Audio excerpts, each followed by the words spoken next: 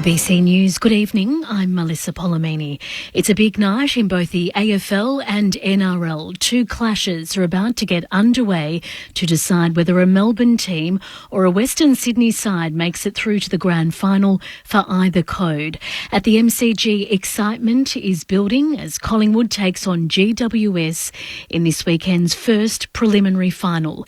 And there's plenty of support for the home side. I'm feeling very excited to watch Collingwood beat Giants, but I am a little bit nervous in case they lose. We've got a few boys. They're all passionate Collingwood supporters. They're definitely part of the Magpie Army. I am so excited. I'm just so revved up and ready to go. In Sydney, the Penrith Panthers are aiming to progress to a fourth consecutive NRL grand final when they take on the Melbourne Storm in tonight's preliminary final. Experts say a public apology issued by new Qantas boss Vanessa Hudson should now be followed by meaningful actions if the airline is to rebuild trust with Australians. Qantas is facing legal action from the consumer watchdog for allegedly selling tickets for already cancelled flights. The airline also recently lost a High Court appeal for illegally sacking 1,700 ground crew staff during the pandemic. In a video message, Vanessa Hudson has apologised for the recent scandals to the airline's customers and staff. But marketing lecturer at the Queensland University of Technology, Dr. Edwina Luck, says an apology alone will make little difference. It's going to take a very long time. Trust just can't be built overnight. So it's going to take a lot of actions and it's going to take a long time. I just hope the management of Qantas can really look forward and say, how are we actually going to be respectful and build those relationships again? Treasurer Jim Chalmers has called Rupert Murdoch a controversial and influential figure after the 92-year-old media mogul announced his retirement. Murdoch will step down as the chair of News Corp and Fox Corp, handing over to his eldest son, Lachlan. Mr Chalmers refused to share his views on whether News Corp's coverage has treated Labor fairly. I try not to go into whether or not I feel, publicly, whether I feel stories or coverage have been fair. I think the body of work is there for all to see. He has been in lots of ways a controversial figure, but an influential figure too, and this is an end of an era at News. A date has been set for war veteran Ben Roberts-Smith's appeal against a landmark defamation loss. Jamie McKinnell reports. The appeal will be heard before a panel of 3 federal court judges over 2 weeks from February 5. In June, Justice Anthony Besanko dismissed the war veterans' case against Nine Entertainment over newspaper stories published in 2018. The judge found there was substantial truth to allegations of 4 murders in Afghanistan and bullying after applying the civil standard of proof. In appeal documents, the veterans' lawyers question whether weight was placed on unreliable or improbable witness testimony. The appeal will be heard by Justices Nye Perham, Anna Katzman and Geoffrey Kennett. A motorcyclist has died after a crash in Victoria's north. Police say a car and motorcycle collided at an intersection in Nanilla just after 2 this afternoon. The driver stopped at the scene. Police say almost 1 in 4 drivers pulled over were caught speeding in a 2-day blitz in Melbourne's north this week. 200 vehicles were stopped between Northcote and Warrandyte. 34 drivers were caught on their phones and 3 drivers were speeding more than 30 kilometres over the limit. In sport, Lions coach Chris Fagan has tried to dismiss questions about his Blues counterpart ahead of tomorrow night's preliminary final against Carlton. Brisbane will face off against former triple premiership winning captain Michael Voss, who coached the Blues for a place in the grand final.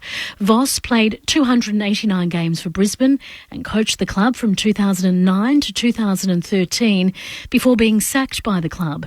Fagan says the story of Voss returning to the Gabba doesn't resonate with his side. I can understand people's interest in that. Yeah, that's something that might excite people's imaginations, I guess. But we're sort of playing Carlton, not Michael Voss, and he's a champion of our club, there's no doubt about that.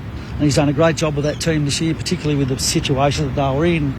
To the weather now. For the state tomorrow, the chance of morning frost in the north and patches of fog in the east. A cool to mild and mostly sunny day. In Melbourne, it will be mostly sunny tomorrow, a top of 19. It's currently 12 degrees. ABC News. ABC Listen. There is so much noise right now about the Voice to Parliament referendum. I'm sure you have many questions. I'm Carly Williams. And I'm Fran Kelly, and we're bringing you a podcast to make sense of it all. What The Voice is all about. What it could do and what it definitely won't do. And why is this referendum important? The Voice Referendum Explained. Find it now on the ABC Listen app. ABC Sport. We begin this broadcast by acknowledging the traditional custodians of the land on which this match will be played today and pay our respects to their elders past, present and emerging. We extend that respect to Aboriginal and Torres Strait Islander peoples listening. Welcome to ABC Sports coverage of the 2023 AFL Preliminary Final. This is just final football at its best.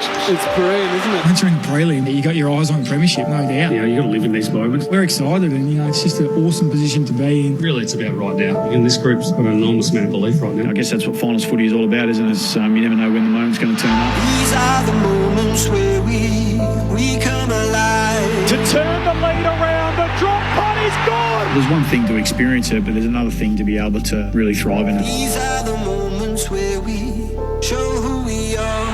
It's through to Elliott. Of course it's Elliott. On the run. It's happening again. 14 teams are no longer in the season. There's only 4 lucky ones left, and we're one of them. Collingwood hang on, and they're still the team to beat. The Magpies through to a home prelim. Certainly don't take for granted when you get to opportunities like these. These are the days when the kings are crowned. Kicks inside 50. Dacos to bring back House down. That's why we love football. I'm just looking forward to what's coming. Can't wait. This is our time. Toby Green arcs around and calls game. The Giants are riding a big wave of momentum all the way to a prelim. I probably didn't expect to be here, but we're here now and we deserve to be, and we want to make the most of it. The 2023 AFL Finals Series. Lightning speed, Bobby Hill. He's Bobby Thrill from deep in the pocket. Oh, that is amazing. Josh Kelly, he can do it always. Here it comes. Wins it down to go. He's softened up the ground. He's kicked his third. He counts. And he kicks a vital goal for the Magpies. This crowd is going crazy right now. Something big is coming. Something big is coming. And he veers out to the right, goes back. Something big is coming. What a game he's having. Grandstand AFL. Ground for the Giants. Has a snap. Oh, yes. Fill your lungs. Are you ready for it? What a giant party this is for the Orange. Beware the Giants. Here it comes. Here it comes. Here they come. That's class. Oh, he's a star. What a game. Brilliant. He's gone. Right foot drop punt is pure. We're not done yet. Grandstand AFL. The first preliminary final. Collingwood versus GWS. Live from the MCG on ABC Radio. ABC Sport Digital Radio. And now streaming every match on the ABC Listen app. Just look for the AFL button. Something big is coming. I know. It is the genuine footy lovers' favourite weekend of the year. Before the sponsors and the corporates bump in, the diehards are coming. The 2 finals in 2 different states to will their side into a grand final. First up, it is the Pies and the Giants. Collingwood's mantra all year has been to take the steps. They're back on the preliminary final stage to try and go one step further than they did last year. While for GWS, as Steve Coniglio put it, their message is simple. Why not us? A giant killing run from 7th has put them in the final 4 under their rookie coach, Adam Kingsley, rather. My name is Corbin Middlemass. Welcome to ABC Sports coverage of the first preliminary final. It is Collingwood versus GWS. It has been a clear but cool day, which leads to a cold night. There are no late changes, which means for Collingwood just the one change from the team that won on qualifying final night, with Nick Dacos making his return. Taylor Adams is the man who goes out, while for GWS, they come in with the same 23 that prevailed over Port Adelaide last Saturday night. The stage is perfectly set. There are storylines in any direction in which you look, and the band is all here, assembled, ready to go on ABC Sport. Firstly, over from the West, celebrating a birthday today, I might add. A very happy birthday and a welcome back to Grandstand AFL to Clint Weldon. Hello, Clint. Thank you, Corbin. Thank you for having us. My birthday's not the big one, though. Craig McRae celebrates a birthday as well today. He's 50 in his 50th game in charge as well for the Collingwood Football Club, so he's a little bit older than I am, but nonetheless, will it be a birthday celebration for him? I love what this weekend is in our national competition. We've got two powerhouse Victorian clubs up against two clubs from the northern states. Tonight, the Giants, one of the smallest, if not the smallest supported club. I've been here before in 2017 and 2019 when with no one in the crowd. And in fact, having a look around, there was almost as much orange, high-vis orange at Perth Airport when I left this morning than there is at the MCG tonight. They have overcome that in the past against Collingwood. They're going to have to do it against, in a crowd of 92,000 or so tonight, probably 91 and a bit of them will be wearing black and white. It was fantastic walking in, like almost a human barcode of black and white making their way to the G from the city. Can't wait to see what unfolds. Two perfectly poised teams. What a great weekend this is. There's so many interesting contrasts, as you put it. Biggest team in the land up against the youngest team in the competition with the smallest fan base at present. The neutral black and white up against the bright orange. And then the similarities as well, which are unmissable as well, with Craig McRae and Adam Kingsley. They were part of the same coaching group as part of that Richmond dynasty. And of course, McRae got his team in his first year in charge from 17th the year before to the Final Four. Kingsley's done it from 16th. He's trying to go one further, though, obviously, through to a grand final in his debut here as coach. We got three in the experts chair, which we're very lucky to have for the final two games at the MCG this year. First of all, one man who has pulled on the orange jumper. He's a dual best and fairest winner, All-Australian, Brett Delidio. Hello, Lids. Corby, gentlemen, good to be here again with you, fine blokes. But as you were talking about Clint being out there on that 2017, one of the worst days of my life. And I know exactly how the Giants boys will feel when that first Collingwood goal goes through. It's a tough place, especially when you look at the crowd, black and white, and that tiny little speck of orange down there. But then I got the joy of 2019, watching the boys being able to get that victory, sitting down there in the race, and just seeing the pure elation. Probably on Toby's, one of my good mates, because he was out suspended the week before, knew that he was going to be playing in the grand final. That was amazing. But you also see the downside of that too when blokes that don't get to play. So it's going to be a cracking game tonight. I cannot wait to see. I just hope that the Giants boys can get off to a good start. 4 prelims in 6 years for the Magpies, 4 prelims in 8 years for GWS, and yet both teams have had to reinvent themselves in that time. They've changed captains, they've changed coaches, both teams to be in the position that they're in tonight. Our Friday nighters who have been here all year at the MCG with us, and Hall of Famer Mick Malthouse, of course, 3-time premiership coach, premiership player. Hello, Mick. Corby, Clint, my colleague from the West. It was a fantastic time over there when I was working there on Saturdays. Brett and Lingy, it's just these sort of games, you think, if you've played and coached them, you know that it used to be what they say 50-50, maybe 60-40, and a big club like Richmond would swing that around. But I'm just looking at this, and there were, as we said before, the people who are out on the doors wearing the orange, I hope they come in just to make a few numbers up, because I can only count the ushers just to stand in the aisles. There's 11 in there. 11. I've counted 11 people, and they're going to be waving that flag. You know, at the end of the day, I've coached the West Coast, and I know that it's a bit different, but not totally different. You come over here. One of the things, and I'll be interested to see what Brett says about this. One of the things we have to establish first up: why can't we win at the MCG? And it was about the noise. And then we broke the noise down. If they're booing, they haven't got the football. If they're cheering, they've got the football. If they're booing us. Let's invite it. And John Worsfold and his fellow men absorbed it. And in fact, we absolutely loved it from there on in. Just that thing about playing on the MCG before a crowd that was very hostile. The 3-time premiership captain, Cameron Ling. Hello, Lingy. Hello, Corbs. Clint, happy birthday. Corbs is always really good at bringing in cakes and little treats for everyone on their birthday. Oh, you forgot again, Corbs? So it's maybe a week delayed. So this time next week. See what we can do. Oh, he's got history with this. He forgets every time. Easter, the lot. No. I did. For mixed 70th. No. Oh, you brought one for me. I wasn't even there, but I managed to organise a cake. No, you're wrong, Lingy. I'm not often call you wrong, but no, I enjoyed that chocolate cake. I think what we've worked out is it's either me or the cake. So I haven't been able to assemble the cake while I've been present, but I did bring the cake on the day that I wasn't. I apologise for that one. You've got to turn 70 before you get a cake, all right, Clint? Don't rub it in. Looking at this Giants team, though, and listening to what the guys have been saying, remember back to when Leon Cameron got handed the keys to the Ferrari? Yeah. And then all the criticism was, unfairly, that they're all full of talented players. Nobody's there to just really play their role and be that, blue-collar worker who's going to get to work and let the stars shine because they're all stars.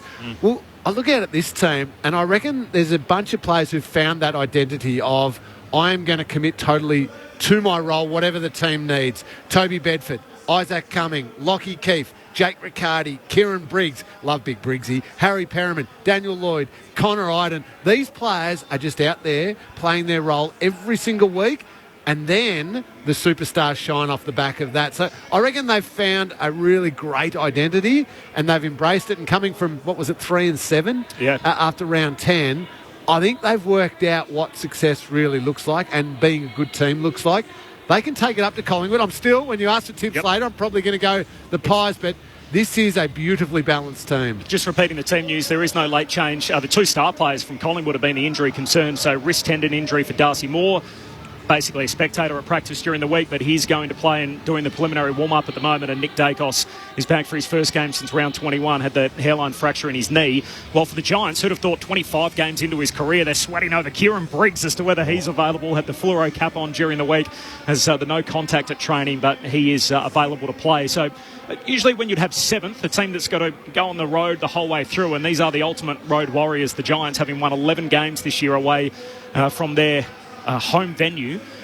You would be thinking, gee, they're almost just limping to the line to play Collingwood, and the Pies have played one game in 26 days. They're sitting there waiting for them.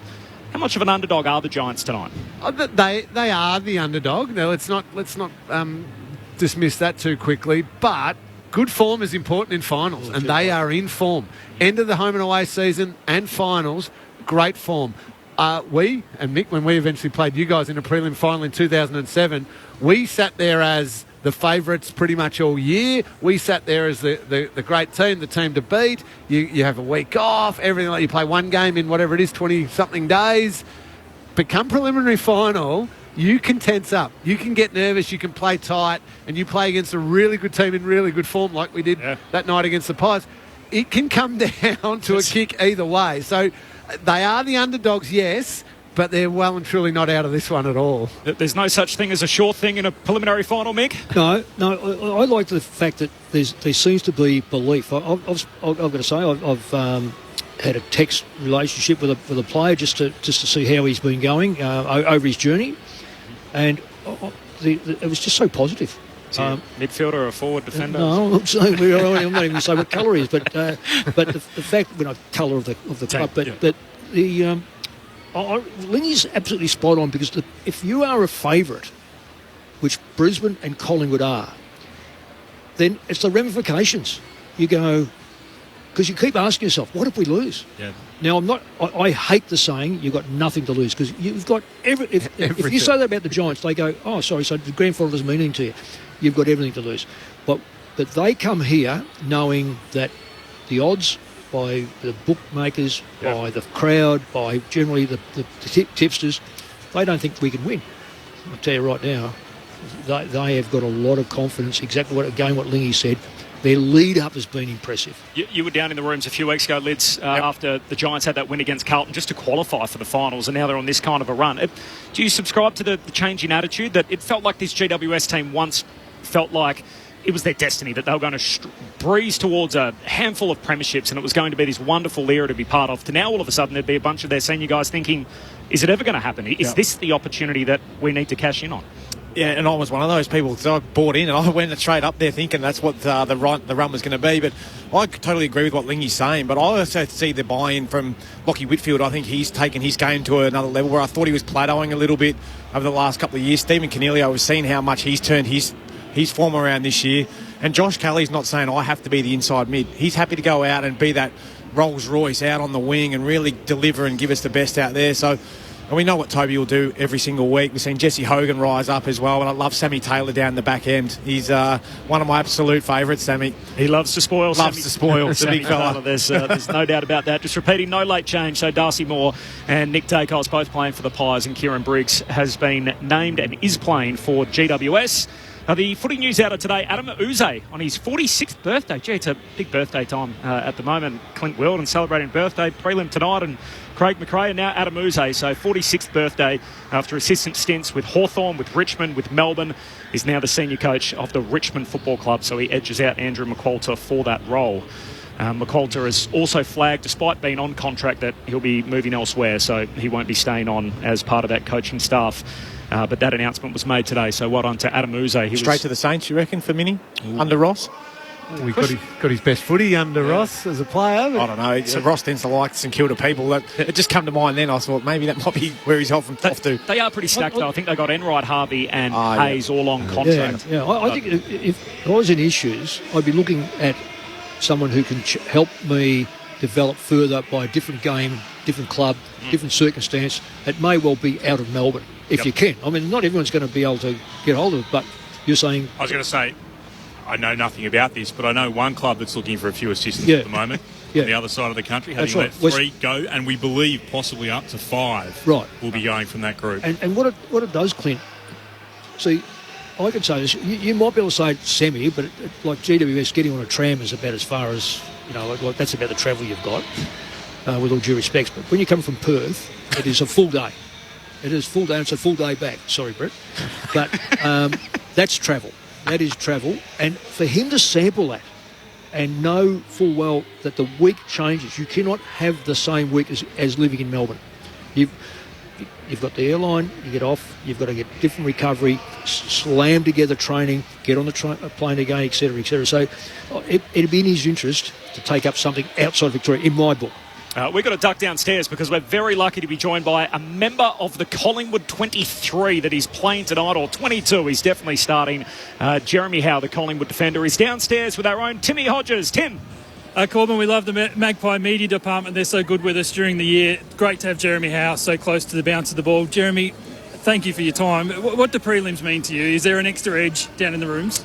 Oh, I think so. I think once you get to this stage in the year, it probably is that the result in the end. It's not a qualifying final. You get a second chance, but you don't want to look too far ahead, but you know what is ahead. But most importantly, it's a massive game for us tonight, and hopefully it goes our way. There are a lot of nervous Magpie fans around. Can I talk about your game day nerves? Are they there? Are they specific? Do you try and play around a golf or hang out with the young fella today to try and fill in the day? It's funny you mentioned that. I was driving into the ground with my old man today, and he asked me the same question, how I was feeling, and predominantly the home and away season I'm pretty good, but to say that driving in the qualifying final and then again tonight you start getting the butterflies, start feeling a little bit sick in the gut, but I suppose that's good energy. When the national anthem played a couple of weeks ago, I started feeling pretty crook, but look, it's a good feel. It means I'm excited, it means I'm ready to go. Is it a good sick in the guts, if there is such a thing? Are your confidence levels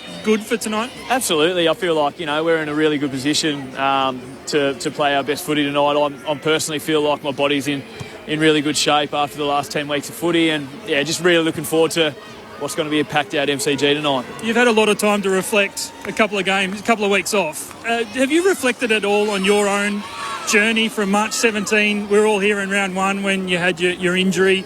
Were there times where you thought, I'm never going to get back, certainly for this September? And here you are with a live chance to make it to the big dance next week. Yeah, I have. I think, you probably saw me as bad as anyone, especially early in the year after the shocking incident in round 1. And you definitely have doubts on whether I was going to come back and was I going to play at all, and potentially was I going to retire. But all that kind of goes through your mind, and you fast forward 23 weeks now, and all of a sudden we're in a prelim in front of going to be 95,000 tonight, and playing Giants with a chance to get to a granny. And I've been able to get back and almost play a dozen games, which is, to looking back at it now, is I'm pretty proud of what I've been able to do so far this year. But I know it's a bit of a line, but the job's certainly not done, and I'm craving the ultimate, and we're in a really good spot to try and chase it.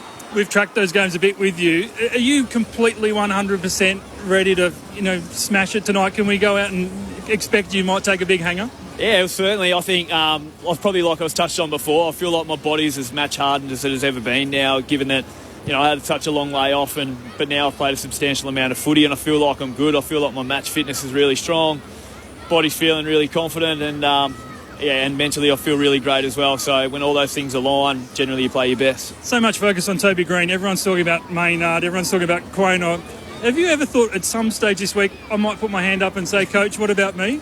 Yeah, look, I certainly play that bit of a support network to all our defenders down there. Try and help, get off and help my teammates as much as possible. And Toby's going to be one of those guys that probably catches a few of our eyes at any given time. So, yeah, I'll try to get off and support my teammates, whether it's Bruzzy or Quaynor.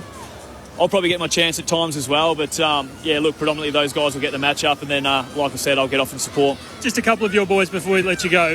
Nick Dacos, we're fascinated how he's going to go tonight. What are your expectations? Yeah, look, I know training's not a massive gauge to go off in terms of what you can produce on game day. But, look, he's attacked his last 6 weeks as good as anything I've ever seen. And his fitness is never going to be the issue. His touch, again, would never be an issue. It's just about trying to pick up on game trends and being match fit. So, yeah, look, everyone's really excited. He's excited as anyone to get out there, and I'm sure when he gets the first touch, the crowd will get up and going. Sorry to be a downer. One of your best mates is Taylor Adams. Yeah. I know your partners are really close friends as well. Has it been a difficult week and even difficult downstairs to watch him watching on again for another prelim injured? Yeah, it's truly disappointing to see, such one of our strong leaders of the footy club to be not out here, especially at the pointy end. And it's kind of when he thrives. Like I look back to 2018 when, arguably he had a remarkable 4 weeks of footy and he dominates when the games get really hard, and they don't get any harder at this time of year for sure, and that's for sure. So, look, he's in the same boat as Nick in terms of doing everything right to get back, whether he can or not. We've got to try and take care of tonight, and fingers crossed for him. What about the coach? Celebrates his 50th birthday today. Has the club done anything? The boys got him a cake, or what do you do? Yeah, we organised him a couple of presents, but generally if you bring up the 5-0, he's not too keen on it. But look, if you walk past him, feel free to say happy birthday. But look, it's great. He's what better way to be able to celebrate his 50th with a win tonight and hopefully progress to a granny. Are you expecting something nuts out there tonight? Like 90,000 plus, I think probably 98% of the crowd is going to be Collingwood. It's going to be wild, isn't it? It is. I keep thinking, the first goal is going to be important because especially if we get it, there's no roof at the G, but if there is, I'm sure it'll get blown clean off. So the fans have come along for the ride this year, and they've been out of control in terms of how they get us going, and we're going to rely on them again tonight, and fingers crossed we can do our job. We love that you were joining so close to the bounce of the ball. We wish you very well, and hope to be talking to you after the siren. Cheers, Tim. Thanks, mate. There you go, Corbin. Jeremy Howe. Oh, that's excellent. Thanks, Hodgie, and thank you to Jeremy Howe as well, so close to the bounce. He plays his 11th final tonight. It is his 4th preliminary final, having played in just the one grand final, of course, as part of a losing cause against the West Coast Eagles back in 2018. How would you have gone, Lingy and Lid, so close to the bounce of the ball doing a radio interview? Early days, not a chance. I would have done it. No way. I had my routine that I had to stick to, and if I was showboating and getting on radio before it, that set myself up to fail. And Mark Thompson, my coach, came from... Dennis Pagan was the senior coach when he was an assistant, and of course the great Kevin Sheedy. Bomber in his early days was the old school. You're going down Media Street, son. Yeah. You'd want to get a kick today. I just wouldn't have done it. But I'm glad times have changed. They're such an open club, Mick. I mean, you're not that long out of the coaching game. Would you have had an issue with your players chatting to the media pre-game? Every day of the week. Every second of every day. Well, I'm glad you're with us and no longer coaching one of these teams. Well, I'd be either tapping him on the shoulder or making it beforehand. I'd let them make the decision after I've spoken to them. Yep. And if they make the decision after I've spoken to them, I would be very surprised. So what's the downside? Concentration. Right. Just being... I used to have players get there 3 hours before, and the limit was not less than 2 hours. Any time between 2 and 3 hours, players would come in and they do what they have to do, get a massage, have a kick, go into a corner. Look, Lingy's right. Things have changed, and perhaps over that journey you change yourself because of the commitments that are there. But I just don't. I would like all my players to be not 99%, 100% ready to play. Whether they play at 100%, not many do.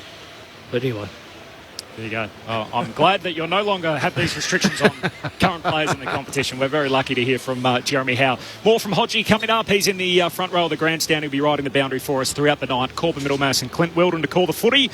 Brett Delidio, Cameron Ling and Mick Malthouse all in the second row for us tonight as your grandstand AFL experts. Plenty more to come. The Banner Crews are out on the ground and we're just awaiting the arrival of the two teams ahead of the first preliminary final. ABC Sport. This is ABC Sports coverage of the 2023 AFL Preliminary Final. Elliott receives, closes, goals. What a passage from the Magpies. Slap towards Cornelio, put in his path, and he finishes with style. Collingwood versus the GWS Giants, live from the MCG. Here it comes, here it comes. AFL. On ABC Radio, ABC Sport Digital, and now streaming on the ABC Listen app. Look for the AFL button. Something big is coming, I know. We're down to 4 in the 2023 AFL season. Collingwood have waited 12 months to get this moment back after heartbreak in last year's preliminary final.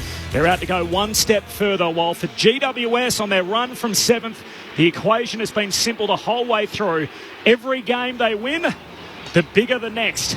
And it's no different tonight as they make their way out onto the ground first here at the Melbourne Cricket Ground. It's fair to say all the noise is in one direction and it's not in support of the team in orange as they're about to make their way through the banner.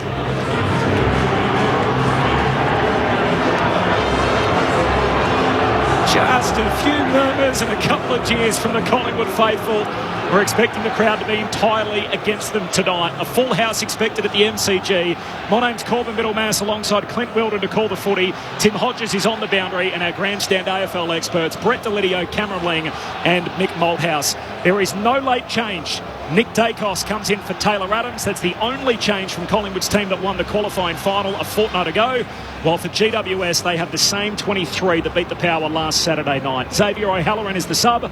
Jack Ginnivan is the sub for the Magpies. Their arrival about 2 minutes from now. As I said, Clint Weldon is here. Hello, Clint. Hello, Corbin. Great to be here. They're a brave but small group, those Giants supporters sitting to the left of our broadcast position at the punt road end. Not many of them trying to make their presence heard. Goodness me, this is an enormous crowd and it is just black and white wherever you look. These sides, of course, they met earlier this season. Collingwood victorious by 65 points back in round 9, but there was no Toby Green that night, there was no Sam Taylor, and there's no Kieran Briggs, who has become ever so important for what GWS want to do. Nick Dacos, though, had 41 touches that night. There's been a lot made of the Giants' record at this ground, probably not that fair. Many of the losses in the early days. This season they've been here twice. Of course, they won last time out, GWS, when they were here, beating St Kilda in the elimination final. So the Giants, as they make their way towards the Hunt Road end of the ground to warm up, big test for them as we await the arrival of the Magpies onto the G.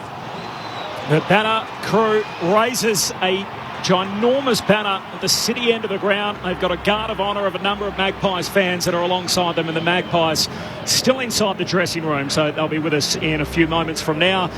Collingwood, of course, finishing top of the tree at the end of the home and away season, trying to convert a minor premiership into a grand final. Both these teams have been a regular on the preliminary final stage in recent times. The Pies have played in 4 of the last 6, GWS in 4 of the last 8.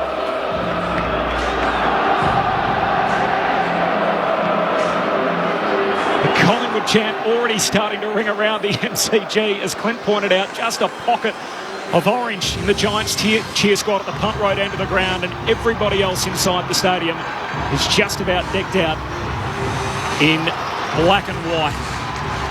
Both these teams have had so much change despite being regulars on the preliminary final stage in the last 6 to 8 years. They've both changed captains in that time. They've changed coaches. Craig McRae and Adam Kingsley, formerly part of that partnership in Richmond's dynasty. McRae in his 2nd season coaching his 50th game tonight, and Kingsley in year 1. Here come the Magpies onto the MCG, led out by Darcy Moore.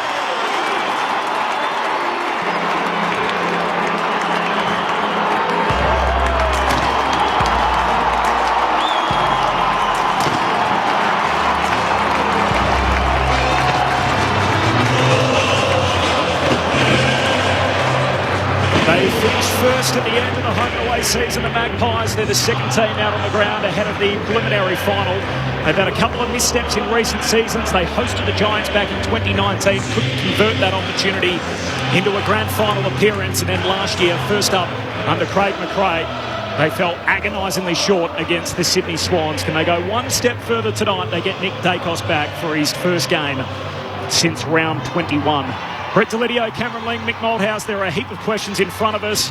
What do they do about Toby Green? What does Adam Kingsley do about Nick Dacos as he makes his return? There are a whole lot of questions. We're about to learn some answers, but firstly, from you three gentlemen, talk us through the evening. What are we in for tonight? Well, what do you do about Toby Green? You send the bloke who had the tribunal hearing not that long ago, Braden Maynard, straight to him, and he does what he does best, and what a battle that'll be. Yep. Two of the very, very best at their particular crafts in the entire competition. That'll be a great matchup. Nick Dacos is an interesting one, though, Lids. I'll ask you this one. We know he's a superstar. We know he's had an unbelievable year, but he's had a chunk of footy missed now. The risk for him is that he runs around and tries to get a million kicks in the first 10 minutes, as opposed to letting himself settle into the game and just see the game, understand where he needs to run, understand where he needs to cover, all that sort of thing. What do you expect? Do you expect a bit of a headless chook early? Look, I think he will try to blow the cobbies out, and I would be the same. But I think he's starting on the bench, so I think that's actually perfect for him and a good start. Like, you can build yourself up, get a sweat here in this warm up, and then have the national anthem. But then you can deep breath. I can actually get into the game and then come on and hopefully get a little cheapy. I reckon that's the ideal start for Nick. But yeah, I don't think they'll tag the Giants. I haven't seen them do it as of yet. I think they'll rely on Bedford, Daniels, Toby Green down there to actually put enough pressure on him and not allow him. But that's where I think he'll play his half-back, to answer my own statement just there. But yeah, geez, it's just built up to be a fantastic night. We've already heard the crowd. My God, I've been on both sides of this, and I do not envy the Giants boys out there tonight. It must have been pretty special, Mick, having so much to do with Collingwood when you did turn up to games like this, knowing that your team's going to have that sort of support. It's got to lift the group. Is there any chance it ever has the opposite effect? They get two up too early and don't settle into the game? Well, Lingy, I've got to say that I've never coached a side that's predominantly, let's say it's almost 95%, if not higher, for one team. So I don't think it's going to have an adverse effect. Look, I'm going to repeat this. I really don't think. I think the Giants are mature enough now. There might be a couple of young blokes in there but they'll get rolled up with their captain. I just think their captain is just an extraordinary player. One, he's been booed from the day he put a pair of football boots on at AFL level. So I don't think it's going to be. It reminds me so much of a John Worsfold type mentality. Different players, but actually reasonably similar players, quite frankly. But so I think he's bearing alone will have an effect on him where the crowd will. We know it's going to be massive, and Collingwood, and you're right, Brett. The first goal is kicked. It's going to erupt. It's how quick you settle. I'm just going to throw this in that I've heard. Just you hear a lot of little bits and pieces in the street and this sort of stuff. Oh, Taylor Adams, but we've got Nick Dacos back. Just for those that think that Taylor Adams is not going to be missed. He's score assists, he's second. Score involvements, he's first. Tackles, he's third, and inside 50, he's third. So throw in fourth for clearances as well. Fourth. Yes, fourth for clearances. So he will be missed. He will be missed because it's another. And we know that Nick could go into the middle, but I'm also aware that 5 or 6 weeks on the fence doesn't. And I don't care how much training you do, it will take it out of you. Both of you blokes have played in the middle a fair bit, so you understand what I'm talking about. But yes, it's a very good get to get Nick Dacos back, but Taylor Adams don't think for one moment that he's not going to be missed because it's going to force a Pendlebury type player to go in. Now Pendlebury, I think will go and pick up Tom Green. Yep. Now that's up to Green now what he does. I know they're not big on tagging this sort of stuff, but it's what Green then can do to take the wizard Pendlebury into another phase. Then Pendlebury then's got to break off that tag and then re-engage. It's going to be intrigue all the way through it. And Tom Green in his 67th game, still a very young man, young player. an absolute star. He is quality at what he does. The risk is when Pendlebury comes and stands next to him, you think, wow, I've got to keep him on the move. I've got to outrun him. I've got to outwork him. And then you end up running away from your strength. Yeah, exactly. Tom Green almost needs to just embrace the fact Pendlebury's going to be there, but I am elite at winning clearances and go to work in clearances. Don't try and do that much more on the outside to Pendlebury. Yep. Go to work on the inside and beat him and work Pendlebury over on the inside because, no, they don't have Taylor Adams to come in and help there. Tom Mitchell can come to the inside, yes, but if Pendlebury gets worked over on the inside of the contest, then a lot falls to Tom Mitchell, and I've got to say Tom Mitchell's probably battled a little bit for form later on in the year. There's no Taylor Adams, so that's one area. If Tom Green can just work him over a bit, that they might get a little advantage. Nick Dacos is a completely different player. His run and his ball use he won't get a green. No, definitely not. What about the balance between rested and rusty? One game in 26 days for the Magpies. Big deal or no big deal? Oh, it can be a very big deal if you're not sharp and you're not ready. But we'll answer that at the end of the game, I think, won't we? and I think the other flip side of that is what has it taken out of the Giants? Yep. They were here, did it reasonably well against St Kilda. When I say reasonably well, it wasn't. They weren't stretched out. They were stretched out in the last quarter and a bit at Port, but still had the game in control. If they pulled up well from that and got home the next day, they would have stayed that night and had a rest. It's only 6 days. That's can eat into you a little bit. Briggs is interesting with his shoulder. It'd probably be an AC joint in a way I could see that. If they set him back on, it's certainly not a dislocation or whatever, an AC joint. Yeah. So that can be just jabbed up. That rested versus are they exhausted? Not the rusty part.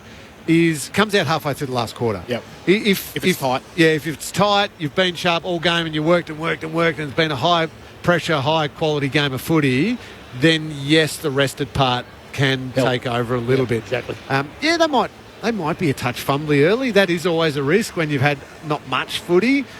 But I think there's enough good players and super experienced players at Collingwood that they'll settle that nerves and maybe that rustiness pretty quickly. A bit like Animal Farm where, they're not all created equal. If you look at the preliminary finals, Mick, compared to just regular finals, so no one's playing their first final tonight, and yet Collingwood only have one guy playing a prelim for the first time, that's Oleg Markov. GWS have 12 guys who are playing their first preliminary final. How is this stage different from your run-of-the-mill first or second week final? I was trying to relate this side to the Western Bulldogs side that come from 7th to win it. Yep. I'm not sure on those stats, but I do know that they lost their inspiration captain and still are able to deliver in a competition that was fierce. There were no duds in that competition going forward. Once they won their first final, they didn't have an easy draw. They had some. I think they may have gone to the West in one of the games. They had to win the first game in the West. The second one they had to knock off the Hawks, the champs, and get them out of the finals, and then go to Sydney and knock off the Giants. Yeah, so it's been done, and it's been done through a side that no one expected, not at Leicester, and nor did the whole year was one of those funny ones where all the underdog won. But this side, I don't want to compare the teams, but I can compare the occasion, and I reckon that they are on top of the ground. Yep. I'm talking about the Giants. They're on top of the ground. They don't look weary, and this is before the ball's bounced. But looking at the game last week, they look like that they could run that game out. And I think they went to sleep. I reckon they were almost thinking of the prelim final halfway through the third quarter. Yep. Went from 8 goals to whatever it was, and then had to fight a bit. And that doesn't hurt you to fight at the end because it gives you that satisfaction to rest up for the next game. So I don't think they will win. And I was saying to Tim that I think that Collingwood will either be beaten narrowly or thump them. So you reverse that, and that's the way I'm seeing it. I'm not sure if GWS have mistimed their warm-up here. They've been milling around in a circle for about the last, really, 3 minutes. They were ready early for the Welcome to Country and then the subsequent national anthem. Now it's time to walk over, and they're starting to take their position on the members' wing while Collingwood have been doing their warm-up through those last 3 minutes or so. By the way, obviously, the big subplot during the week that has really become a news story in the last 24 hours after Sam Newman's comments life member, of course, of the AFL, encouraging footy fans to boo during the Welcome to Country on Grand Final Day. The AFL moved today to call on their supporters to show respect. But the MCC is pleading for respect today when people were making their way into the ground and hoping that everything goes off here without a hitch. It'll be the Welcome to Country first up and then the National Anthem to follow. And then after that, the bounce of the ball, Collingwood and GWS in the first preliminary final. Here's Nat Edwards. The 2023 Toyota AFL Final Series and tonight's first preliminary final between Collingwood and the GWS Giants. The AFL acknowledges the Wurundjeri people of the Kulin Nation, the traditional owners of the land on which we gather on today, and pay our respects to elders past and present. We acknowledge we play our great game on this land and respect the cultures of all First Peoples, the contribution to our nation and contribution to the game of Australian rules football. To conduct an official welcome to country, please welcome Uncle Colin Hunter Jr.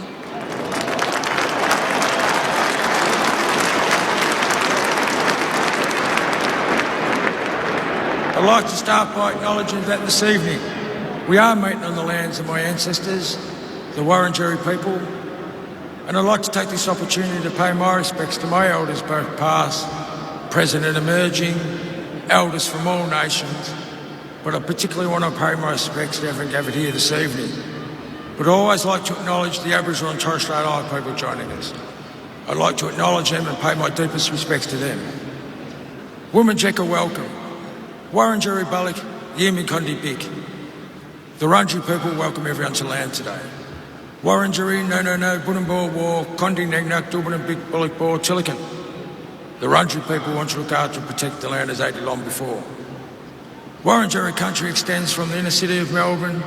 It goes across the mountains of the Great Dividing Range, west to the Werribee River, south to the Mordialloc Creek and east to Mount Baw. And the Wurundjeri people are part of the Kulin Nation and of the Warrong language group. And while you're on Wurundjeri country, you're most welcome to the traditional lands and the waterways of the Wurundjeri people. So Wominjeka, welcome, enjoy the game. Thank you. Thank you, Uncle Colin. A beautiful welcome. If you are able, would you now please rise, remove your hats and join the coaches, players and umpires for the Australian National Anthem, tonight performed by Sandra Chavello.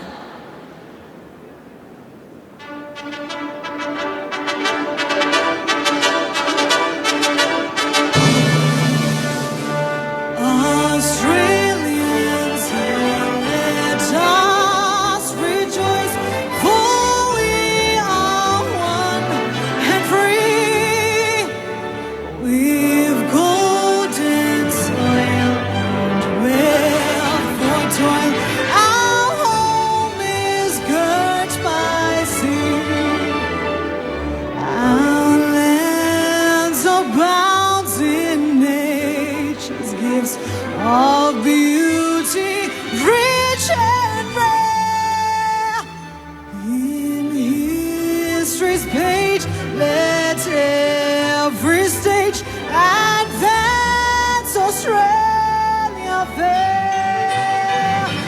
In joyful strains, then let us sing, advance Australia.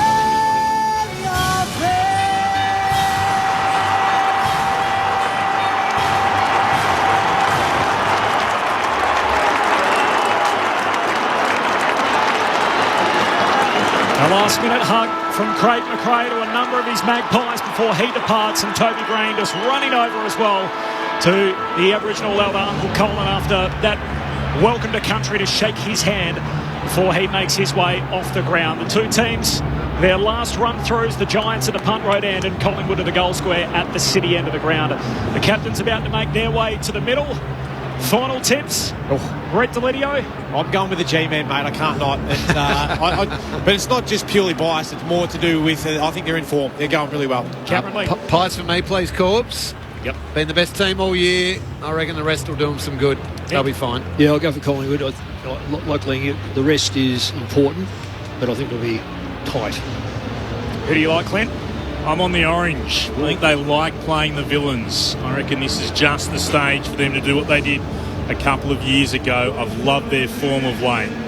So 2-2 up here. I dare say we're going to get this split in favour of black and white as the crowd is as we head boundary side. Tim Hodges is down there for us as the captains meet in the middle. Hello, Hodgie. Hello, Corbin. Hello, team. The toss of the coin is just taking place as we speak. And Toby Green has won the toss. The Giants will kick to the city end. That's the right of screen if you're at home watching on the telly listening to us. This crowd is big and it's wild. It's a little bit feral in favour of the Pies. The MCC expecting the same crowd as last week, so we're in the vicinity of 93 to 96,000 people. Just for instance, the MCC guys already at capacity, so they really only ever achieved that certainly last Friday night and on grand final day, so that's the kind of crowd we're looking at today. The Collingwood Army hoping to be louder than the Blues last Friday, so it will be an atmosphere, honestly, to savour tonight. It's been the perfect Melbourne day, a lovely night, a little bit chilly, Mick, just 12 degrees at the moment, but it's clear, no sign of any rain. The ground is in brilliant nick, just repeating, no late change. The subs for the Magpies, again, it's Jack Ginnivan, and for the Giants, again, it's Xavier O'Halloran. And I'm firmly in the Magpie camp, Corbin. As I send back to you, I hope it's a great game of footy. Nick Dacos coming your way. He's going to start on the bench, but makes his return tonight for the first time since round 21. GWS predominantly in orange with the charcoal G, a white shorts on, and Collingwood all in black and white, the black shorts and the stripes on, as is customary, as is the majority of this crowd. A full house at the G. So rarely we see it so partisan in domestic sport. The umpire holds the footy up. The first preliminary final. The biggest club in the land up against the giant killers from Western Sydney.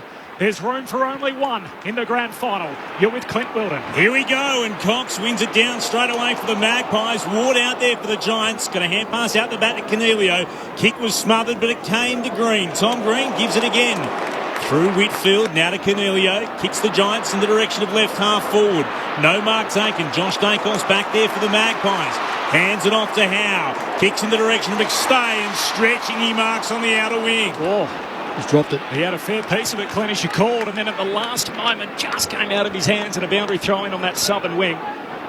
Didn't have it for the third Mississippi. I think he had it for the first 2.5. Yes, he did. As expected, the two number fours on each other. Braden Maynard on the superstar Toby Green. Shallow boundary throw in. Cox works his way to the front. The starting ruck for the Pies. Wins it down to DeGoey. Hand pass to Josh Dacos. Kicks to half forward. Sliding through Perryman. Takes the intercept mark for the Giants.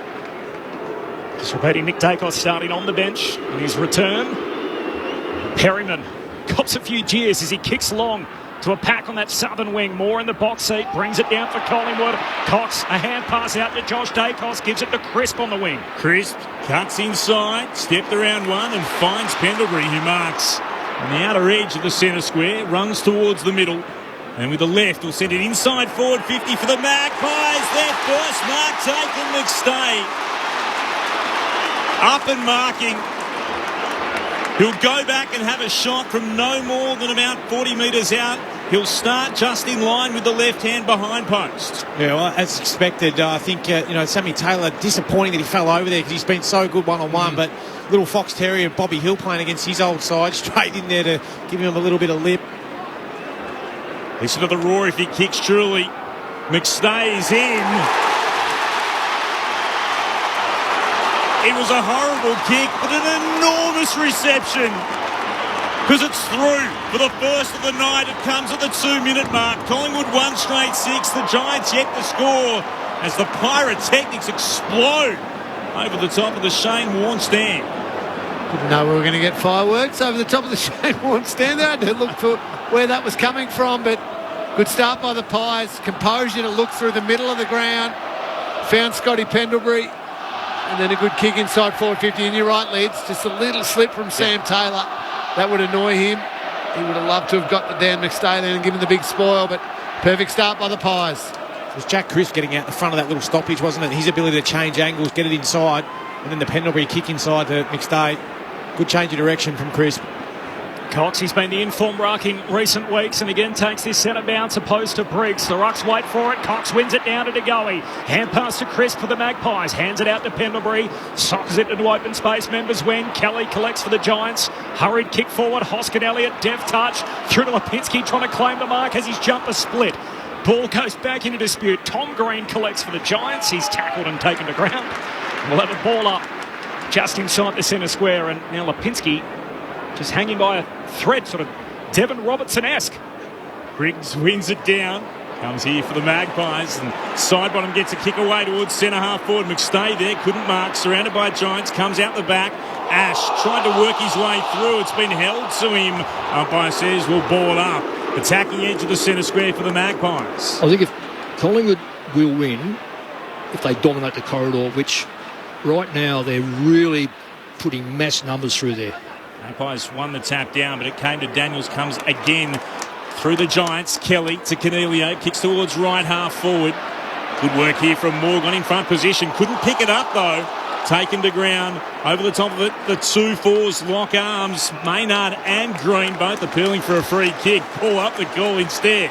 What a battle that's going to be tonight. Right half forward for the Giants. Cox again. Palms it down with the left. Not a telling tap. Picking it up. Tom Green, hand pass over the shoulder, inside forward 50. Plainall was lurking, couldn't gather it. Spills behind him, ball's been locked in. Penalty with the last man up. Ball to be thrown back to the umpire. Collingwood lead, 1 straight 6. Giants yet to score, 4 gone first term. Centre half forward for the Giants. Briggs moved out of the way by Cox, got his knuckles to it. Spills to centre half back, Steele, side bottom, knocks it away to DeGoey. Pushes in the middle of the ground, there's a whistle on the play. It's a free kick coming back to DeGoey. Just back to the stoppage there. The size of Mason Cox is worrying Briggs with that sore shoulder. He's getting a real advantage in the ruck. 4.5 minutes in, first score for Collingwood. They're 1 straight as DeGoey shares it to Maynard. And there's the response. Beatty's 3-game sanction to be here tonight. And standing Toby Green early after that collision with Angus Brayshaw just over a fortnight ago. Short kick to side bottom, still at half back. Sends the Magpies down the northern wing. Hands to it from Cox. Spoiled away late by Briggs. Cox puts his boot on it. Just knocks it out to DeGoey. His hand pass missed his intended target. And Taylor scripts it up for the Giants. Hand pass away to Daniels. He pushed as he kicks. It's not out of bounds on the full. In fact, it's Sidebottom who marks right on the boundary line, northern side. Tim Hodges on the boundary. Hodgie. Just fascinating watching Nick Dacos, who has been on the bench for 5 minutes now, guys. He just tipped a bucket of water on his head, just almost a reset. I don't know, Lingy and Lids, what he would have been thinking there, but he's ready to come back on. Kick towards left half forward. It spilled down to McCreary. Worked it inside to Lipinski to the goalie. Run down by Cornelio. Ball and play hits the deck. It's been locked in. Ball up inside forward 50 for the Magpies. That was a good tackle. They could have easily gone in the back there. And Cornelio smart enough to just roll him on his side. Well played. Throwing up. Briggs palms this down, but straight to Chris. Throws it on the boot. On the outside of the left. Remarkable. Oh, that's a stunning goal to Chris. The Magpies have got the opening 2 inside 6 minutes of the first term. What a chancer of a moment, and he's taken it. They come from everywhere to celebrate with him. 2 straight 12. The Giants yet to score, and the cheer is for Nick Dacos as he comes onto the ground. That goal was fantastic because it was set up through a stoppage. Yep. Briggs is really one arm up. He's just not using the other one to ward off, whereas last week he was able to push one arm and use the other. So right now there's a domination in the ruck. It's now you've got to cover the ground. Yep. Absolutely. Yep. Sorry to jump in. Nick Dacos has gone forward. You think that'd be as in the midfield. Pushing up, extra midfielder around the contest. What a time to bring him on. They're in control of this one. First 2 for the Magpies. They're 2 straight. Giants yet to score. 7 minutes in. Lockie Ash stands alongside Nick Dacos. Restart in the middle. Cox another hit out down to DeGoey. Cox tries to soccer again. Ash up to meet it for GWS. Jams it on the boot but turns it over. And Sidebottom takes the intercept mark alongside the centre circles. Collingwood going forward again. He kicks out to half forward. Elliott in the pack. Up goes Himmelberg. Spoils it down into the path of Kelly. Off half back, he kicks down the wing. Hogan flies to the footy. Juggled effort, no mark. Hits the deck. Sidebottom has it going back the other way. Great vision. Finds DeGoey. Outer edge of the centre square. He turns and looks deep forward. McStay in the pack. Hands to it. Got it. Not quite. Says play on. Pack forms top of the goal square. She had a fair piece of it again, McStay. Allows them to keep going. Elliott over the top of the 40. Still he allows them a chance to get it out. Elliott's tackled. Taken to ground. Says ball up. Goal square for Collingwood at the punt road end. They kick the first two. We're 8 minutes in. Corbs, I think you can put to bed that rusty versus rested question. They are sharp. No rust at all. Cox got thrown to ground by Briggs. Umpire says we'll play on. Ball's still there to be won. Stakos tries to go in and emerge with it. He can't do so.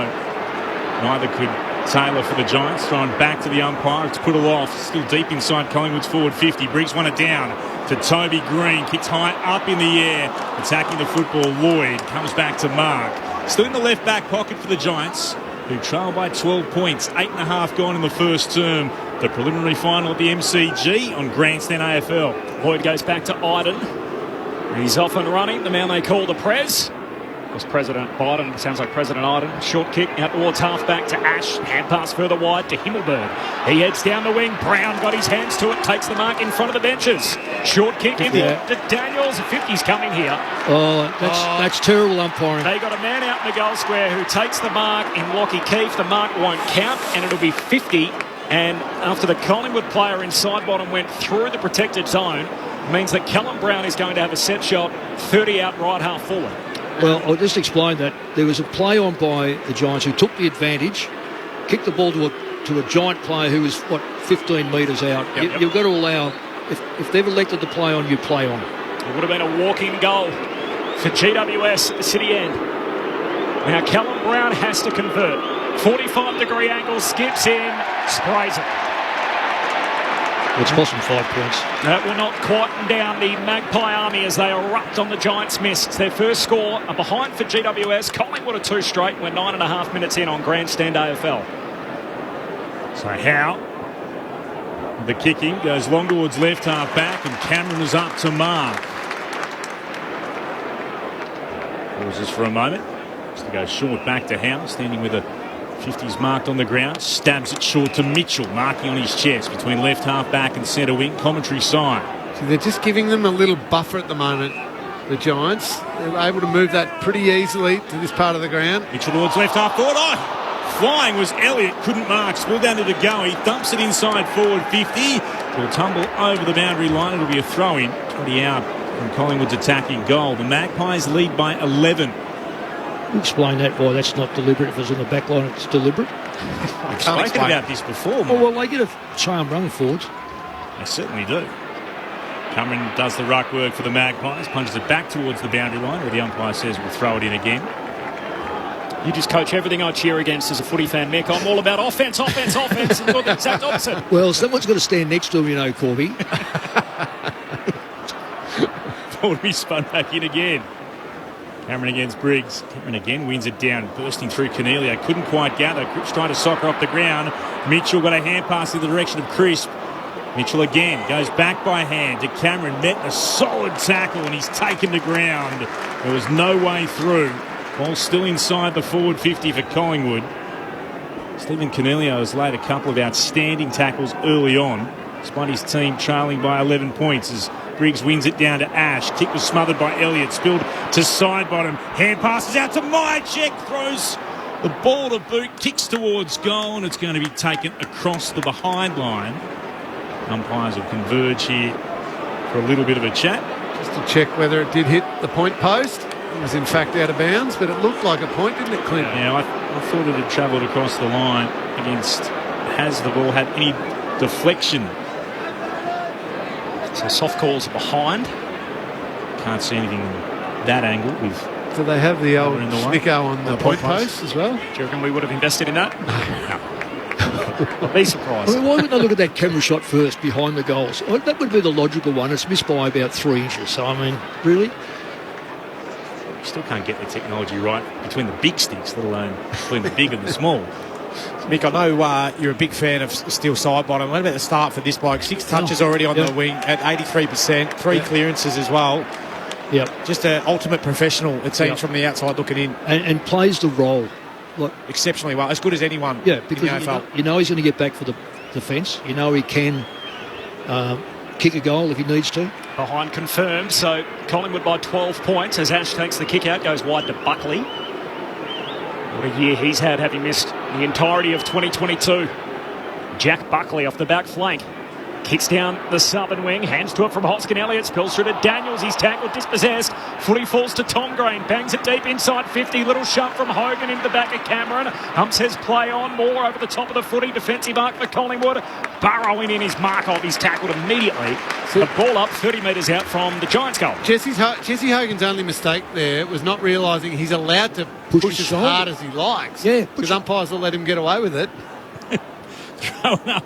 And one down by the Giants. Tom Green couldn't quite take it. Players are piled over the top of this. Keefe will be the last man up. Quayne all right with him, and so too Cameron. Keefe will do the ruck work with Cameron. He palms it down. Daniels going through, trying to tap it to his own advantage to Tom Green. Hand passed over the shoulder. Picked up by Moore. Wrapped up. Strong tackle taken to ground. Offensive efforts from the Giants despite them trailing have been terrific. It's coming to wraps him up. A little bit of push and shove and some jumper pulling as the umpire says we'll go on with this and hurls it up into the air. Both rucks missed it. Quaynor tapped it down. Came to Lloyd.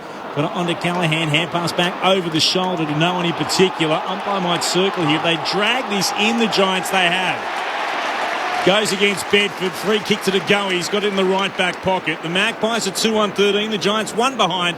14 gone in the first. He's another one that started well too, De Goey. Yep. It's important to get the main players involved. De Goey's involved. Pendlebury's involved. Chris. De Goey to Howe, kicks along the boundary line to Hoskin Elliott. A little bit of Nick Dacos running around. I've been watching him like a headless chook. He hasn't had a touch yet. Just running all those nerves and the adrenaline out of the body. Short to Jay Dacos, but it's broken up. Cumming wins it for the Giants. Short kick to Lloyd. Turns and low trajectory drop punt down to Bedford. Murphy breaks it up for Collingwood. Knocks it away to Hoskin Elliott through the hands of Howe. And here's Nick Dacos. Centre half back. Kicks Collingwood to the wing and hits up De Goey. Huge cheer for that disposal. De Goey twirls the football over in his hands. He'll look to switch. Comes out to Quaynor, marking alongside Moore, who also could have taken the mark if he'd wanted to. Quaynor will trot back. He'll be on the defensive point of the centre square at left half back. He points, Babe Ruth style, as if to say, this is where it's going, long towards centre half forward. Big pack up, spills down to Myercheck. Kicks around the body towards full forward. It's allowed to bounce. Taylor can't quite gather. Hill can. Hard up against the boundary. Somehow works a way through, but the kick is towards the goal square, and it's marked there by Cumming. And he has it for the Giants, and will flare it out towards left half back. Lloyd takes the mark, turns and kicks to Riccardi, but kicks it over his head. It'll favour Murphy of Collingwood. Intercepts on the bounce. Hand pass away to Markov. Markov lifts a hand pass to Nick Dacos. Over his shoulder, feeds it back to Markov, who's off and running. Kicks down to half forward. McStay has it scored away by Buckley. Giants win it back. Tom Green, short kick to Keefe.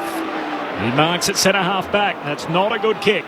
Got to Toby Green on the bounce. Look away, hand pass feeds Kelly. Kicks a spiral down towards half forward for GWS. Race on, Quaynor and Brown close to the boundary line. The boundary line beats them. Quaynor, as he grabs possession, is out of play. And a boundary throw in 48 out from the GWS goal. It's Collingwood 2-1. The Giants are one behind. 16 minutes in. Corbin Middlemass, Clint Weldon, Brett Delidio, Cameron Ling, Mick Moldhouse and Tim Hodges. Your call team on Friday night. Settle down, the Giants. They've just pulled it back, just marginally. They need a goal just to settle the nerves. Cameron in front, wins it down. Just tapped it beautifully for side bottom to get onto. Pumps a kick towards the commentary wing. Met nicely by Idun. Hands it off to Perryman. Short pass is to Kelly. It's gone about 3 metres. Wouldn't like to be buying property off that umpire. It was very short. Monk's nevertheless paid. Kelly will head inboard. And he kicks high up into the air towards right half forward. Cameron at the back against Moore. Got a touch on it. Spilled down in the direction of Crisp. Tapped it out in the direction again of side bottom. Clever disposal. Worked it onto the foot to Crisp. Tries to come down the line. Myercheck not paid the mark. Collingwood fans thought he was able to grasp it. The Giants will come away with it. Comes now to Perryman. Kicks towards right half forward. This is Keefe. Wants a runner. Tom Green goes by. Pops it inside forward 50. Great intercept mark. Hoskin Elliott got in front of Lloyd. Collingwood on the counter immediately. One back flank to the other. Lipinski marks and coming through in mid-air. He's collected. It's Riccardi who got him on the way through, where the umpire's going to say that's 50. Stiff. Oh, I reckon he's real stiff. Yeah, I thought he was well within his rights there to try and fly with that. Oh, he didn't quite have eyes on the footy though, Mick, when you look at the replay. Lipinski already onto his second jumper. He rides that bump there, chips it short to Josh Dacos between wing and half forward. Once you're in the air, though, you can't stop yourself. Well, apparently. we learnt that last week, didn't we? Or 2 weeks ago. Short kick to Pendlebury.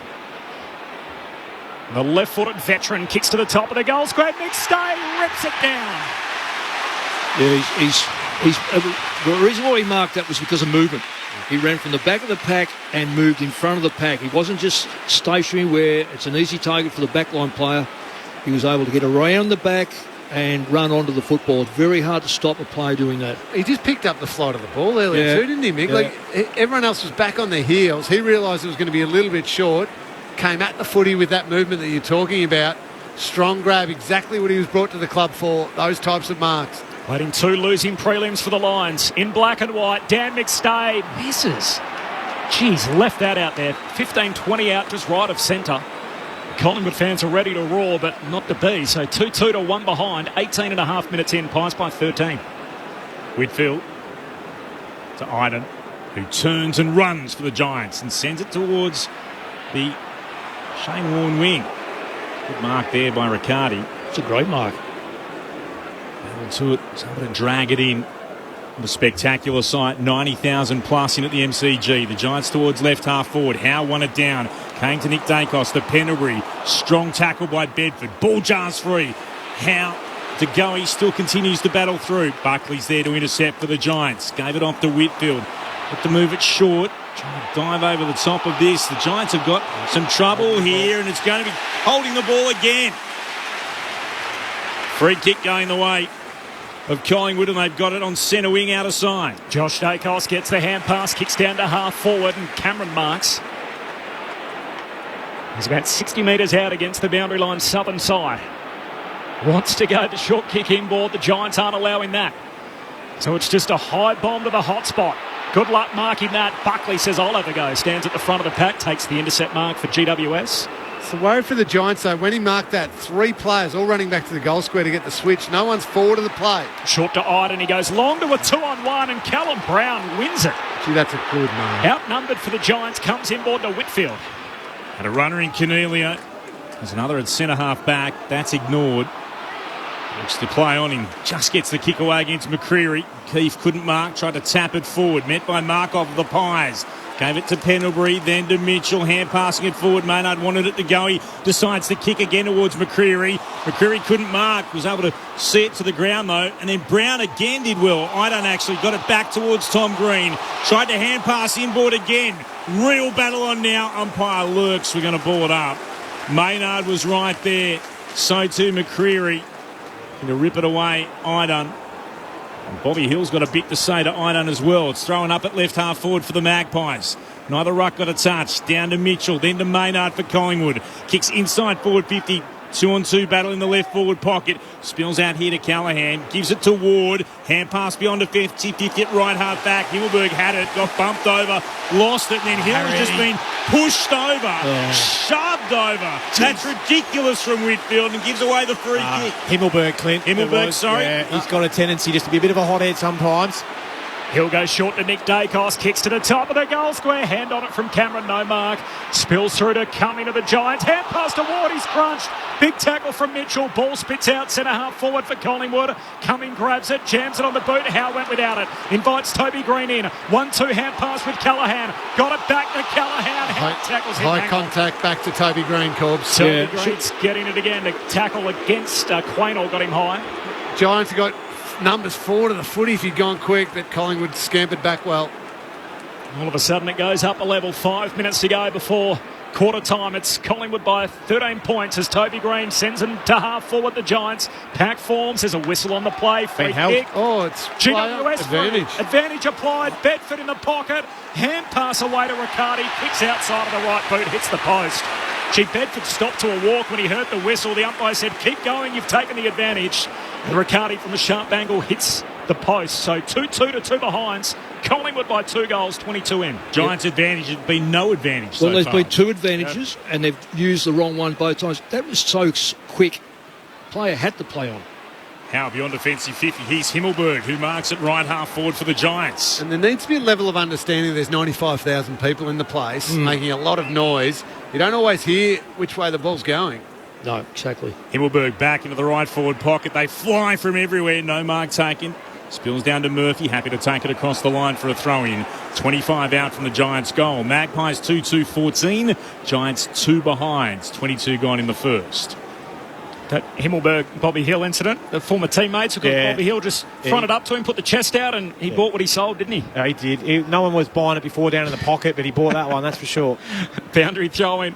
Bounces on its point. Maynard swats it down to Josh Dacos of the Pies. Hand pass out to half-back, but it's turned over. There's Finn Callaghan for the Giants. Hand pass to Himmelberg. Back to Callaghan. The lefty gets a kick away inside 50 to work. Briggs dropped it.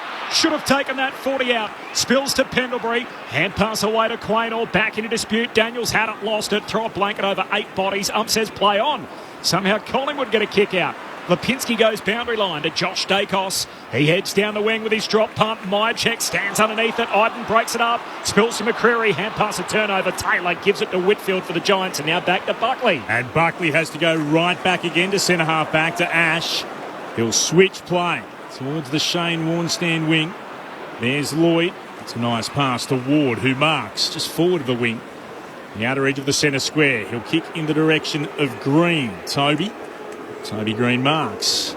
Goes very quiet every now and again. Toby Green looks to put it inside forward 50. Two Giants have got free, and the smallest man on the ground, Brett Daniels, marks. So Daniels can go back and have a shot from right in front. Brett Daniels, the smallest of the Giants at 172 centimetres, found a way into absolute clear space. Line in grass, eh? Exactly. That really works in the forward line. Yeah, that's where your defence is, Corby. They need a goal, the Giants. That's an understatement. Brett Daniels. Daniels misses to the left. Brent would have been hoping for so much more. 3 behinds to the Giants, 2-2-14 the Magpies, 24 gone in the first. Maynard, low trajectory drop punt from the kick out, finds McCreary, marks at half back. Fortuitous, that one, I'd call that call, but I don't reckon he was going for McCreary. Just no run up by Daniels, was there? You've got to get time, you've got 30 seconds. These forwards have got that much time up their sleeve and they wreck it. McCreary wide to Quaynor. He goes long to a pack on the wing, flying through Briggs, straight through his hands again. Spills out the back of the pack. Whitfield onto it. Hand pass for GWS to Cornelio, steps his way around Elliott. Hand pass back to the defensive 50 arc for Taylor, short kick. And Buckley marks. So Collingwood by 11, they kicked 2 goals in the first 6 minutes. The game hasn't had a goal since. We're now 26 minutes into the opening quarter, and Buckley caught in a slow play here for GWS. So he'll head towards where the logo's on the ground. Commentary wing, Markov at the back, got a hand on it. Going through the go, he might have been taken without it. Umpire says he was.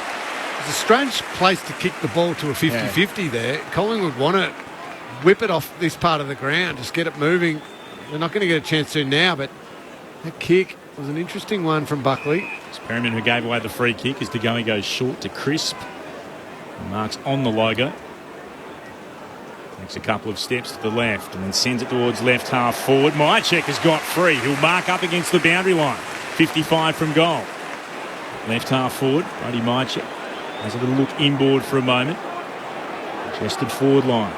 Myercheck runs inboard. He'll send it towards full forward. Big pack up, off hands, no mark taken.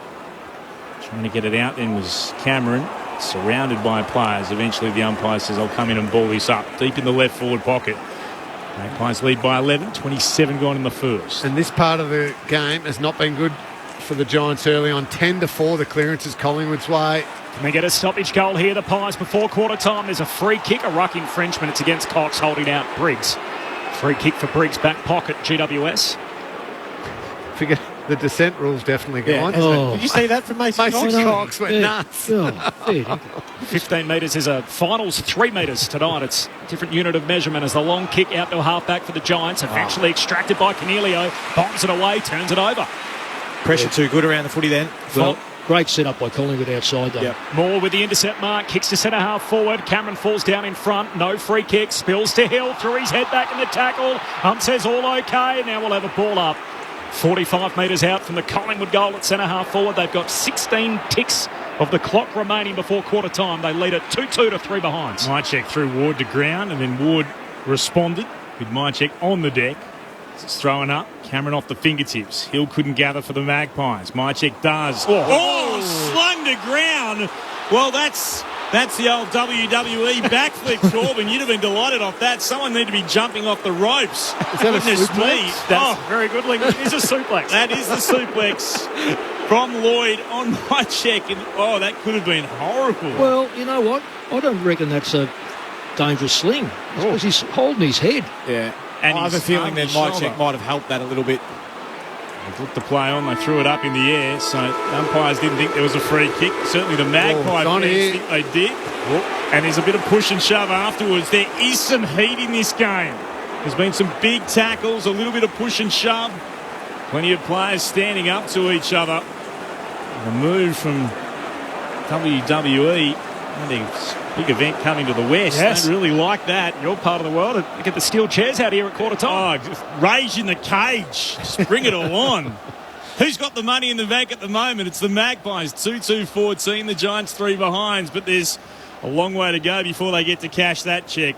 The goals so far, both to the Magpies, and they came in the opening 7 minutes of the game to Collingwood. McStay with the first, and then with the second went the way of Jack Crisp. 2-2-14 to the Giants 3 behind. If I said to you there was one Collingwood player still pushing when everyone else had finished, who do you think the Collingwood player would be? Maynard. Number 4. Braden Maynard still just whacking the chest of a couple of GWS players as the teams are separated.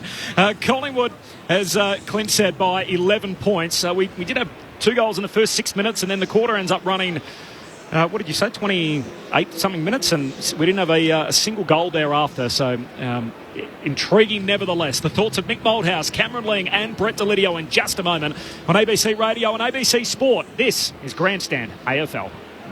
ABC Listen. I'm Helen Norville. And I'm Dale Jennings. And I'm Lee Sales. And I'm Lisa Miller. And we're so excited about the return of the newsreader on ABC TV. But even more exciting is our new companion podcast to the show. It's going to be huge. We'll talk about what's happening in the show, but also give you some context around the real 80s news events. Plus, what was it like working in those newsrooms? The Newsreader podcast, available now on the ABC Listen app. You're listening to the 2023 AFL Preliminary Final. On your radio, ABC Sport Digital Radio, and on the ABC Listen app. The umpire holds the footy up. The first preliminary final. The biggest club in the land up against the giant killers from Western Sydney. There's room for only one in the grand final. And with the left, we'll send it inside forward 50 for the Magpies. Their first mark taken, McStay. Up and marking. Listen to the roar if he kicks truly. McStay is in. It was a horrible kick, but an enormous reception because it's through for the first of the night. It comes at the 2-minute mark. Going up, Riggs palms this down, but straight to Chris. Throws it on the boot. On the outside of the left, remarkable. Oh, that's a stunning goal to Chris. The Magpies have got the opening 2 inside 6 minutes of the first term. What a chancer of a moment, and he's taken it. They come from everywhere to celebrate with. The 2023 AFL Finals Series. On radio, ABC Sport Digital. And now streaming on the ABC Listen app. Pies playing from in front. They've kicked the only 2 goals in the game. They lead it by 11 points.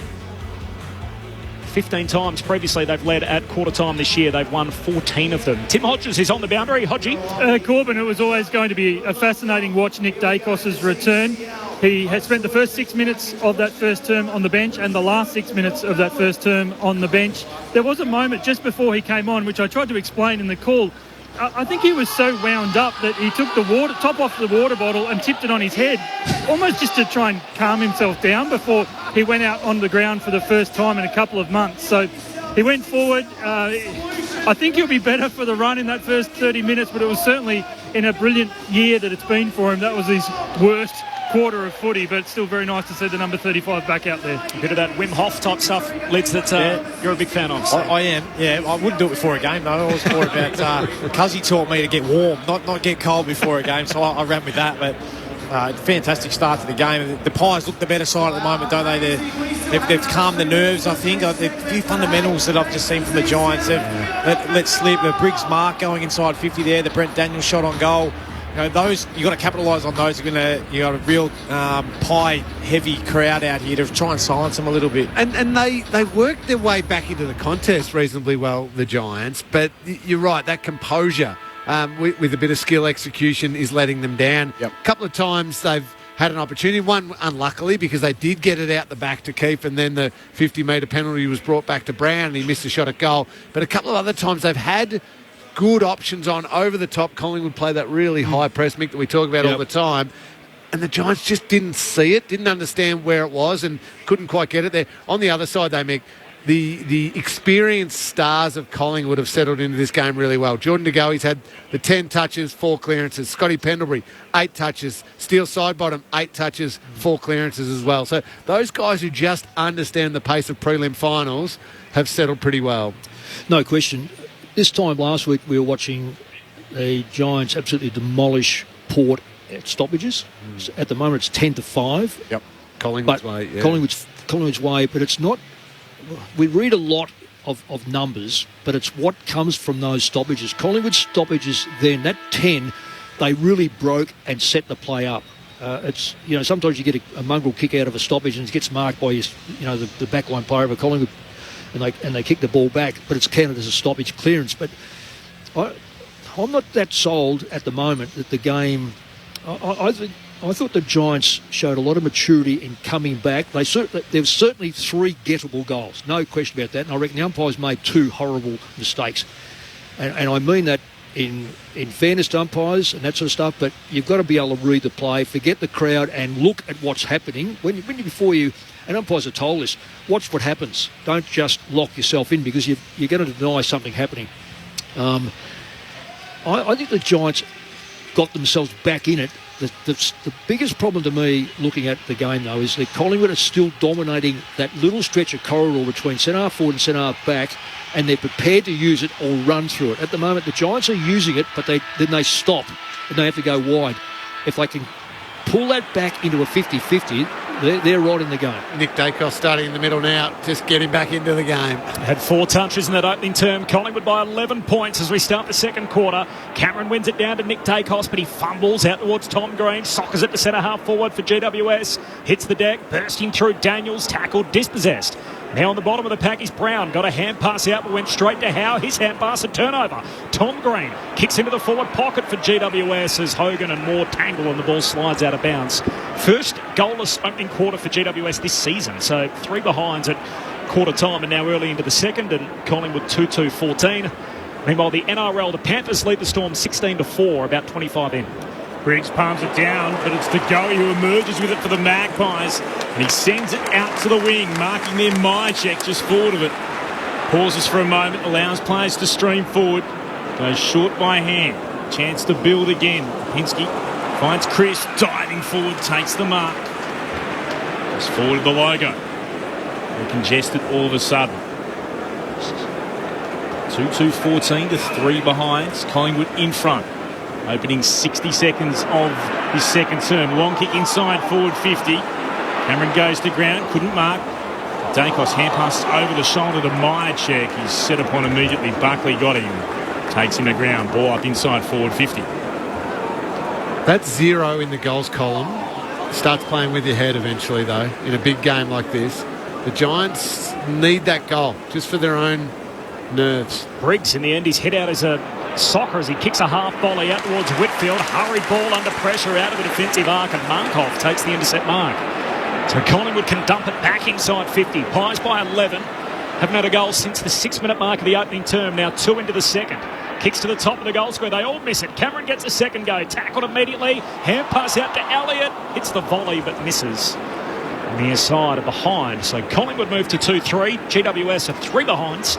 2 minutes into the second quarter, Collingwood by 2 goals. That's Elliott's first possession, I think. This is Whitfield going on a run. Long kick beyond defensive 50 and a good mark to Hogan. Markov made sure he earns it. That's important for him too, Clint. That's his first touch of the game. Hogan. Not a good one. Wow, it's a wedge up into the air towards centre wing and then waiting underneath it. Cameron happy to see it drop into his arms. He takes the mark just a little bit shy of the logo on the wing. Moves it short to Josh Dacos. Gets a kick away for Collingwood towards left half forward. Spoil came down from Briggs from the Giants. Here's Hogan again. Hand pass in the direction of Kelly to Canelio. Gets a hurried kick away. Out in the direction of Green. Ball bounces past him, but he's able to gather. Cameron goes to him. Green does well. Fires a kick towards Keith, who marks it right half forward. The former Magpie. A number of them out there against their old teams. Bobby Hill, Hoskin Elliott in the same boat tonight. And Keith has to take a moment. Forward 50 fills up. Kicks a high bomb into the pocket. There's Hoskin Elliott with a touch on it. Spills out of bounds. And a throw in forward pocket for GWS. No talk, or just couldn't hear with the crowd. Really clear mark there to take the mark. Far better to mark the ball than knock it out. Stoppage, dangerous in the forward line stoppages.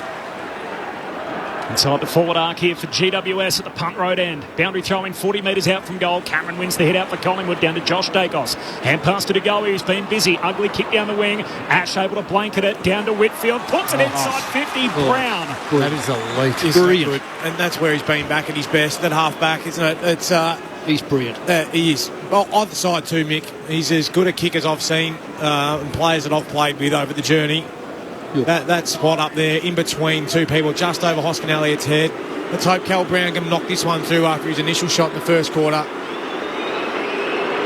He's virtually straight in front. Kicks from 45 metres out. Missed the first. He misses his second chance. That's nerves more than anything else. He had a good action.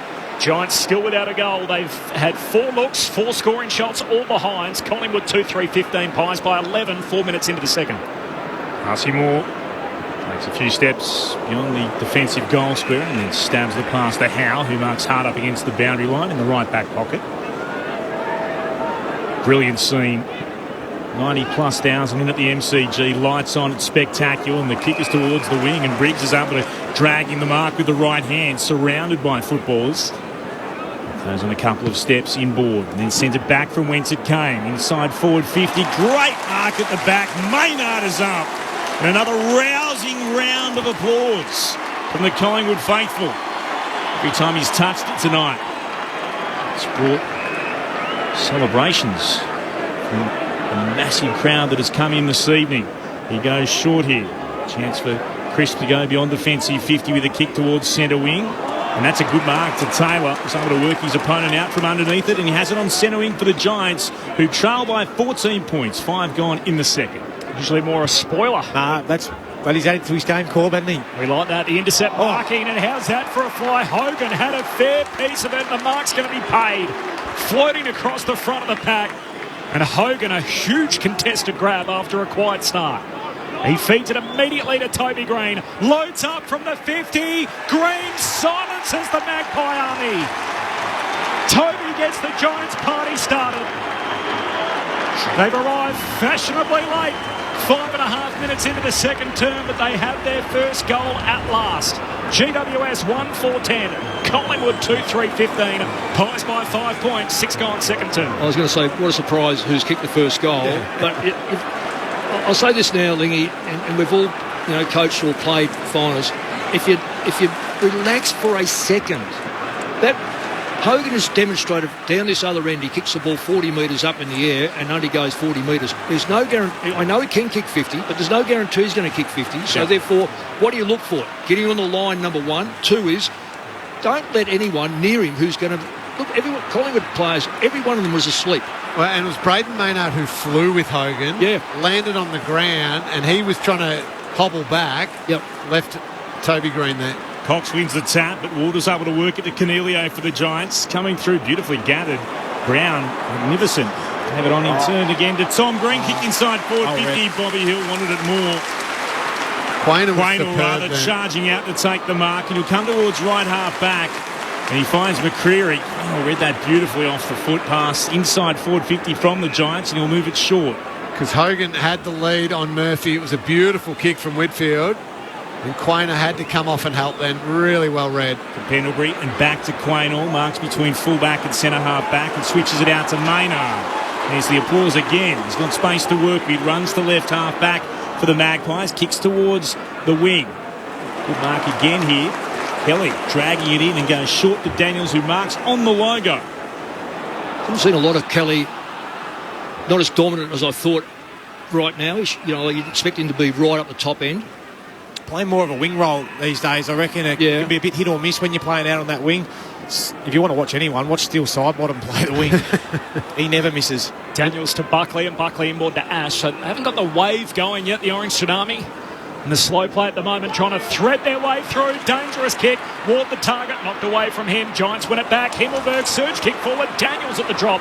Mark's uncontested. Pokes it inside 50, and Tom Green takes the mark 45 out directly in front. Yeah, a bit fortuitous that, wasn't it? Yeah. But you've got to be in the right position. Have a look at Cox is trying to throw his weight around with Toby Green at the moment, centre half forward. But the Giants are in the right position at the moment. They got there in the last 5 or 6 minutes of this first quarter, and it's continued on. Collingwood haven't been in the right position. And neither team's really found their game Their yet. space, their style. Their run, no. What a year this man's had. Tom Green, the 22-year-old, yet to play in a losing final. He doesn't want to make tonight that night. The kick is on target. It carries the hands on the goal line. And suddenly, GWS lead. They hadn't kicked a goal until the 6-minute mark of the second quarter. 3 minutes later, they're in front. 2-4-16, Collingwood 2-3-15, Giants by 1. Brett Delidio, Cameron Lang and Nick Moldhouse. Well, you spoke about how good a year this guy's had. Since he's come back from his hammy, I think he's averaging something like 34.2 possessions a game, and had some really big moments. What I love is his ability to get inside, but he's so clean with his hands. He's the one that won't just bang it on the boot. He'll stand up in the tackle and feed it out to the Josh Kelly's, Cal Ward's running past.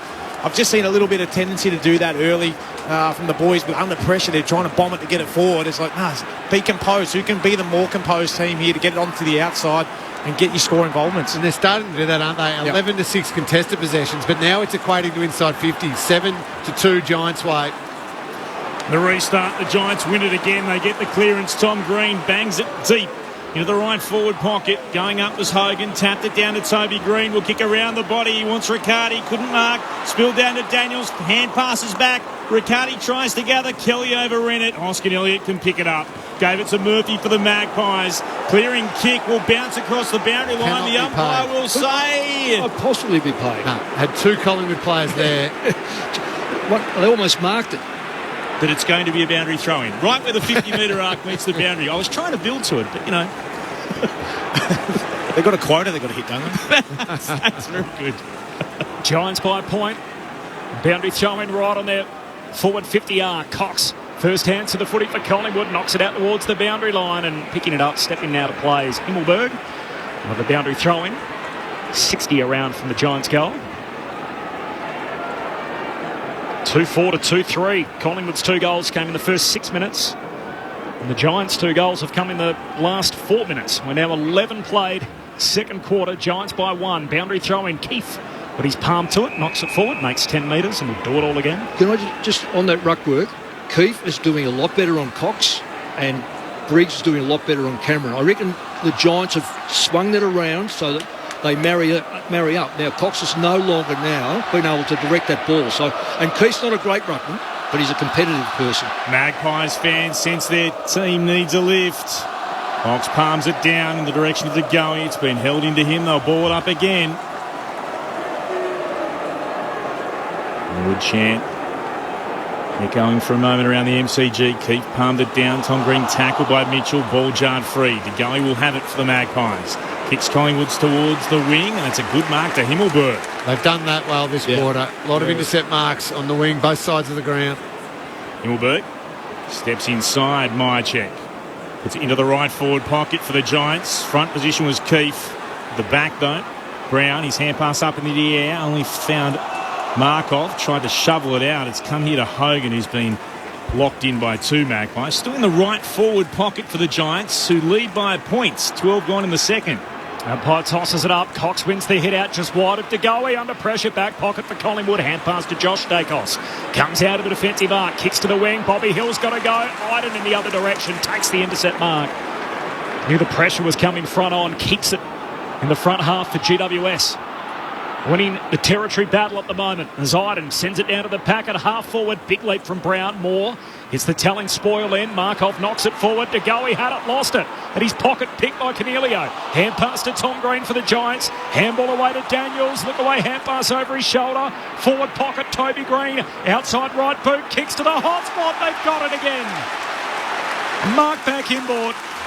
And he'll be able to go back here and have a look at them from right in front. Good play. Isaac Cummings a good player too. He's a good kick of the footy, good use of the body, taking that mark on Steele's side bottom. Played the wing roll perfectly. Yeah. He closed down that exit. Absolutely. And the side bottom's no mugging, but his one weakness is in the air. Yep. But it was Green again that set, and I'm talking about Toby Green here, he set that up through just really willing to kick that football. He's not the guy you ordinarily see take a mark. 15 out at full forward for GWS. Here's a perfect 5 straight this year, though, when he's goal kicking. Isaac Cumming remains perfect. GWS 3 in a hurry. And the momentum is totally with the orange. 3-4-22. Collingwood stagnant. 2-3-15. Giants by 7 points. 14 gone second term. Okay, so now as a Collingwood player, it's starting to feel a little bit tight. A little bit, just that feeling of we can't move the footy. They're winning the ball back reasonably well, deep inside forward 50, but then they're kicking it, it's getting to the wing, and the Giants are intercepting everything, and it's coming back at them. So as a Collingwood defender, they'd be feeling on the back foot, the ball's living here, we need a break, we need to get something going. 10 inside 50s to the Giants this quarter, only 2 to Collingwood. So that tightness of a big preliminary final would be starting to weigh on the Collingwood players' minds. They're throwing all their big guns into the middle. As the bounce is up, but it's Briggs who wins it down. Bounced off Mitchell. Here's Nick Dacos, goes back to Pendlebury. Collingwood will get the clearance. Pendlebury deep inside forward 50. Backing back Buckley. Punch came from Taylor. Little nudge from Hill into the side of Himmelberg, and then the ball. It's a push being called. Push in the back. You don't see that paid enough, I don't reckon. No, you don't. And I've seen it. I mean, if you put your hand in someone's back when they're going for football like that. Very rarely see it paid, but on this occasion it was. So Himmelberg can go on a run and then thump it towards the wing. Punch came from Moore over the side, and he spoils it across the boundary line between right half back and centre wing for the Giants, who lead 3-4-22 to Collingwood 2-3-15. 15 gone in the second term. The Magpies' last goal at the 7-minute mark of the opening quarter. Interesting, Toby Green's the second highest inside 50 player for the Giants too, so he comes a long way up the ground, Toby. For the boundary throw in, Cameron wins it down to Crisp. He's tackled and a ball up again on the wing. Oh, you love that from your ruckman. Yep. Briggs just nailed, straight after that ruck hit out, nailed Crisp in the tackle. His bung shoulder going okay. Wins the hit out here down to Tom Green. Sweeping hand pass forward. Josh Dacos as his jumper tugged and he's getting the free. Yep. Southern wing for Collingwood. Giants by 7 points. Pies with the first 2 goals. Giants with the last 3. We're now 15 and a half into the second term. Josh Dacos points forward and then kicks to centre half forward. Cox is down there, got hands to it, no mark, spills to Briggs. Cox tackles him, gets a kick away, middle of the ground, and standing underneath it, good mark. A veteran Pendlebury comes up with it inside the middle of the G. Good space in this forward line at the moment. If they'd gone there, Elliott on the lead. No. 30th final for Pendlebury, short to Markov. Possessor of the best moustache in the competition. He points towards the top of the goal square and he kicks in the Myercheck direction. Spoil came at the back. Miles looking to work it out. It's been held in by Collingwood. They wrapped it up off the deck. And then Elliott, who was the tackler, last man up. Giants are giving a few players outside 50, which is encouraging. Cameron tapped it to himself. Hand pass over the shoulder to Myercheck. Tackled by Buckley. Holding the ball. He lost possession of the football. Free kick for the Giants in the right back pocket. They lead by 7. 17 gone in the second. Buckley goes short. At the right half back. Mark taken by Perryman against the boundary line. He loads up and kicks it to a contest on the wing. Darcy Cameron in the box seat. Little bobble, but takes the mark eventually. Nice protection by Darcy Moore there. He's had his back beautifully. Got between Darcy Cameron and his opponent. Looked after his teammate. Well played. The Pies keep it in their front half. He goes back and across that to Murphy. Spots Hoskin Elliott right in the middle of the G. Continues the shift forward. Short pass to Crisp. Reels in a one-hander. Decides to go. Kicks wide. McCreary marks. 45 out right, half forward. And kick from about 10 or 12 metres in from the boundary. How seamlessly is Will Hoskin-Elliott's fitted into that back line at Collingwood? I thought it was a strange move when they put him down there, took John Noble out of that team, but his ability to be off there and really run and create, I love. I'm not sure about that kick to Chris. He was a bit in between 3 or 4, but he made it work. Big kick, this one from McCreary. His mum's made the long trip from Darwin to be here. As McCreary shoots goal, but in the end he's lucky to sneak that in from behind. Of course, the last time these two teams met was Mother's Day, and Julie McCreary gave a passionate rev up to the Collingwood team. Got him a 10-goal win, didn't it? Yes, absolutely. But she's here, made the drive from Darwin down to Adelaide and then across to Melbourne to watch Bo play tonight. Giants by 6 points with all the momentum, 18 goal on second turn. Whitfield runs to the right back pocket and kicks towards the wing. Spills down off hands, met by Hill. They've got it at left half forward, Collingwood. Josh Dacos inside forward 50, and Perryman takes a good defensive mark. Boy, that's backwards. 50. Nick Dacos was on the mark, standard being called, and he tried to peel off and get the runner. Clear 50. So they'll bring it right up into the centre circles here, the Giants. It still seems harsh though when it's called. You've got to play a flashing pass and you happen to move. Perryman plays on. It's towards right full forward. Hogan flew, couldn't get to it. Spills down at the back. Riccardi tried to soccer it up into the air. Knocked away by Markov. Only as far as Brown, but he worked it towards the goal square, and side bottom looks to clear. But Barkley then marks, and he has it in the left forward pocket up against McCreary. Strange kick by... Yeah, it was. Side bottom, really just... Buckley hands it off towards Toby Green. He goes long towards goal, won't quite have the carry. Punched through by Collingwood for a rush behind. It's a free kick, I think, to Moore. Been held? Well, one of them got held. Markov, I think. Markov will be the player that receives it, so no change to that score. The Giants 3-4-22. Collingwood 2-4-16. 20 gone in the second. Giants with the only 3 goals in this second quarter. Markov is off and running. Kicks to a contest involving Myercheck on that southern wing. Spills down to Josh Kelly. Somehow got his left leg free. Kicks it forward off his knees, but straight to Nick Dacos. Hand pass releases Bobby Hill. Up over halfway. Looks inboard to Quaynor. Takes the mark. Pies on the counter-attack. Kicks long to McStay, a 2-on-1. It's out the back. Elliott keeps on running. Forward pocket. Can't trap it. Overruns it. Hand pass off his knees. Elliott back to Lipinski under pressure. Hand pass. Yeah, it won't count. He's caught holding the ball. Free kick for the Giants in the back pocket. Wow. Great scrambling defence from wasn't the Giants. That was outstanding. It was virtually one-on-one too. There was no extra numbers there. It was a matter of just getting your hands dirty, and they did it. Taylor, the tackler awarded, takes the free, pokes it to Ash, chips it to Whitfield. Whitfield, dangerous, short. De Goey breaks it up. He knocks it away, but straight into the path to Kelly, who can kick in hope down that wing. Finds Brown, who takes the mark backwards of the logo. He's got options inboard. Finds Cornelio, who marks. It's the play on by hands. Sweeping it forward to Kelly. 55 out from goal. Looked to go short. Tapped away from Griggs. Well read by Howe, but then he loses it. Cornelio gathers and spears the pass towards full forward. And marking is Riccardi, who should go back and kick this from almost right in front. He'll start in line with the left-hand goalpost. If you're good enough and you're brave enough with your ball use, you can get out the back of Collingwood. Absolutely, because they're so aggressive, Lingy. You're spot on. We've been watching this for a long time. In his 50th game, he gives the Giants their 4th. They've kicked 4 unanswered goals, GWS. And they've kicked every goal in this quarter of football. They're 4-4-28, the Giants. The Magpies 2-4-16. 22 gone in the second on Grandstand AFL. We're just talking briefly off air. They were just saying, with Fingers, were saying that the Giants had 2 players in the goal square. Yeah. And that was because it wasn't only just bravery. To be brave, you've got to be smart enough to be able to use the football. It's not just being brave and you can't kick the football. Those kicks and those hand passes, they were elite, and they found space. They backed each other, and Collingwood, because of their aggressiveness, they were up the ground, ready to run onto the ball. Unfortunately, they left two Giants in the goal square. Goalless in the opening term. They've kicked the only 4 in the second.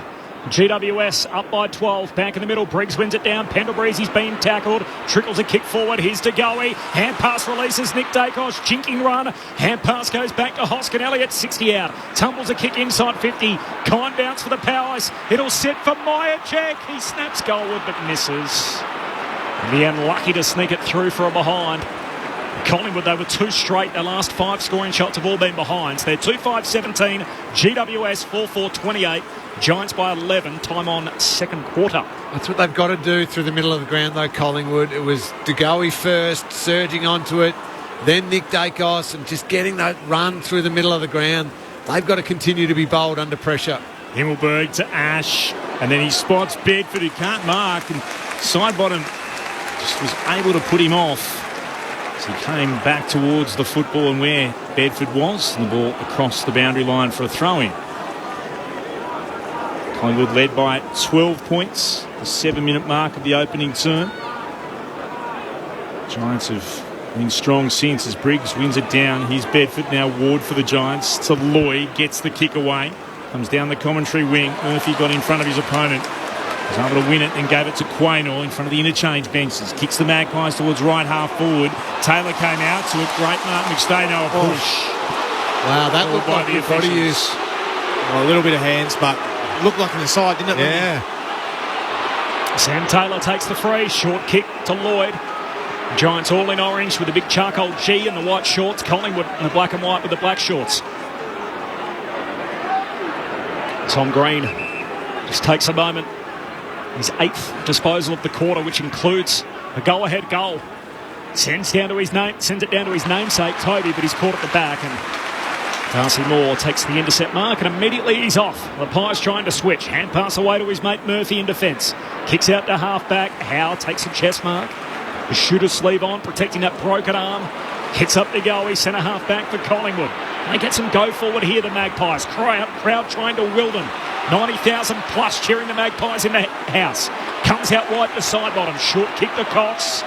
He marks forward of the wing. Hands it back to Sidebottom.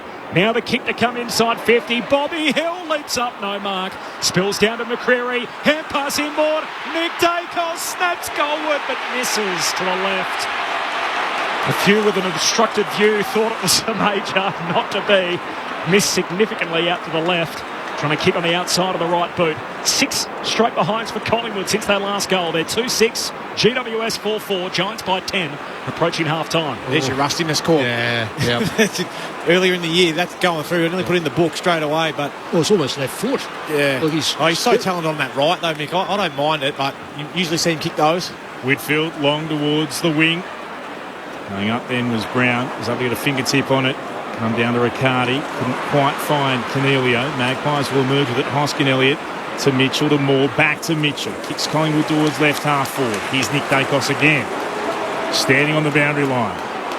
2 kicks from goal. Goes inboard. Puts it inside forward 50. Cox waits. Got a hand on it. Couldn't mark it. McCreary overread it. Mitchell goes through. Sidebottom off the right. Tumbles it towards goal. He's going to miss. He's going to miss the lots. Out of bounds on the full. They're peppering away but can't find the major opening. The Giants still lead. They're up by 10. 25 gone in the second term on Grandstand AFL. 13 to 10 inside 50s, am I reading that right? Yeah. The Giants' favour? Yep. They've evened it back up, though, the Pies. Yeah, they have. Not quite taking advantage. 8 scoring shots each as Taylor heads out to half-back. Riccardi kills it, swats it down.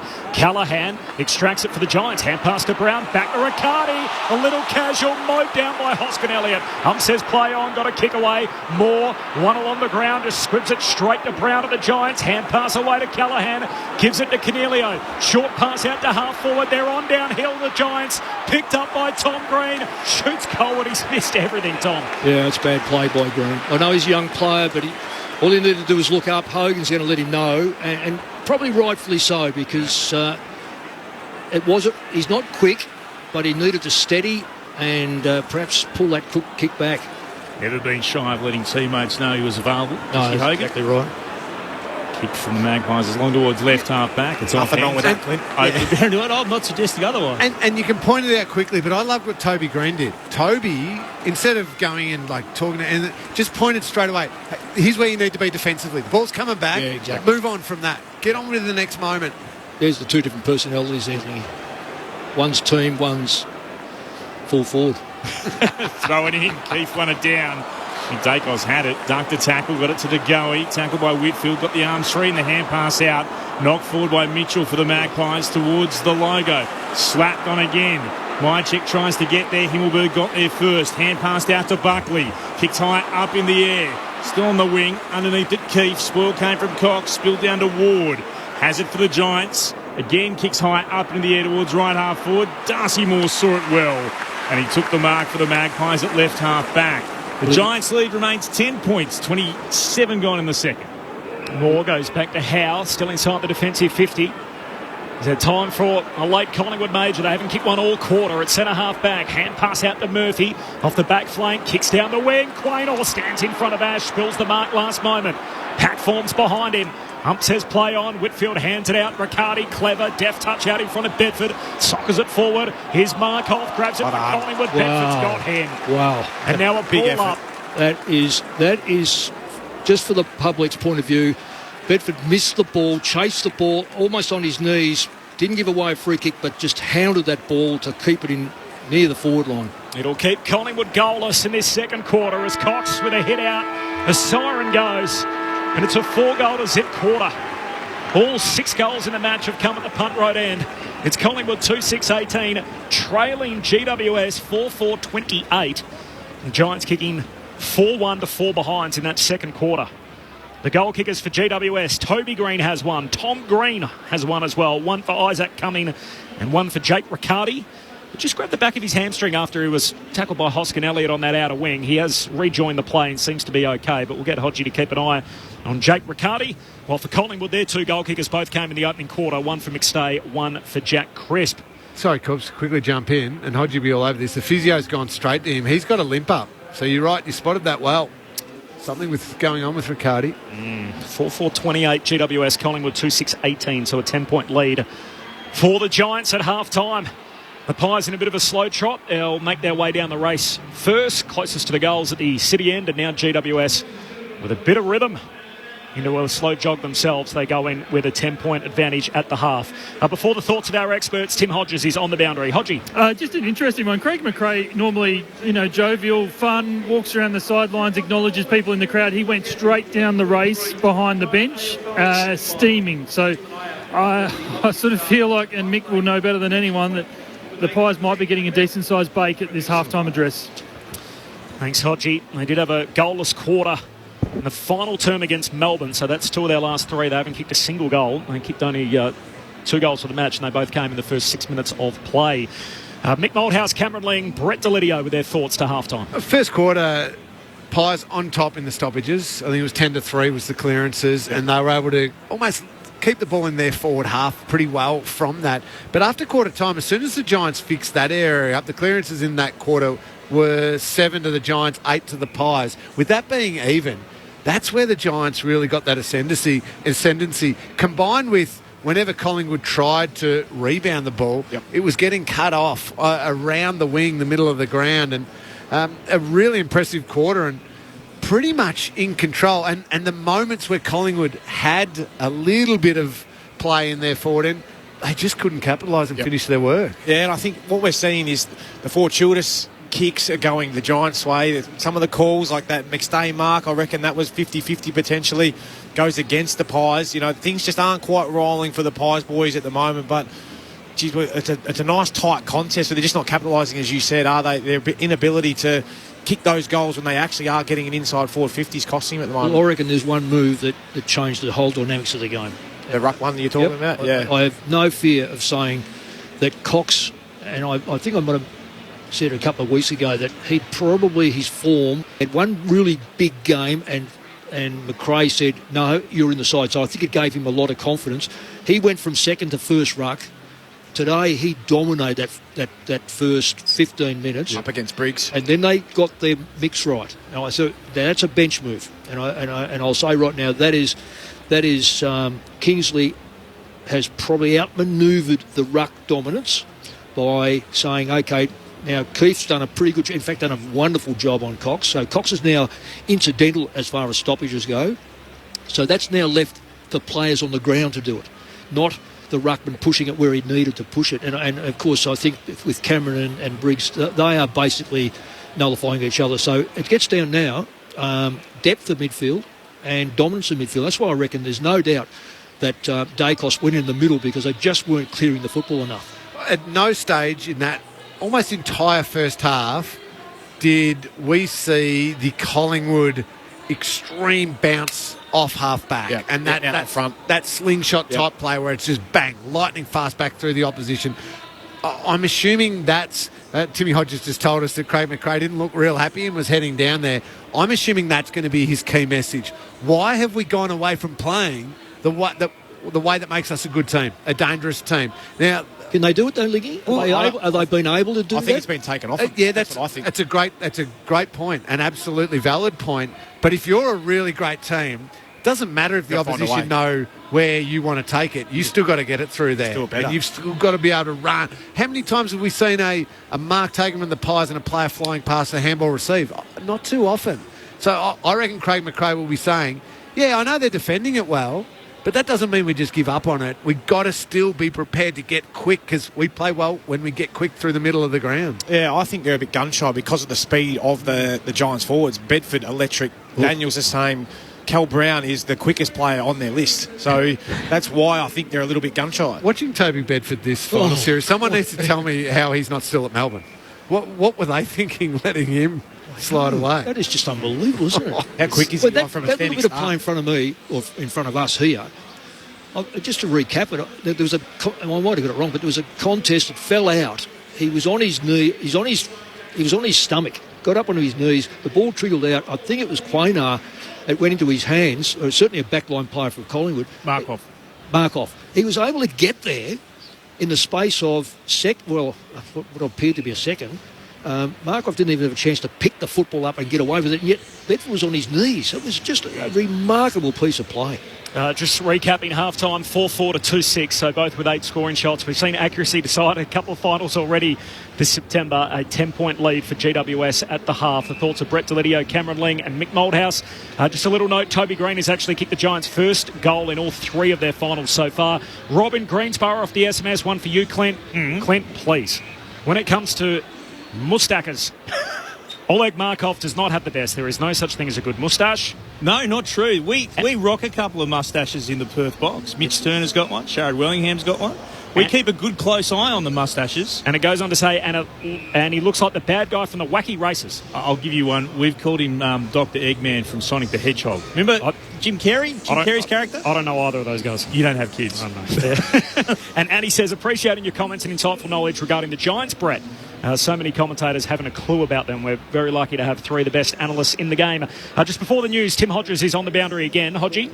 Just we checked in with the Giants media department. They're standing next to Jake Riccardi, who's on the spin bike. They say it's a significant cork, not a hamstring. So he is on the spin bike down in the rooms trying to keep it warm. So I think that is good news of sorts for the Giants. Absolutely. Thanks for that, Hodgie. More from our experts on the other side of the latest from the ABC News and the second half action not far away. At half-time, it's GWS by 10 points over Collingwood for a place in next Saturday's grand final. Let's get the latest from the ABC Newsroom.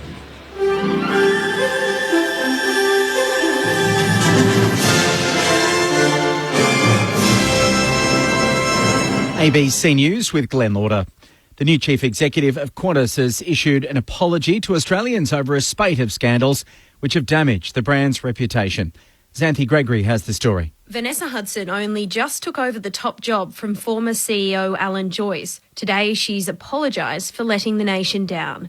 Qantas is facing federal court action from the ACCC for selling thousands of tickets on cancelled flights. The airline also recently lost a High Court appeal for illegally sacking 1,700 ground crew staff during the pandemic, and it's been accused of having too much influence in Canberra after Qatar Airlines' attempt to get extra flights was blocked. Ms Hudson said it had been a humbling period and she's confident she can rebuild Australia's trust. The Treasurer Jim Chalmers has called Rupert Murdoch a controversial and influential figure after the 92-year-old media mogul announced his retirement. Murdoch will step down as the chair of News Corp and Fox Corporation, handing over to his eldest son Lachlan.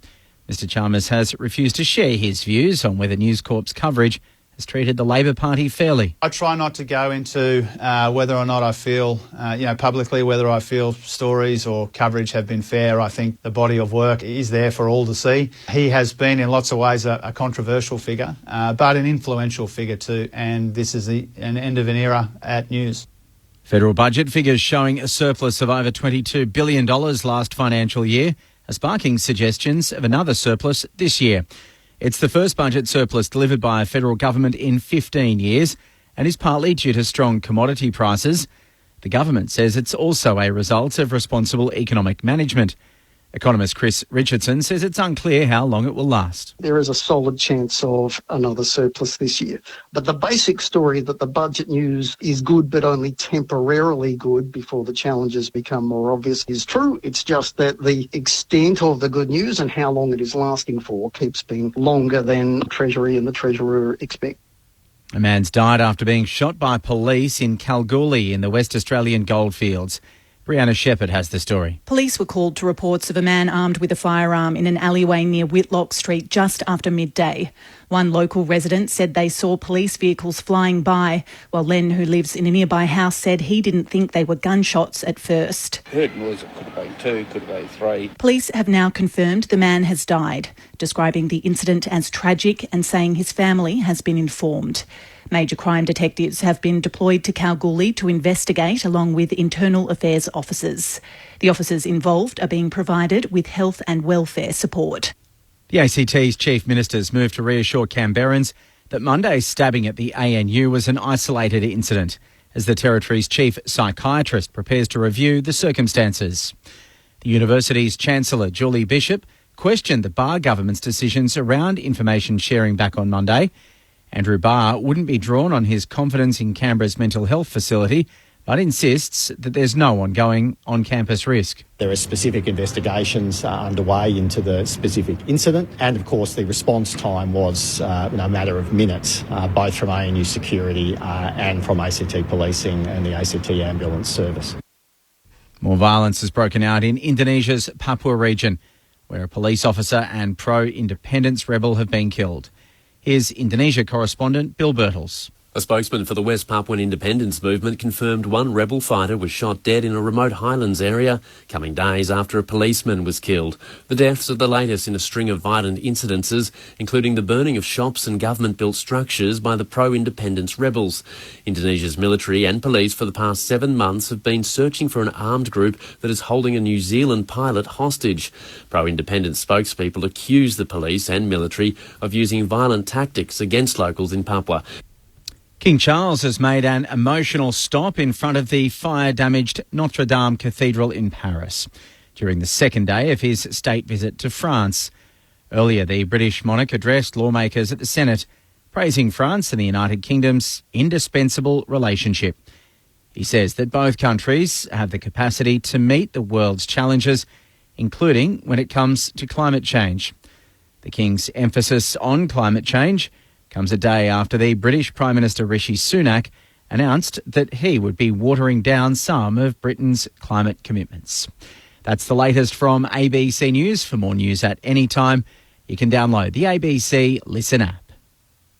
Ever wondered how awesome it would be to have us come and call one of your local footy games in 2024?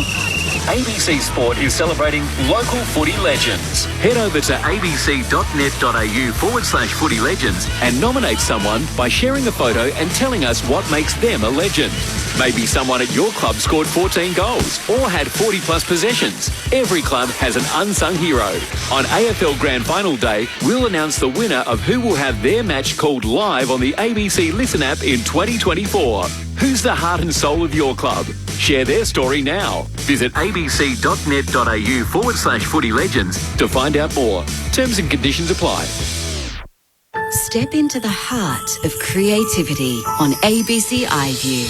A place to embrace a national treasure with Inside the Sydney Opera House. Opening nights are always stressful. It's ridiculous how emotional it makes me. You just need to make sure we get it right. And enjoy artworks, Last Night of the Proms, Knowing the Score, and so much more. Do you expect to be that mood? I didn't. Your heart's desire in arts, music, and culture. It is magic. All streaming for free on ABC iView.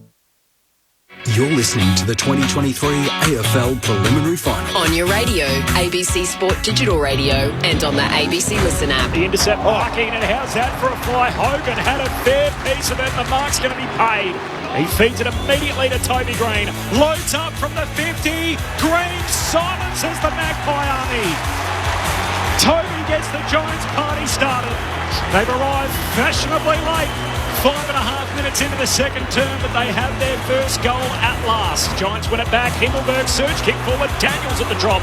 Mark's uncontested. Pokes it inside 50, and Tom Green takes the mark 45 out directly in front.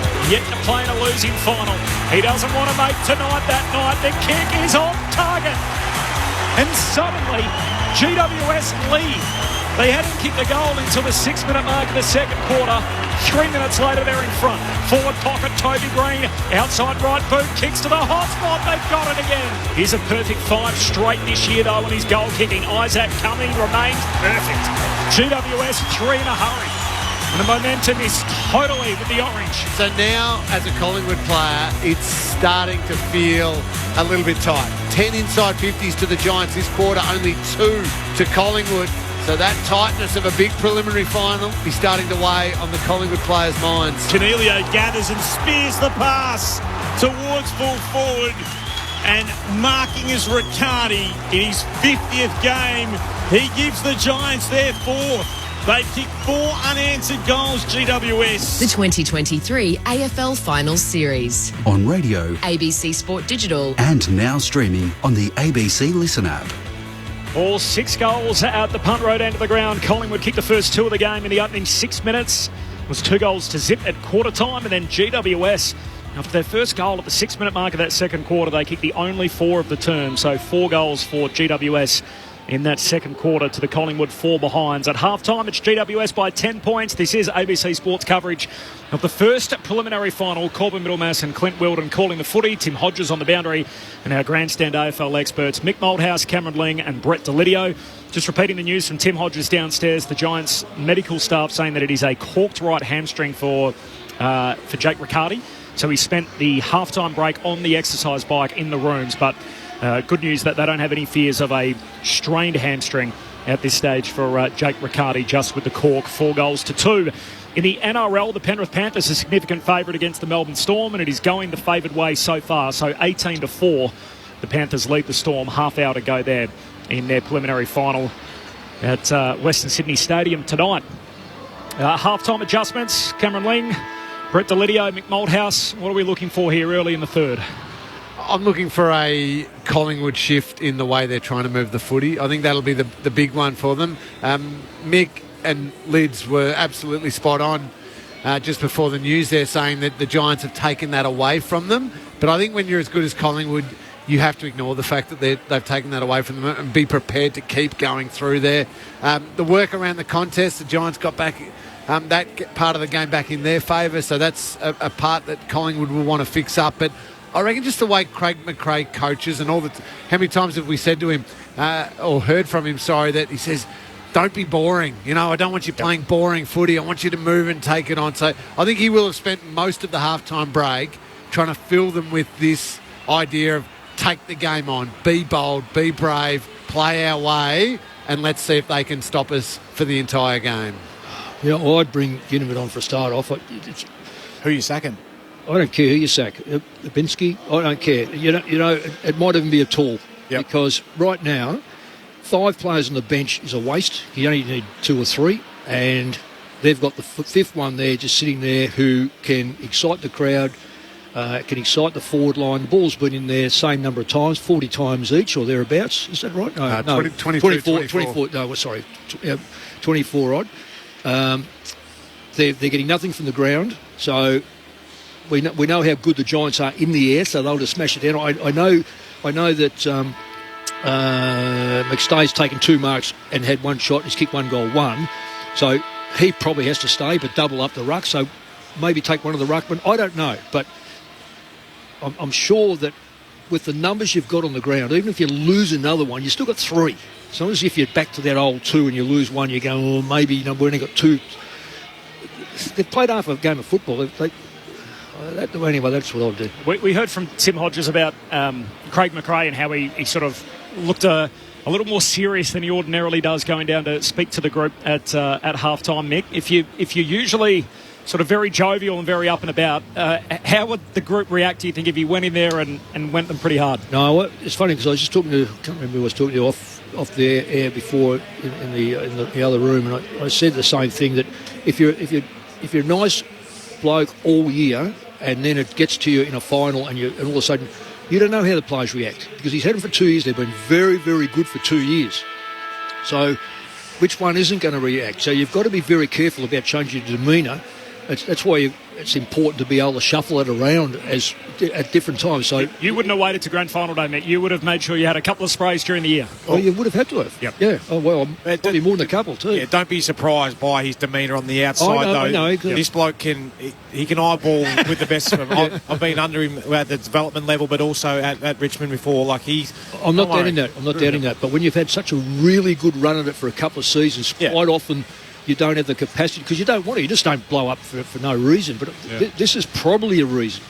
But again, you don't have to be stupid about it at half time. They're under, what is it? They're under 2 goals. Yeah, 10 points. Yeah. 10 points. It's only two kicks. So it's not as if they're 5 or 6 goals down. They've won 6 games this year, trailing at half time. Cork's hamstring lids. Is that a concern for Riccardi? As long as he keeps it moving, I think he'll be okay. All right, here we go. The stage set. So rare do we see a partisan crowd like this for a game of footy at the MCG. It's GWS by 10 points. Collingwood playing catch-up. Third quarter upon us on ABC Sport. You're with Clint Wilden. Briggs faces Cox across the centre circles. Bounce from the umpire. They go at it and Cox gets clean possession. Kicks off the outside of the right boot, looking to curl it around. Sent back from whence it came, and Daniels able to gather. Kicks the Giants inside forward 50. Coming out to try and mark was Keefe. Moore's able to knock it away. Cumming gets to it first. Goes off the side of the boot and puts it out of bounds on the full. Collingwood will get the free kick deep in the right back pocket. I'm just surprised about the rucks, that they don't change that straight away.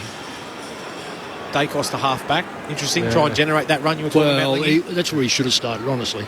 Jack Crisp in the middle. Here's Murphy kicking towards the wing. Looking at it was Cox. That goes to ground. It's Myercheck. Behind them all, it's been marked by Briggs, who kicks the Giants back inside forward 50. Hogan got 2 fingertips to it. Spilled out the back. Here's Toby Green. Runs it along the ground. Last player back. Waynor just outside his defensive goal square. Gathers for the Magpies. Kicks towards right half back. That's a good mark. Really good mark from Riccardi, who sends it inside forward 50. And then a mark again taken by Daniels. Wow, that's a good mark. That is a great mark. Who took Brave. That? Not so much the Daniels one. Cummings. Cummings. That mark in front of a pack. That's coming 100 mile an hour. And a great kick to finish it off the back of that too, Mick. Find Daniels. He's a good kick of the footy normally. Well, he's got a better run up for this one. Yeah, his run up's different. It's already longer. Looking to make it 5 unanswered goals and a great start to this second half. Daniels out to the right-hand side. Taking on a battle there. That's not what he would have been hoping for. It's going to be a throw in at right full forward for the Giants. Their lead is 10 points. Minute 40 gone in the third. Well, that answers that. He can't kick 50 metres. He's done it now twice, so one would suspect that's where his limitation is. Boundary throw in. Cox pumps it down straight to Toby Green. He snaps it through for a goal. A second for Toby. And the swell is growing. GWS have kicked the last 5 in the game. 2 gone in the third term. 5-4-34. Collingwood 2-6-18. And as he did to start the game, Toby Green starts the second half with the Giants' first goal. 2 gone third quarter. GWS by 16. The term superstar is thrown around far too much in this game. Like confetti sometimes. But he is just a genuine superstar. I mean, he had half a second then leads and on his left. But do you want to know why he kicks so many of those sort of goals? Because he practices it over and over and over again. Grabs it real quick, slam on the boot. It's an innate ability, but he works on his craft so much. Well, Maynard was wearing him like a jumper, so no fault to Maynard. It was just pushed him in the chest, pushed him off enough. Look at that! It's unbelievable. They're up and about the Giants. They win the footy again here through Ward, intercepting Collingwood's foray forward. Gave it to Cornelio. Kicks up the corridor. Maynard got a fist to it. Lipinski goes to ground. Here's Nick Dacos, hand pass straight to Whitfield though. For the Giants, he measures the kick and goes short to Daniels. Pauses for a moment. Whitfield runs by on his outside. Stabs it inside forward. 50. Lloyd marks. 45-degree angle to the left. He'll put boot to ball from about 47 out. Is that Nick Dacos on him? It was then. He's standing the mark. Yes. I'll be interested to see this. I reckon they've been ready for Dacos to go back, and I reckon Lloyd's job is to play on him and just make him work for every possession. This bloke won't struggle with the distance. Beautiful kick. 11-14 for the season. Yet to score tonight from 51 out. Kicks on its way. It's across the face. Of course. It's punched through. Don't you love that? Don't you love it? 5:35, the Giants. The Magpies at 2-6-18. There's another ball on the ground they'll have to do with that. In the meantime, the Australians are 5 for 203 after 42 overs in the first one-dayer against India. Is that the short end as well, Lids? Yeah, it is usually, yeah. Misread that. Maynard goes on a stroll in front of the behind post. Long kick to half-back, and Mason Cox pulls it down. The Collingwood 7-footer, hand pass away to Crisp. Takes a bounce, the ball doesn't come back to him. That kind of night so far. Side bottom, hand pass knocked down by Kelly. The two number 22's bang bodies. The ball spills out of bounds. A throw in on the wing. Brett Delidio has a theory that the set shots carry further at the city end and land a little shorter. Only personal experience, Mick, because I've knocked a few through from 60. That's why. Not against my side. Boundary I'll get you the vision. Comes down to go in for the Pies. Hand pass away to Josh Kelly. His hand pass knocked down by Nick Dacos. Collingwood win it back. Hand pass to Lipinski to DeGoey. Does a U-turn. Goes back to Chris by hand. Giants by 17. Kicks down to half forward. Buckley can't collect the half volley. Spills to Kelly for the Giants on half back. Gives it to Ash. Hand pass to Callaghan, who goes inboard. And he's able to find Briggs running by Ash. Arched the back and got a kick away. Marked here by Cornelio. Thought he was being infringed in by Josh Dacos. Umpire says play on. Cornelio does so. Puts the Giants to the outer side. He's Perryman. Marking just shy of the logo. Steps back inboard.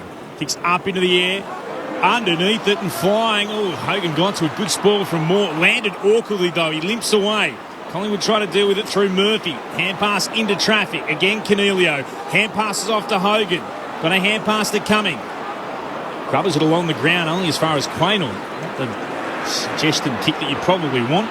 Playing towards Perryman. He's taken by Hill over the boundary line at left half forward. And he's tackled across for what will be a throw-in. It was an intriguing way to try and go inside forward 50 a moment ago. The Giants lead is 17 points. 6 gone in the third. You can't underestimate Quaynard's two touches, single touches, were able to clear the ball both times. No fumbling, whatever. GWS by 17. Both rucks miss it from the boundary throw in to Goey. Hand pass away to Maynard, who's got the blue paint all over his leg. Gives it to Lipinski. Floats a kick down the wing. It'll sit right in front of Elliott and Taylor. Taylor wins it. Hand pass, though, went straight to Crisp. Now Taylor tackles him. Taken to ground. Oh, that can't be holding the footy, can it? Oh, yes, it can. You put the arm out. Try and fend. Yeah, fend. Once you fend and you get caught, you're gone. So tried to run the gauntlet, caught the second time, and Taylor, who coughed it up originally, wins it back and now switches play to the opposite back flank for Buckley. And Buckley hobbles after he got the kick away. He's okay. Comes in the direction of Bedford, battling with Howe. Trying to soccer it forward was Kelly. Straight into a pack back to Bedford. He's tackled. Taken the ground. Sorry, Clint. Buckley's been hobbling for a while now. Yeah, he finally gets to the bench. Timmy Hodges will be all over it in a second, but he comes off the ground. Himmelberg comes on. He's been sore for about the last 3 or 4 minutes. He's gone straight to the rooms as well. Probably tape up, I'd say. Ball up. Oh, that was down from Keith and then socket, unfortunately, away the boot of Callaghan. It comes to be a free kick here for the Magpies through Mitchell. Have it at left half back. Giants have kicked the past 5, the last 5 goals of the game. It kicks towards left half forward. Himmelberg knocked it down. It came to the Goey, now to Quaynor in the centre square. Grubbers a kick on the ground. Might have got a touch on the way through. Elliott can't mop it up. Comes again to the Giants. Whitfield, Idun, Daniels, and now out into the left back pocket to Cumming, who has it. Covered a fair bit of ground already tonight, Isaac Cumming, as he sends it down the southern wing. Going up is Lloyd, can't take the mark, and in the end the spoil from Murphy finds the boundary line. Throwing on that southern wing. So Giants by 17. They've kicked the last 5 of the game. Collingwood's worst performing quarter this year out of the 4 have been their third terms. If they have a third quarter like they had a second, the game could be over by three-quarter time. Haven't kicked a goal since the 6-minute mark of the opening quarter. We're now as many minutes into the third from the boundary throw-in. Still no clean takeaway. Cameron picks it up, dumps a kick up into the front half for Collingwood. Sits up for Himmelberg, puts his fist through it, makes 20 metres. Brown left it behind, tackles Lipinski. And a ball up alongside the centre circles, middle of the G. Giants by 17, 8 gone, third quarter. Just an ankle for Buckley. Sammy Taylor landed on the back of it after a contest and jammed it. So hopefully he's all right. Keith won it down to Daniels for the Giants. Tom Green gets the kick away towards left half forward. Howe can't mark. Diving to ground. Came off the shins of Murphy. Scooped up by Josh Dacos. He's tackled by Daniels. Ball still there to be won. Came out the side for Pendlebury. Kicks Collingwood up the middle of the ground, but only finds Taylor. Marks on the centre circles and plays on by hand to Whitfield. Whitfield goes straight down the pipe, trying to connect with Brown. Gets to him, touched on the way through. Hand pass to Canelio, gives it to Keith. Kicks the Giants to half forward and Kelly marks. He is right on the 50. He arcs out, kicks to the top of the goal square. Hogan the target and runs underneath it. Ball slides to the boundary line. Quaynor kicks it alight for Collingwood. Sweeping Polyfarmer, hand pass out to Josh Dacos at half back. Kicks down the wing. Gets to Myercheck on the bounce. Swatted down by Himmelberg. Away to Tom Green. He's tackled and run down Lipinski. Great chase down tackle. Wins it for Collingwood on the southern wing. Giants by 17, 9 gone, third quarter. Magpies have not kicked a goal since the 7-minute mark of the opening term. They have the ball at the moment. With it is to Goey on the wing. Kicks towards right half forward. Can't find anyone in black and white. Sliding through to his knees to mark. Nicely done again through Callaghan. Moves it short to Iden. Will come through the defensive 50 to Perryman. Comes out again to Kelly. Chance for the Giants to go forward, but turned over through Ash. Down Cameron and hit him on the chest.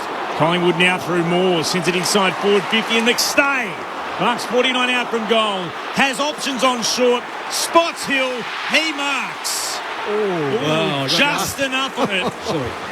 All he's been paid. He's been painted by those in the green, and he can go back and have a shot from 25 metres out on a 45-degree angle to the right. Yeah, watching the replay, he did have it just long enough. The spoil was just a fraction of a second late, but bad turnover there. Yeah, it was in front of us. Lockie Ash here. Yeah. Just need to take his medicine, go long down the line, maybe get a stoppage. They had 3 or 4 players. You know, indecision. Bobby Hill, a former Giant, to end GWS's run of 5 unanswered goals from 25 outs. Celebrations and a touch of relief for Collingwood fans, all 90,000 plus of them at the MCG. The Magpies have got their third.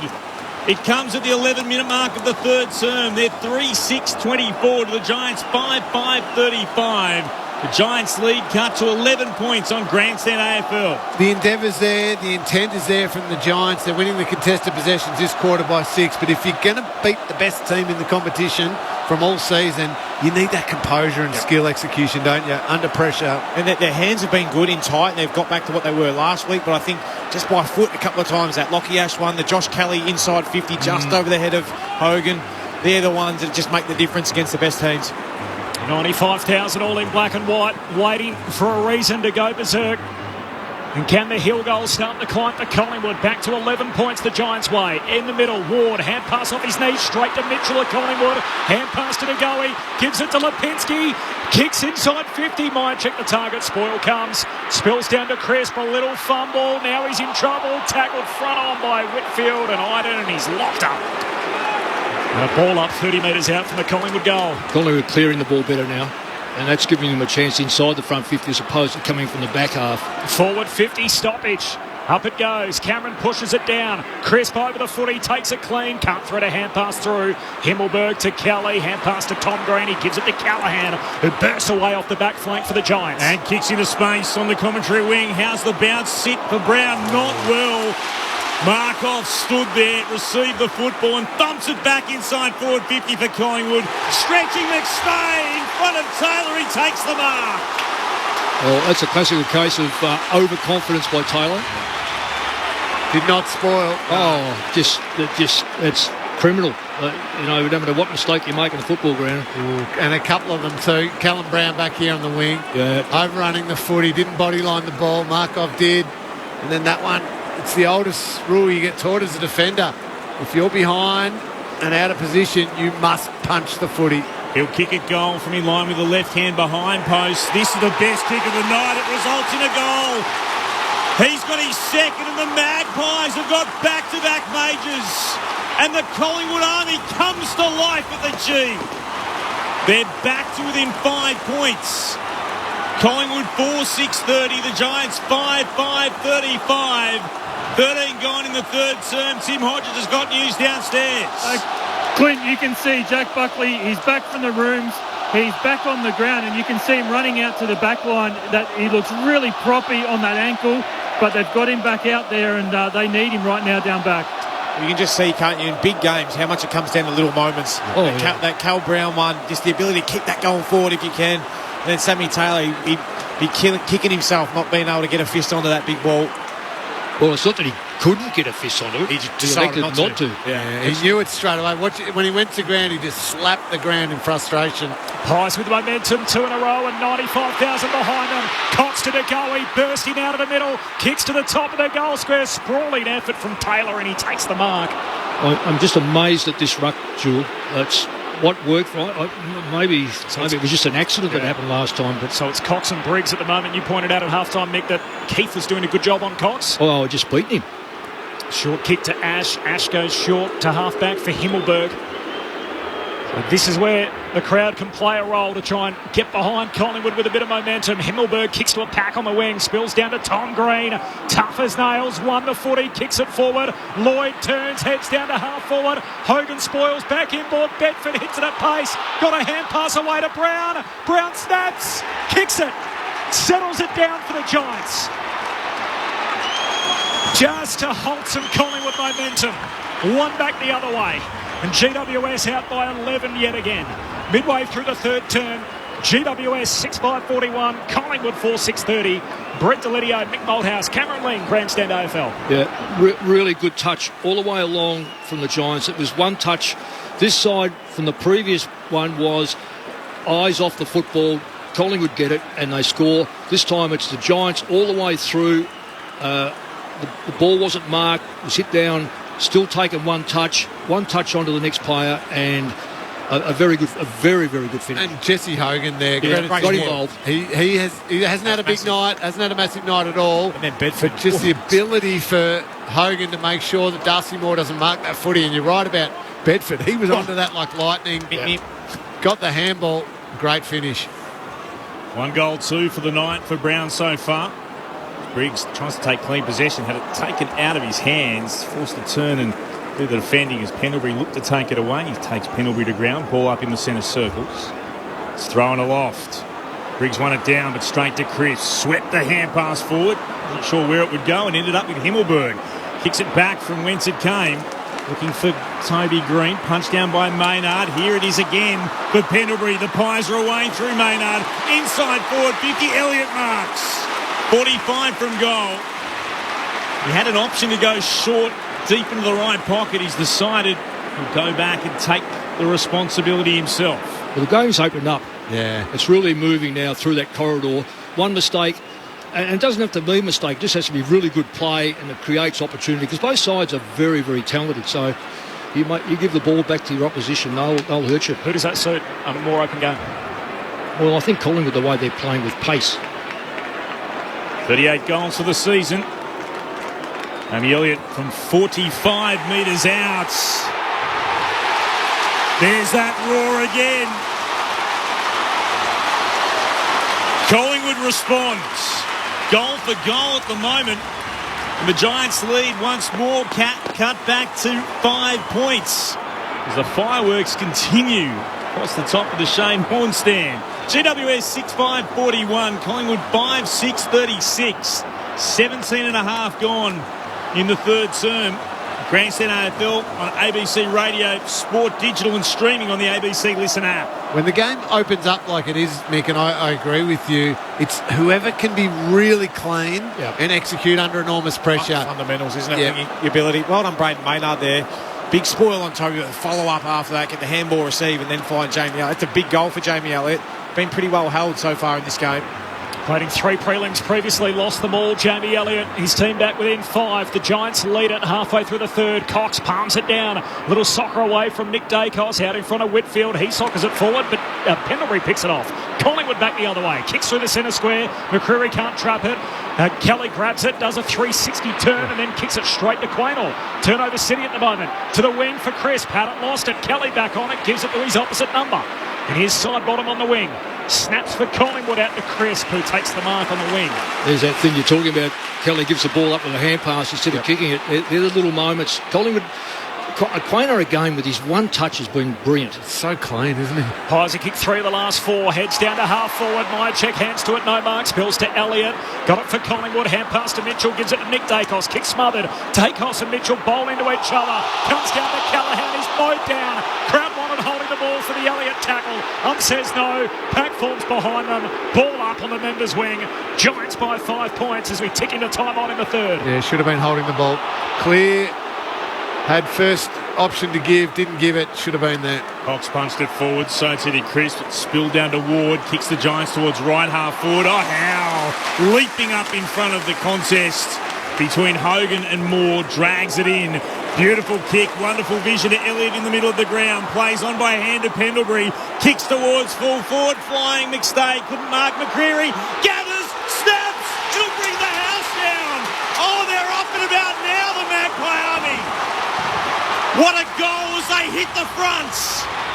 6-6-42 to the Giants, 6-5-41.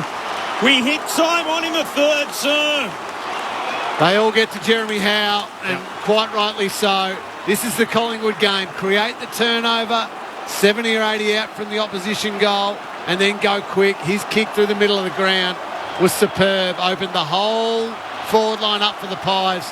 A nice finish by Beau McCreary. It's 4 goals to 1 in 9 minutes. Yeah, that's the way Collingwood play. When they're at their best, it's what Craig McRae would have been urging at half-time. Interesting just watching Tom Green. He screamed at Josh Kelly, get off the ground, let me get in. Finn Callahan's thinking, I've got a few midfield minutes.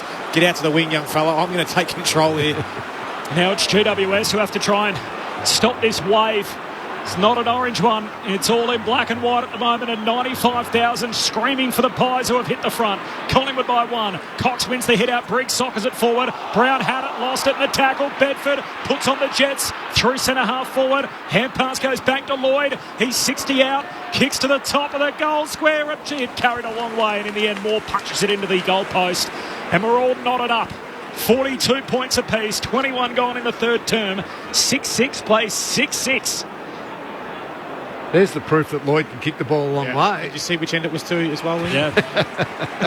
Moore to the left back pocket to Nick Dacos, short to Quaynor. Marking between full-back and centre half-back. Scores level 6-6 apiece. As Quaynor sees a bit of space in front of him, goes on a run and then sends it towards the commentary wing. Backing back Buckley, Myercheck behind him. Neither mark was paid. Himmelberg gets a quick kick away towards right half forward. Brown up against Quaynor. The ball takes a right-hand turn and then tumbles across the boundary line for a throw-in. 55 out from the Giants' goal. They're heading to the city end of the MCG in this third term. It's gone 22 minutes with scores level in the first preliminary final between the Magpies and the Giants. Ginnivan and O'Halloran both unused. The tactical subs deep in the third from the boundary throw-in. Briggs grabs it as it hits the deck, kicks inside 50. Quaynor had a play on it. No mark, spills to Bedford, snaps outside of the right boot, misses. Near side, it is a go-ahead score, so Giants by 1. It's a third lead change of the game. We've travelled 22 in the third quarter. He was that clear. He could have just kicked a normal drop punt at the goals from there instead of trying to bend it around. No one on his left-hand side, so it gives you confidence to go for it. So Collingwood with the kick in right up the middle. Taken by Howe up against Bedford. He's able to spot Elliott, marking just shy of the logo on the wing towards Josh Dacos, sliding forward. Collingwood fans wanted pushing the back decision into his back, not paid. Up against Perryman, it'll be a ball up instead between the wing and right half back. It was a final decision, that wasn't it? Well, it's in the back. Every day of the week it's in the Swallowed the whistle. So it has been put away a couple of times tonight as Cox punches it inboard. Here's Lipinski for the Magpies. Kicked around the body. Bounces inside forward 50. Mychek. Oh, breaks away from Buckley. Sends it towards goal and puts it through. They've kicked the past 3 now, Collingwood. And their lead is 5 points at the 23-minute mark of the third term. 7-6-48 to GWS's 6-7-43 on Grandstand AFL. Unfortunately, that felt like an example of when you've got a player hampered by injury. Jack Buckley there on Brody Mychek just could not turn the corner. Mychek knew he had him for a step and with the strength, but Buckley just could not go around with him with that sore ankle that he's gone back onto the field with. And nice finish by Mychek. Amazing how you miss one at one end, you miss your opportunity, go to the other end and capitalise. Brody Mychek going with the traditional drop punt, knocking it through. 5 of the last 6 for Collingwood. They trailed by as many as 17 in this third quarter. Approaching three-quarter time. Cox wins the hit out, but an awkward landing back in the middle. De Goey grabs the footy and bursts away. Hand pass to Lipinski, links up with Crisp. Collingwood's Iron Man arches the back, kicks goalward, but misses. Behind, but it's all Collingwood. 7-6 to 6-7. Pies by a goal, 24 travelled third quarter. I think the Giants will be looking for a three-quarter time breather because they've just got to reassess. Their stoppage work is the one that's bringing them undone. And I'm amazed at the ruckman. Himmelberg long beyond defensive 50. Brown attacked the football, couldn't mark. Hogan was there at the drop, gave it to Tom Green. Hurley kicks towards the logo. Punch forward by Daniels, bounced off Murphy, back to Daniels. Worked out well for the Giants. Kick towards Green, taken high. Play on, says the umpire. Well, that's ridiculous. Absolutely almost had his head taken off. It came down towards side bottom. Kicks towards the commentary wing. Taylor knocked it forward to Hogan, got it back. And then Taylor for the Giants sends it towards right half forward. Leaping up Bedford, won it to ground. Spilled at Markov though and got it to Quaynor. Hand pass in the direction of Moore. Moore gives it inside to Markov, immediately in trouble. Breaks one tackle, puts it back into dispute. And Chris grabs it, he's locked up by Hogan. And a ball up between wing and half forward for the Giants. That was a dead set awful decision, that one. Oh, look at that. Toby Green's almost been decapitated. Didn't raise his shoulder, nothing, just lowered the knee. You've got to still tackle below the shoulders. Pies by a goal from the restart. Cox wins it down. Tumble in and kick forward side bottom. McStay tries to get a hand pass away to McCreary. Broken up. Himmelberg knocks it down to Taylor. He's tackled by Lipinski, who's had a big quarter. And a ball up on the wing. Right in front of the benches. Pies by 6 points. 26 gone third quarter. Thrown aloft. Cameron tapped it down. Bursting through as Chris for the Magpies. Gets a kick away inside forward 50. Goes over the back of the pack. Elliott couldn't quite get there. Buckley mopped up at the bootlaces though of Taylor. Had to slap it back to Buckley, who did really well. And with a hand pass, got it to Himmelberg. Goes beyond defensive 50 to Kelly. Gets a kick away towards the wing. Brown went up, couldn't mark. Quaynor can. He has it for Collingwood on centre wing. Commentary side. The Magpies lead by 6. 26 gone in the third. So still in their front half and going inside 50 again. Jamie Elliott, the lead, can't come down with it. Falls to Buckley. He's under immense pain at the moment with that ankle issue. Got a hand pass out to Kelly, to Himmelberg, and now to Tom Green. Kicks down the wing. Quaynor in the box seat, no mark. Spills down to Moore. Collingwood with the numbers. Hand pass to Nick Dacos. Pies reload. Kicks inside the forward 50. Elliott goes again, and Taylor intercepts. Comes up with a footy for GWS. In a live play, hand pass away to Himmelberg. Hurried kick to the biggest man on the ground. Cox hands to it, no mark. There's a free for a hold. It's going to Brown and the Giants. Advantage applied as Ward kicks to Toby Green at right half forward. They get it right, the officials, this time as Toby Green marks. Pauses for a moment and pops the ball forward off the boot. Marked there by Hogan. Hogan into the right forward pocket. And then marking there is Kelly. Well, downstairs to Tim Hodges in just a moment. That's Kelly. Kelly got the ball from the half-back line. That's his workload now. So well done. 52 out from goal at right half forward. Kicks towards right, full forward, off hands. And through for a minor score. Tim Hodges. Clint, not good news for the Magpies. Daniel McStay came to the bench in real strife. It looked like a quad injury. He was in a tremendous pain and almost the emotion of, I reckon he might have done something and he knows it could be really bad. So they've taken him straight down to the rooms. He was in a bad way. Gee, that's a big moment. Dan McStay. Well, it'll change the dynamics. It actually won't. I don't reckon it'll do him any good, any harm. Nick Dacos and the kick out goes wide to Goey. There's 3 there to 1, and the 1 for the Giants in Josh Kelly finds the safety of the boundary line with the spoil to throw in 60 out for GWS. No, it's sad, but that's Ginnivan comes on, makes a different sort of setup. McStay played in 2 losing prelims with the Lions, including last year. Game in the balance here. Collingwood by 5 points as we tick towards three-quarter time. There's a free for a hold going Collingwood's way, and Nick Dacos says, I'll take it. The second-year Magpie bursts away. Back inboard, kicks for Lipinski and Taylor. They bang bodies. Ball hits the deck.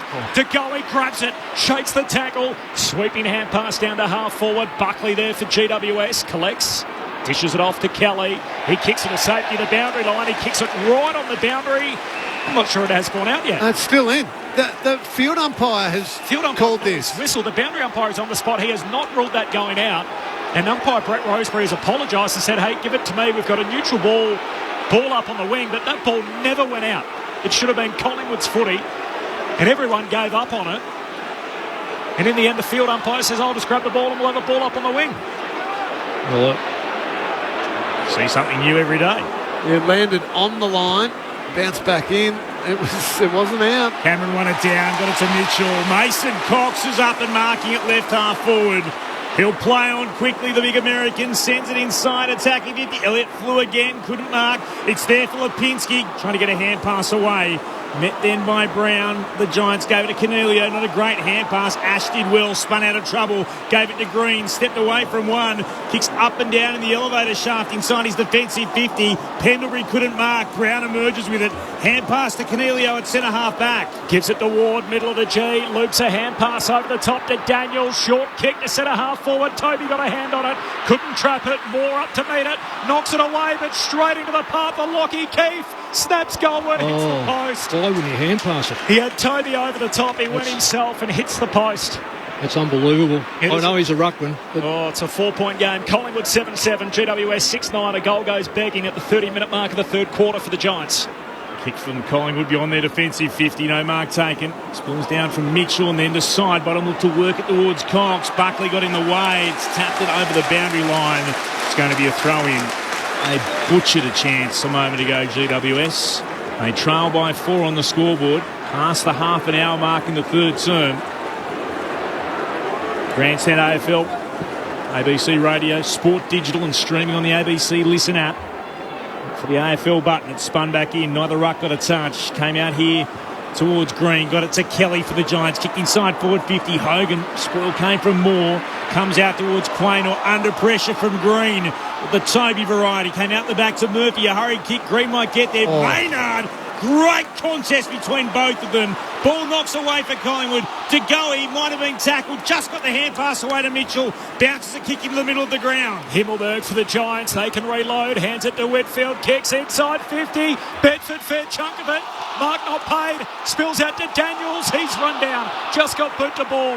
Pendlebury slides in. Hand pass away to Lipinski at half back for Collingwood. Oh, just as he went to settle it down. Kicks it straight to Isaac Cumming.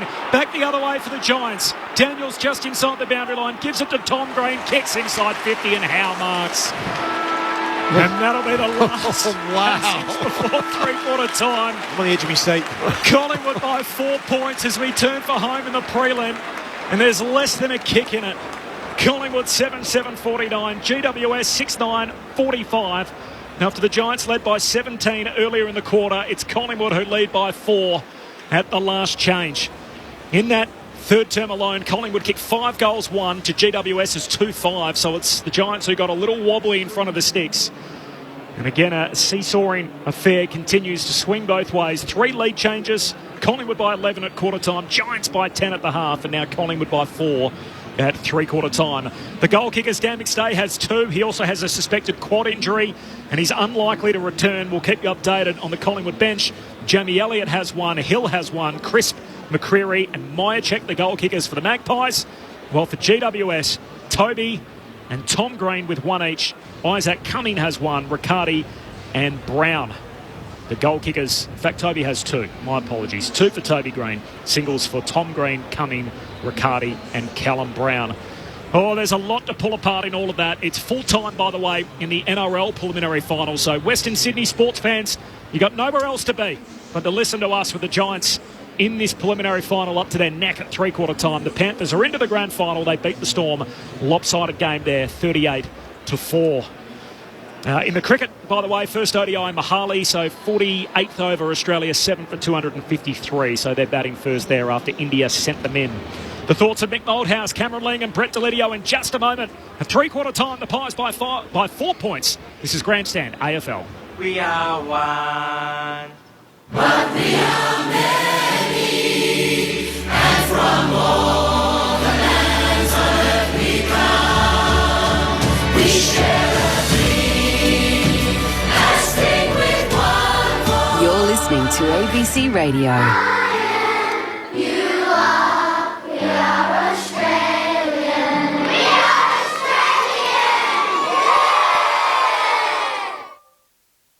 You're listening to the 2023 AFL Preliminary Final. On your radio, ABC Sport Digital Radio, and on the ABC Listen app. Boundary throwing, Cox pumps it down straight to Toby Green. He snaps it through for a goal.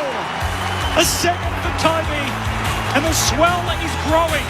GWS have kicked the last 5 in the game. Marks 49 out from goal. Has options on short. Spots Hill. He marks. Bobby Hill, a former Giant, to end GWS's run of 5 unanswered goals from 25 outs. Celebrations and a touch of relief for Collingwood fans, all 90,000 plus of them at the MCG. Bumps it back inside forward 50 for Collingwood. Stretching McStay in front of Taylor, he takes the mark. He'll kick it goal from in line with the left hand behind post. This is the best kick of the night. It results in a goal. And the Collingwood army comes to life at the G. Plays on by a hand to Pendlebury.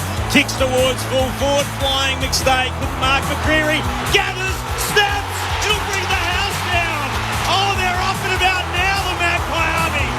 What a goal as they hit the fronts. Bounces inside forward 50. Mychek. Oh, breaks away from Buckley. Sends it towards goal and puts it through. They've kicked the pass. 3 now, Collingwood. The 2023 AFL Finals Series. On radio, ABC Sport Digital. and now streaming on the ABC Listen app. Pies by 4, 3 lead changes in the game. 2 of them came in that third quarter alone. It is Collingwood by 4 points. Ahead of our experts, Tim Hodges on the boundary. Hodgie.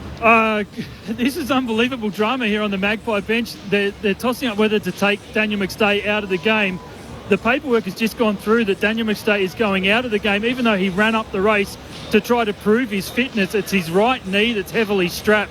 But I think the decision has already been made, and Jack Ginnivan, you can see out there, has taken the subs top off. He's put his Collingwood number 33 on, and he's going to come into this game. So that will be a watch for the rest of this game, obviously with no Daniel McStay, a right knee. Unless, have you seen anyone else who's been actually subbed out there, guys? Because he is out there with the strapping on. He still hasn't been given the subs T-shirt. So this will still be a watch over the next 20 seconds to see who actually comes to the bench and is given that. I imagine it will be McStay, but Ginnivan, we can see, is in the game. Yeah, we could just see Hodgie, sorry, Cobbs, that he tried to get it going, McStay, and just gave the little signal to the medical staff, said, no good. They've got the jacket right next to him, so they're about to put the jacket on. McStay, I think, there's actually someone there waiting for him to come across and actually be given the big puffy jacket. Collingwood, one of 3 teams yet to lose, leading at three-quarter time this year. They're a perfect 14-zip. The other 2 are GWS and Carlton, who are also in the final 4. Quick thoughts, Cameron Ling, Brett Delidio, Mick Moldhouse. Well, Collingwood got back to the way they played. Speed of ball movement, some dare, some bravery through the middle of the ground. Kick the 5 goals 1 to the 2 goals 5 on the back of that. Yeah, well, I think it's going to be just a brave effort from the Giants to weather the storm of the crowd, but get back to what they've been able to do. They've been set up so well behind the footy. They've got to be able to do that and bounce and have their big players perform really well for them in this last little bit. What do you reckon, Mick? Well, I'm just amazed that I might be reading it differently. I just cannot believe that they're allowing Cox and Cameron to ruck against Keith and Briggs back to front, especially when it worked. Maybe we're seeing something different, but I just thought that the game was pinched away or taken away from Collingwood when Cox was starting to get evened out or neutralised in the middle. Now it's back again. I'll be interested to see how Briggs goes. I know Briggs wants to bring the ball to ground and actually clear it himself. That's fine. He hasn't been able to clear any, though. He's kicked it into the man twice, only because there's a lot of traffic. But I think the Giants are still in this game by easily in the game. It's just a matter of like one flip goes the other way, and it's we've seen turnovers. Collingwood have created great opportunity from turnovers. A spot in the grand final on the line in the next half hour for one of these two teams. And a crooked bounce to start the quarter. Umpire Roseberry will recall it. Tim Hodges, confirmation on that sub? Yeah, confirmation. So Daniel McStay is the sub. He is out of the game. Jack Ginnivan is into the game. So that will be a watch, won't it, over the next 7 days if the Magpies can advance. Ginnivan starts at centre half forward. He's involved here from the restart. To go, he soccers it to Ginnivan. Kicks it from 50 out. He's hit the fat part of the foot. He floats to the behind line and it's through for a minor score. So Ginnivan involved in an immediate score. Collingwood by 5, 30 seconds into the last quarter. I'm with Mick. I don't think this forced sub affects Collingwood tonight, but I think if they get through to next week, that's when it affects them if McStay's in doubt with that knee injury. Ash took a bounce, and then with the kicking, sent it towards the wing. Cox in front, couldn't mark, spills down to Chris, bursts through and then kicks back into the left forward pocket. Idun punches it away, going to ground. Elliott, umpires say play on. Whitfield picked it up, met by Myercheck. Just got a hand pass out, Whitfield for the Giants. To Tom Green, to Kelly, to Cornelio, who's at right half back. Hand passes back to Idun. Will kick towards the wing again. 2-on-2 battle. Spoil came from Maynard at the back.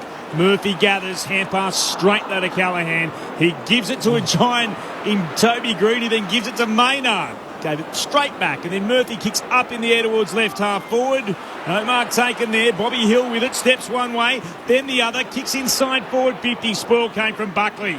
Idun's there, but to go, he picks his pocket, shakes a tackle. What a night he's had. Hand pass to Hill, short kick to Elliott. Play on, Cole. Says play on. Elliott's got to go. Hand pass back to Hill, tight angle, trying to bounce it through. Lifts over the goalkeeper, Buckley, and in the end it's helped over the line. The sprawling effort from Perryman saves the day, and Collingwood lead it by 1 goal neat. 6 points the margin, 7-9 to 6-9. 2 minutes into the final term, Pies by 6. Whitfield's short up the corridor to Ash. Can play on by hand back to Whitfield. The Giants in space on the wing. They're all ignored and the kick's gone straight to Pendlebury. Marking on the logo commentary wing. Pendlebury steps into the centre square. He'll kick back inside forward 50. Myercheck front position. Couldn't mark. Spills down here to Tom Green. Got the arms free. Takes a bounce. Ran towards him. McCreary got away from him to Perryman. Now to Cumming. He has it at left half back, plays on quickly. That's a nice kick out to Hogan, who marks on centre wing. Still the Magpies, after the first 2.5 minutes of the final term, lead by 6 points. No wave just yet. He comes back inside. Hogan in a slow play to Whitfield. He chips it to Finn Callahan. And the smooth mover he is, the second-year Giant, the left footer. He lays it off by hand here to Whitfield, who kicks off his left to half forward. That's poor. That's lazy by Whitfield, wasn't it? It shouldn't have called for the footy. Nah. Just allow the kick to settle and don't suck it out of his hands because he didn't have an option going forward. Yeah, I don't think he did call. I reckon he ran and... Finn has been pretty handball happy over the last couple of weeks. He did it. I think he just... Moore with the intercept mark, kicks in front of the benches, and Cameron's got it in the mismatch on Whitfield. Josh Dacos did a lot of work off the ball there to keep Sam Taylor out of that marking contest, identified the mismatch, played it well for his teammate. Cameron to Pendlebury, spears the pass to Goey. Goey's been amazing Hasn't he tonight. been good? You can't tackle him. No. He's on the logo commentary wing. He'll kick back inside forward 50. Big pack up, punched away by Taylor. Spills to Bedford for the Giants. Hand pass to Cornelio. Side bottom ran up him. He hand passed back towards Ash to the right back pocket. Sent it out towards Riccardi. Went over his head. Murphy flew at it. Got a fist on it. Ricochets away in front of the Shane Warne stand. It's a cross for a boundary throw-in. The Giants are 6-9-45. They trail the Magpies 7-9-51. 4 gone in the last. A berth in the grand final up for grabs. It's a season's worth of work on the line right here. Cox wins the head out to Goey. Big fend off. Gets the clearance. Hand pass to Nick Dacos. Gives it to Pendlebury. Handball inboard. Pressure from the Giants. Forced the turnover. Lloyd got it out towards Kelly. He hands it off to Callahan. The left footer comes out in front of the members to Cumming. He looks inboard. Trying to find Whitfield. Broken up by Pendlebury. McCreary fumbles. Straight into the path of Perryman. Puts him inside 50, and Lloyd takes the mark centre half forward. Wants to move. 50 already, Corbs. Oh, sorry. Lloyd's getting a gift. Man on the mark, didn't stay inside bottom, and now Lloyd will be marched to the top of the goal square. To the scoring end, Corb. See, they've pulled them in at the Punt Road end tonight. Just the 2 goals kicked to the City end all evening. The other 11. There's only one bloke who missed this. At this Punt Road end. Lloyd, top of the goal square. Straight through it goes into the second deck. And we're all tied up again. Scores level, 5 minutes gone of the preliminary final in this last quarter. 7-9-51 to 7-9-51. Nothing between the Pies and the Giants. The rule's there, it's 50. It is 50. Sure, but try and stop the instinct of steal side bottom, knows that there's somebody free inside forward 50 for the Giants. Just that momentary, I've got to go to him. He leaves. It's such a tough call. And I'll say something else too, Lingy. I reckon over the last dozen weeks or so, it's almost like Russian roulette. He could have got away with it because they haven't played every one of them. We've seen 50s tonight. They haven't played, which they paid in the first 5 or 6 rounds. Yep. I thought the momentum was all Collingwood, so that's wrestled back a little bit of momentum, that kick. Scores level in the final term of a preliminary final. It's everything you'd want in a game of footy as Cornelio gets the kick away for the Giants, but down the throat of Quaynor. He's been terrific tonight. Puts it out towards Maynard. Collingwood with it. Maynard works it on to side bottom between left half back and wing. Go down the line. To Goey again, marking hard up against the boundary. Right underneath one of the big light towers. And he'll move it short again to Elliott. This is a considered build-up from the Magpies. He stands congested in front of him with the orange boots that match the opposition colour. Puts it inside forward 50. Cox is out to mark. And Taylor too, I think, was it? Yeah. Yep. So I know. Is Cox forward pocket? Is Cameron in the ruck? I think he was at that stage. Yeah, Darcy Cameron's coming to the bench now, but I reckon that Cox had gone forward at this stage. Well, I just say... Well, they're both there for that one. Yeah, exactly. He won a preliminary final for them in 2018 with 3 goals in 11 minutes against Richmond. Now to put the Magpies back in front from 45 outs. Mason Cox kicks the goal and immediately goes straight to Taylor and lets him know all about it. As the Collingwood fans, all 90,000 and more into this ground, rise again. 8-9-57 to the Giants, 7-9-51, 7.5 gone in the last. Well, we've done a lot of Mason Cox games this year, Lingy, on the Sundays. And I love the strut. He brings it as good as anyone. He's got the half Devon Robertson again. It's already happened with Lipinski. He said, don't change this. I love this. Look at him. He's coming off. Tarzan. Yeah, they can't hold the game up for this. Well, no, he was told to come off. I don't know why. I haven't seen it all year. Is it blood? No, it's a ripped jumper. You can't hold the game up for a ripped jumper. Well, the umpire told him to go off. So I guess when you get told to go off by an umpire, then it's one, it won't count as a sub, as a interchange, and 2, I guess you've got to wait for the other player to come on. He's pumped. Have a look at him, the big fella. I love his strut. Now it's back to front again in the rucks. He got Keefe on. Back in the middle, Cameron and Keefe to go at it. Bounces off Keefe's leg. There's a free kick here for a ruck infringement. Umpire pointed Collingwood's way. It is a Collingwood free. Oh, that should have been De Goey's advantage then too. He was out through the front of the stoppage. Pies by 6. He wanted it short. Cameron ignores that. Now he's just going to go long. To the pack at centre half forward. Mychek the leaper. Clean bowls him, spills out the back. Hoskin, Elliott and Taylor out after it. The latter there first. Gets it for the Giants. Gives it to Cumming. Hand pass away to Perryman. Handball to Ash. Breaks the would-be tackle from Howe. Back flank for the Giants. Hand pass away to Brown. Sweeping Polyfarmer hand pass down the wing. Cameron breaks it up. Brown still going at it. Keefe goes and collects. Hand pass to Daniels. Tackle. Taken to ground. Ball comes out. Lipinski for the Magpies. Gives it to Ginnivan over to Josh Dacos. Josh Dacos at right half forward. He'll put it inside. Attacking 50 for the Magpies. They come from everywhere. Spoilt the back from Idun. Elliott can't gather. Idun can shed it with Ash on the way out. Now it's with Keefe. He's at left half back and he'll kick in the direction of left half forward. Going up, unable to mark then. Got hands to it. Riccardi spilled out. Daniels looks to keep it in play against Quaynor. Scooped up then by Cameron, gave it to Maynard for the Magpies, and here's Dacos again. Hand pass to Quaynor, gives it inboard to Mitchell. Hand pass back to Nick Dacos, who's running on top of the ground now. Hands it in the middle to Lipinski, gives it to Degoe, the superstar. Great tackle, Iden.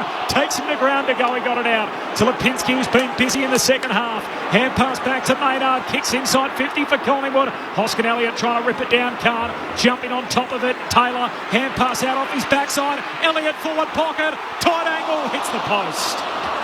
Gee, it would have absolutely made the MCG erupt. Hits the post, Collingwood by 7. Handy point, as we say in the classics. 10 gone, final turn of the preliminary final. Gee, Jordan De Goey is doing everything the Collingwood fans have wanted him to do for years. He's taking over this game. It's been unbelievable. Ashby on defensive 50. Moore got in front from the pack, knocked it to ground, sockers and keeps it in play into the left forward pocket. Hill tries to pick it up, flicked it up, but only as far as Ash.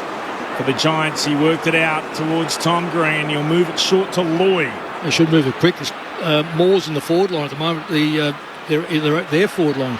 Lloyd towards Hogan, had 3 to beat and emerges with the mark of the football for the Giants. Slow to move it though. Took a long time to get it forward to Cornelio, who is at right half forward as he marks. Perryman jumping up and down at centre half forward, desperate for the football.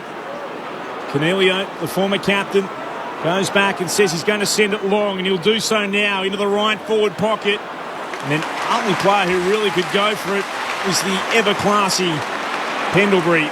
It's like stood there and marked the footy in the left back pocket. The Magpies lead by 7, 12 gone in the last. Pendlebury, Drew Green on the mark. That's Toby, and then kicks to that southern wing. Myercheck hugs it to his chest, wins a one-on-one. There's a long way up the ground though, and there's a long way to go. Still 12 minutes on the game clock. Collingwood by 7 points. A game with 4 lead changes, 3 of them in the second half. It's got to go back to Myercheck for some reason.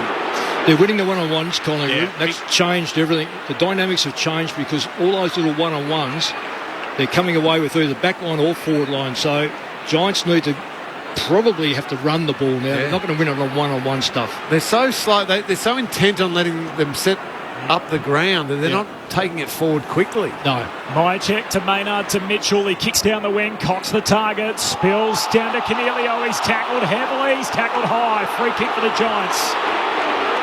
And Steve Cornelio will get it. Half back for the Giants. Collingwood by 7 points. They did trail by 17 in the third. We're now 13 minutes into this final quarter. Cornelio goes down the wing. Maynard flew at the back, spoiled it down. Ward picks it up, was tackled by Phillips. Maynard gathered again for the Magpies to side bottom. Hand pass over the top. The guy couldn't get there. Buckley picks it up. He's tackled. Ball jars out the side again. Cornelio to Ash for the Giants. Short pass finds Ward. Has some time to assess the options and wastes it. Kicking it down the throat of Cameron, who marks it left half back. The forward line's really letting the Giants down. It's not only slow movement in there, but their positional play is dreadful at the moment. Cameron goes along the boundary line, southern side. Myercheck crashes over the pack. Ball spills to the boundary line, but not over it. No, eventually the whistle comes and it's out of play. Southern wing, a throw-in. Gee, Myercheck made a mess of that pack. Who was it? Cal Ward underneath it. He would love that stuff, Cal Ward. He's like a staffy, just shakes it off and gets going again. Most of us would think, 100 kilos coming down on top of you probably isn't the ideal result from the boundary throw-in. Giants a stoppage win. Tom Green slips over in the tackle. Got a hand pass out in front of Daniels and Degoe burrows in. Forces the neutral ball and the ball up between wing and half forward for the Giants. We're halfway through the final quarter of the preliminary final. Game on the line. Collingwood by 7. Keith knocked it forward. Daniels tackled. Ball over the boundary line under the pressure of Nick Dacos. Throw in again, right half forward for GWS.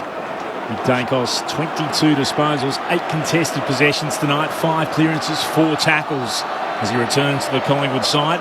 O'Hellen's coming on, so it'll be interesting to see who comes off. Briggs slapped it forward. Here's Dacos again of the Nick variety. Kicked around the body towards the wing. Would stay in play just. Perryman taps it down for the Giants to Kelly. Hands it off to Tom Green. Stepped away from Mitchell. Got it onto the left. Wobbly kick towards right half forward. Quaynor underneath it. Green provided pressure of the Toby variety. Knocked it out the side.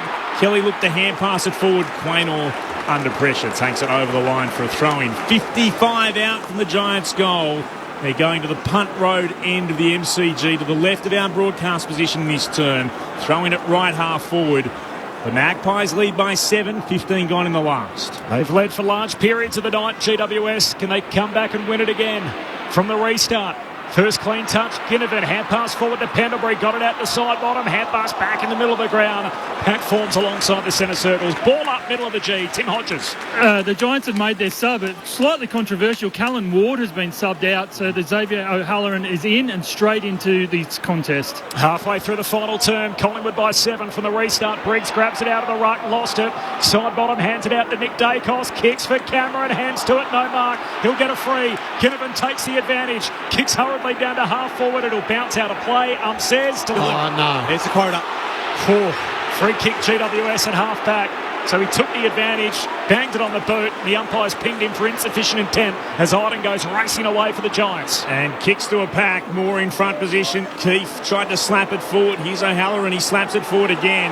And that tumbles across the boundary line, and that'll be deliberate. That is just ridiculous. These umpires, honestly, this is going to be... They should be looked at. That is... two shocking decisions. Tomorrow's umpires will be feeling pretty good about themselves. Well, so are the seconds or the blokes that are doing community bores. You could see it coming, though. I agree with you, Nick. That was a terrible call, but you just could see it coming as side bottom kicked into a pack of traffic, spilled out the side. Umpire's going to ball this in. You can see the excitement. See the excitement on their face, can't you, Clint? From here, they're smiling like feeding them a banana sideways. Here's a chance. They take it every opportunity. Spun in again.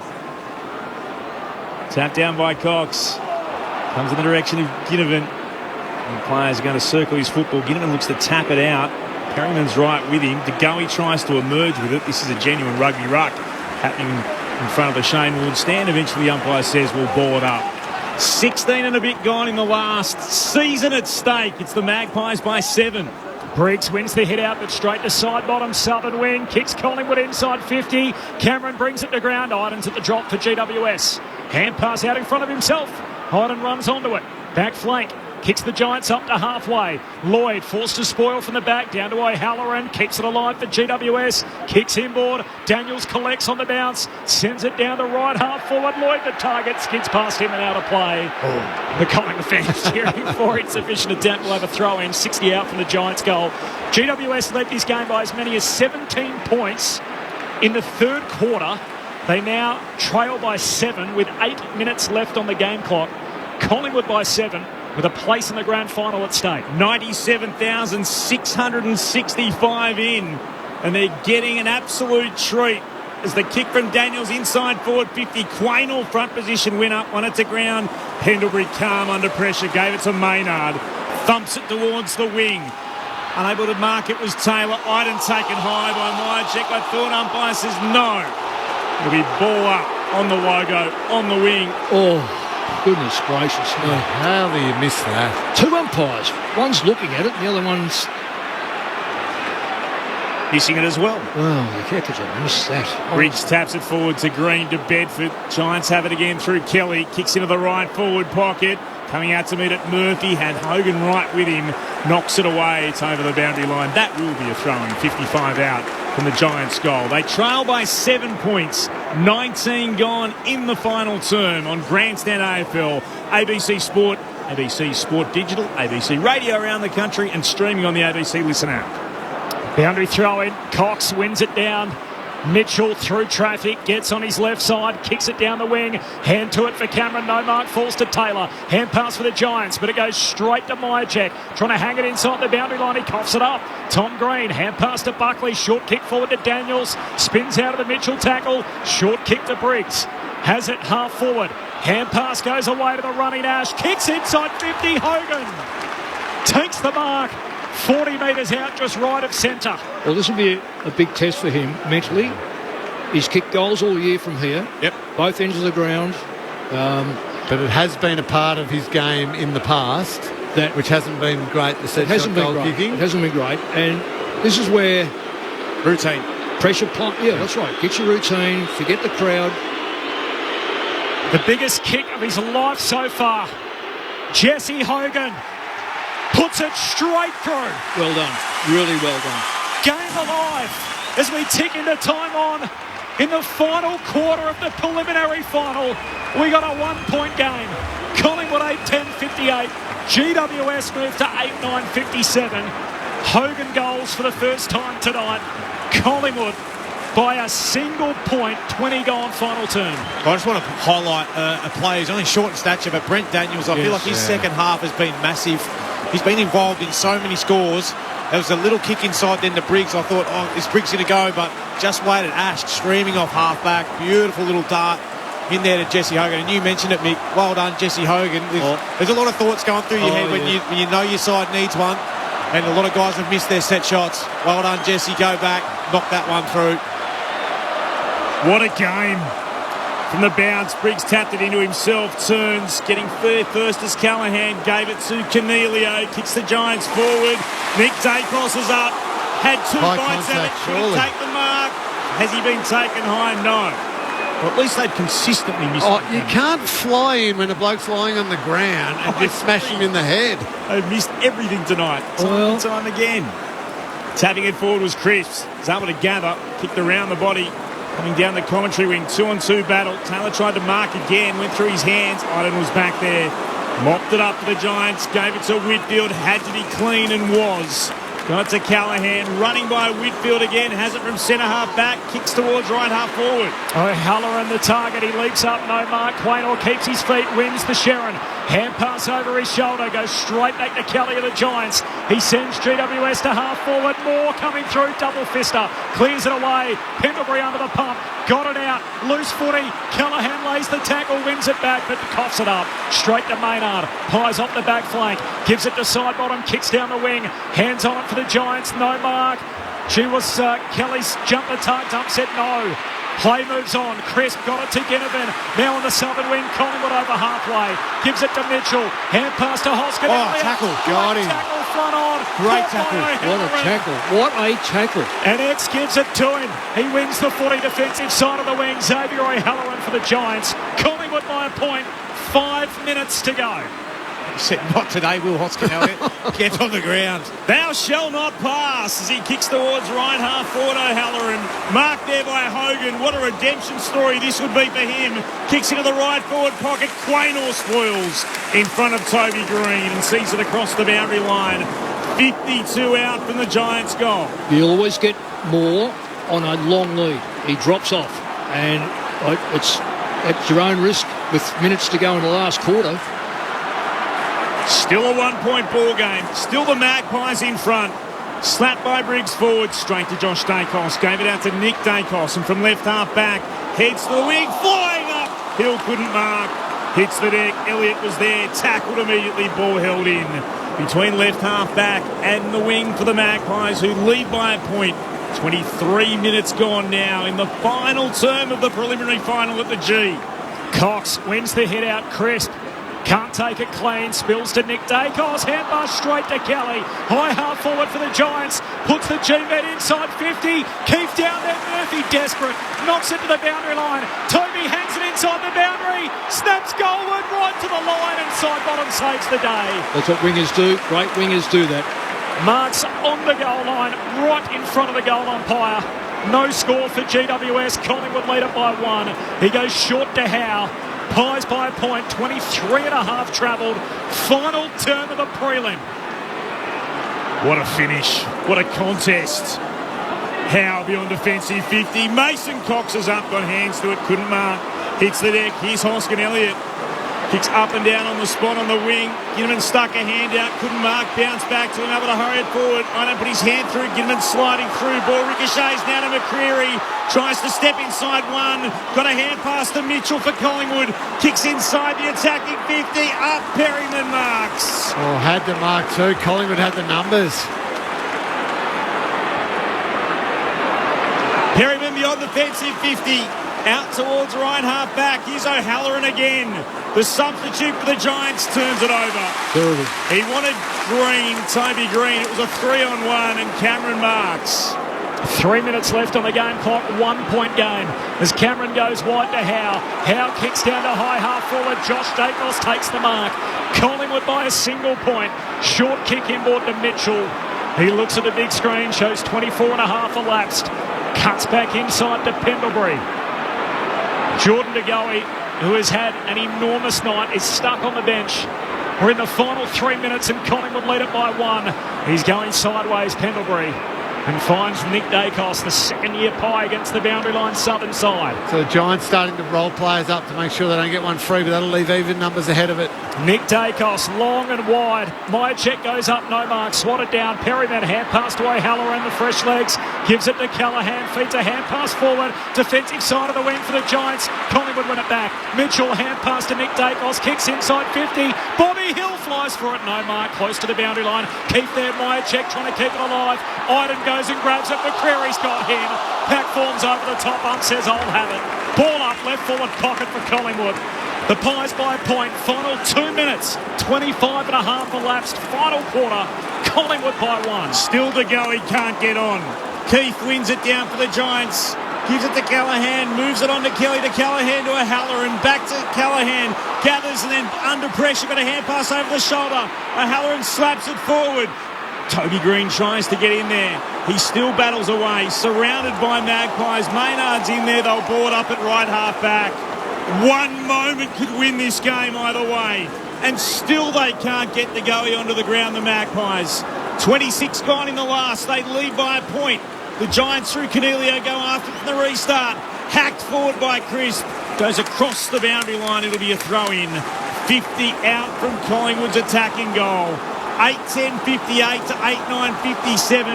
26 gone in the last. And I'm sure the memories going back to last year's prelim final too. Collingwood fans.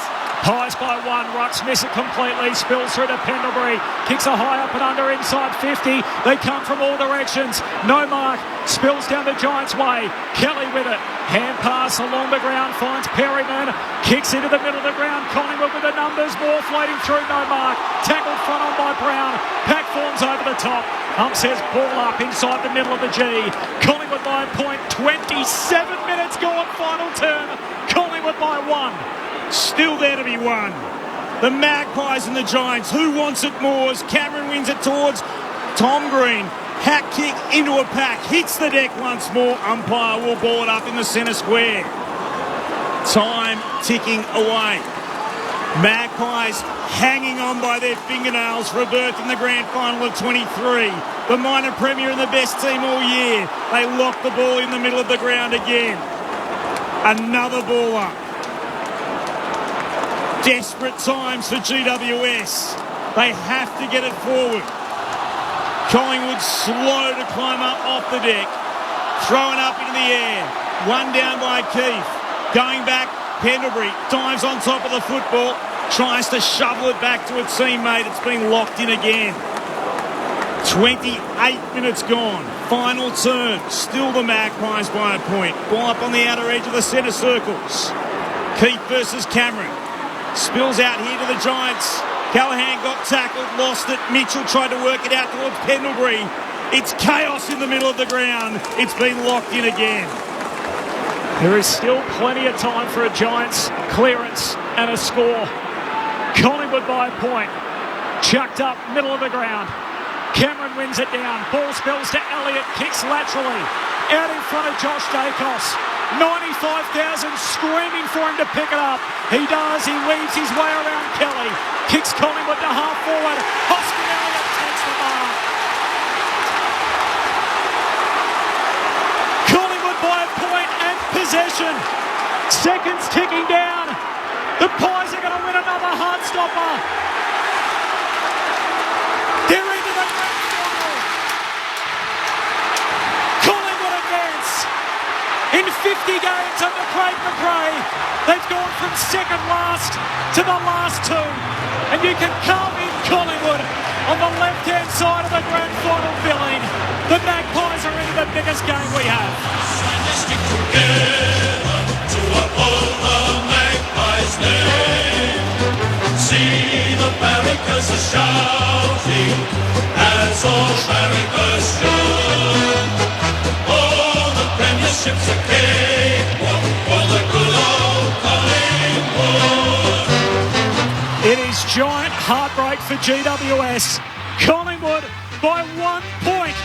And how beautiful is that for Magpie fans? After missing out by the same margin 12 months ago, they get there by a single point on preliminary final night this year.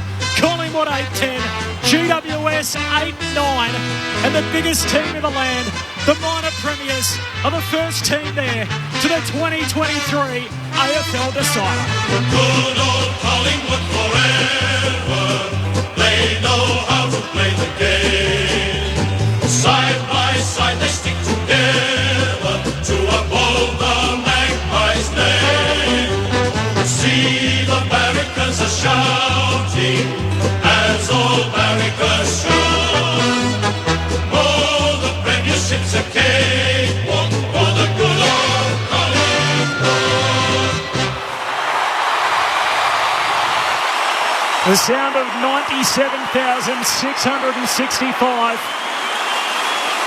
It is the smallest of margins, and yet the dichotomy between these two teams is as large as you'll ever see on the sporting field.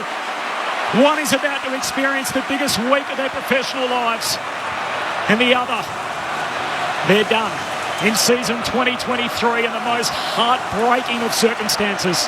Collingwood by a point. They're into the grand final. Cameron Lang, Mick Moldhouse, Brett Delidio. That was crazy. Oh. That was just an amazing preliminary final, and that is exactly what prelim finals are, aren't they? We call it low scoring, 58 to 57, and all this talk, we want more goals in the game. Give me that game of footy any day of the week. I don't mind that. I love the fact we can have a high-scoring game. I love the fact we can have a shootout, but I also love the fact we can have a game as tense and as brutal as that game of football right there. I wish I wore my Garmin, because I did 160, 170 beats. That last little bit, we didn't get to say a word. I wasn't going to speak. Nah. I was on the edge of my seat, just hoping for it. Well done to Collingwood. Like, their ability just to close that down, that last little bit, suffocate the contest, not give an inch. Geordie to go, my God, how good was he all night? What a game. 13 clearances. And he was stuck on the bench for the last, 7 minutes? I reckon he was trying to come back on with about 4 minutes to go. Couldn't get back on there. He had to just sit there and trust his teammates, and he was enormous. Yeah. It was. It's amazing you can't get a player on like that, though. I mean, that's really, you think... Well, you go one down at the stoppage, you can't afford to do that when it's so tense. You can't just say... Who are you going to drag off? The offside winger who's right close? Yeah, I know what you're saying, but you've got to be able to you've just got to get your best player on, your best stoppage player. When a number of times he broke, when he clears, he's already 5 or 6 metres past the stoppage. Oh, he was just brilliant. I mean, so his stat line just quickly, and stats aren't always everything, but this, I think, does describe it pretty well. 34 disposals, 17 contested, 13 clearances, as you mentioned, Lids, 5 inside 50s. 5 centre bounce clearances. 5 centre bounce clearances was just enormous. And in a game that was as tense and high pressure as that, and there were fumbles, and there were mistakes, and there were little kicks that didn't quite go right, it was as though Jordan De Goey at times was playing a different game of football. He was so clean and couldn't be tackled. The only bloke I saw get him was Connor Iden. Just watching the monitors, Dan McStay has the down jacket on, or the puffer jacket, and he's been hugged by his teammates. Jack Ginnivan looks teary, so as he hugs him, and Dan McStay has been really consoled by his teammates. He was subbed out of the game, a suspected knee injury. More on that to come in the postscript. Just repeating, Collingwood by 1 point. They get home in a match which had 4 lead changes, 3 of them in the second half.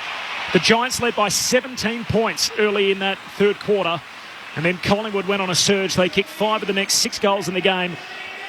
It was 2-1 the Giants' way in the final quarter, and Collingwood in front of 97,665 win by a point.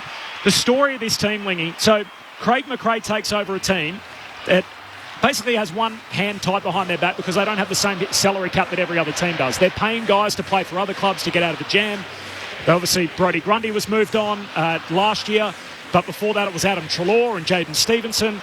And then McRae comes in, takes over this team. It felt like they were on this Cinderella run last year, won a heap of games behind at three-quarter time and by less than a kick. The story extends into the new year when a lot of people thought they'd fall back to the pack. They win a series of close games. They finish top of the tree. and they win 2 finals, both by less than a goal, to find themselves through into the grand final. And this story in its 51st game now under Craig McRae, second-year coach, will be in a grand final. It's unbelievable, isn't it? Everything you've described there. And you talk about alignment at clubs needed to make it to the big dance and to win premierships. Those list management decisions, we all sat back, I've admitted this, myself included, and said, what on earth are you doing? You have just royally stuffed this up. Adam Treloar is getting paid by another club. He should be. You've done this, you've done that. They saw what was coming. They understood just how good the Dacos boys were, and they needed salary cap room. They understood that they wanted to allocate the money to other key players, a Darcy Moore, a Jordan De Goey, who could go to this next level. They kept all of that together, and then they've got a coach who's just got them playing such brilliant football. Outstanding job by Collingwood to be able to hold on there. I know we're going to probably talk more about them soon, but you see the quality of these new senior coaches come in. Craig McRae can have that sort of influence on Collingwood, but Adam Kingsley, the influence that he's had on the Giants, getting them to play with a hard, ruthless, brutal, contested edge while also still playing with a dare and bravery and everything. They were magnificent in the second half of this season, and magnificent again tonight. They're just walking down to see their cheer squad at the end of the MCG. And this isn't something you see all the time in a prelim. So they've got the footies. They're about to throw them into the small pocket of Giants fans at the punt road end of the ground, but they should absolutely hold their head up high. Yeah, lost no admirers tonight. What an amazing year, Lids. Yeah, 100%. And that's where the turnaround, and I'd be so keen to get one of the Giants boys on to say, well, yeah, give us an indication, what was that turning point? Can you put your finger on it? To be 3-7, to then come back and make a prelim and lose it by a point, like you're a bee's pecker away from being into a granny, aren't you? It's all year particularly this week, we talked about the comparisons between McRae and Kingsley. I'm sure the one thing Adam Kingsley didn't want to be compared to Craig McRae is a preliminary final exit by 1 point in year one, becomes the 8th rookie coach to take his team to a prelim in his first season in charge. And that will be interesting if we're going to keep making those comparisons, the response from the Giants. Do you remember way back, Corbs, when we did Friday night, Geelong versus Collingwood to open the season? We spoke to Braden Maynard after the game. Yep. And he told us about what their off-season was like. And there were groups of players training together. And they almost trained as hard as they would in pre-season in the off-season, so that their pre-season was going to be the greatest pre-season they've ever had. And they wanted to hit the ground running. And they had this edge to them that a 1-point preliminary final loss was not good enough. Now, we were all worried maybe they peaked a little bit early and they were tailing off, but it's got them to a grand final. Can the Giants do the same thing? Are they going to respond in the same way? Rather than being, wasn't that fantastic? We turned the season around. We're happy we made a prelim. Yeah. Or they respond in the same way and say, right, let's get to work. Let's make sure we go 1-2 steps better next year. So if we're going to continue with that comparison, I'll be keen to see what the Giants respond with. Well, you saw it from their youngest player, and he was running almost at the standard. Comes back in his second pre-season, wins their time trial. Yeah. Like, if that's not someone who's saying, right, follow me. That's how I'm looking now. And I look at probably a guy like Finn Callahan. Yep. Sort of started to solidify his spot now as a winner. And now he's going to go on and hopefully take him forward in the inside mid. The Magpies, their mantra all year has been take the steps. So in the pre-season, Craig McRae got the group here to the MCG. They walked the entire southern stand. They are now in row Y. They have one more step to take to be on top of the mountain. They're through to a grand final in their second year under Craig McRae. Tim Hodges would have a big smile on his face, I'm sure. He is in the Collingwood rooms. They are coming your way, Hodgie. Collingwood by a point. Craig Kelly just ran in. He got a cheer, and I'm going to be really quiet in a couple of seconds, and I'll let the crowd. It's a huge crowd. It's a lot of family, a lot of friends, a lot of partners in these rooms. And Darcy Moore is about 3 steps from coming in, so I'll hand it over to let the noise tell the story.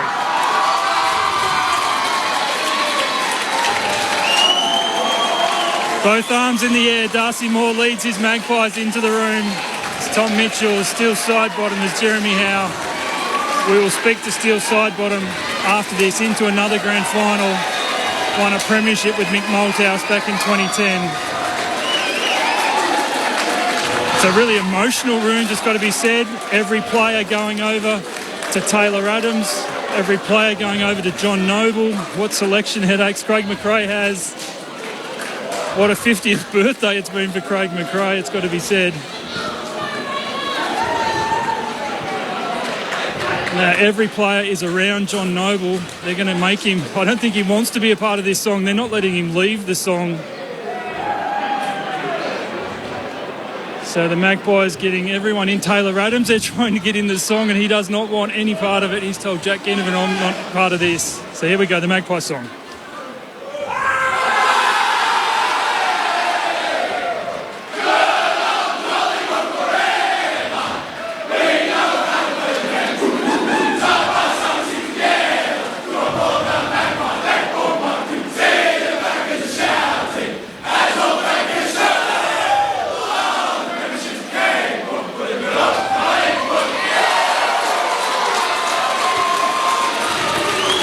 The Pies are through to the big dance, and what a happy rooms these are. I'll have still side bottom for you very shortly, guys. Oh, I cannot wait to chat to Steele. Thanks for that, Hodgie. We'll be back there in a moment. He played in his 8th preliminary final tonight, and his record now 4-4 for Steele side bottom. So he is through to his 5th grand final, would you believe? If you count 2010 as 2, for 1 win, 1 draw, and a couple of losses in his grand final history. What a win. Collingwood by a point. Mick Moldhouse is here without trying to skip too far in front, because we will have a little bit of time to talk about the grand final this week. Either it's going to be Brisbane and Collingwood. Run it back 20 years on. Of course, after they met in the 02 and 03 deciders, or... For the Blue. Am I going to say it? Yeah. What year? Could be the biggest game in footy that we can create. It will be Carlton and Collingwood, 2 teams from the northern suburbs of Melbourne, or the inner north, and yet their fan base spreads not just right across the country but across the world. In Robbie Williams' case during the week, we haven't had a Carlton-Collingwood decider since 1981. The last time they met in a grand final. They haven't played in any final since 1988. I reckon we'll see a Collingwood team too with more freedom next week. They'll almost play better next week because they played with a tenseness and they were so good, and their physicality was there, and they took the moments when they mattered most. But there was a tightness to the way they played tonight, except for probably a burst in the third quarter. I reckon you'll see next week a team with even more freedom to their game. Craig McRae will certainly be pushing that. You went down to the Collingwood rooms last year, Mick, and Craig McRae called you into the club. You're actually on the wall of the coaches' room, so have all the premiership coaches up there, and your image in life-size form is stuck on the wall at the Collingwood rooms. What are you seeing, Craig McRae? 50 games into the job, and he's taken his team to a prelim. They lost by a point, and then they win one by a point and into a grand final this year. Yeah. So I've got to go back 10 years before that, because he was part of our coaching panel. And then I go, say, 10 years before that, and he was an opposition player in that great Brisbane side. And the thing is, I've always believed in football, or in sport in general, you've got to know how to win. Not you can learn how to win, but you've got to know how to win. Because when you know how to win, then you also know what the other consequences are. So he's a young man who, at that time when I put him on, was a winner, and that's what you want. You want that effervescence surrounds. You want that confidence. You want that natural feel that this is how you do it. It's not a matter of, I think that's how you do it because I watch other people do it. So when he comes up to coaching, one, he's confident in his own ability. He's been at a few clubs and they're all successful as a player and as an assistant coach. So there's the ingredients for a start off. Then the next stage is your personality. And what will end up happening, and it's a very, very short time for him, is the players start to emulate that personality. I'm sure that, I know, Lingy, you keep talking about Bomber, so you would have had a little bit about the way the Bomber did it. I'd like to think that, when you play under, say, Jeans or Hafey, you know a little bit about that sort of system. So nothing is a surprise, because I don't reckon Collingwood were anywhere near the worst or second worst side where they finished a couple of years ago.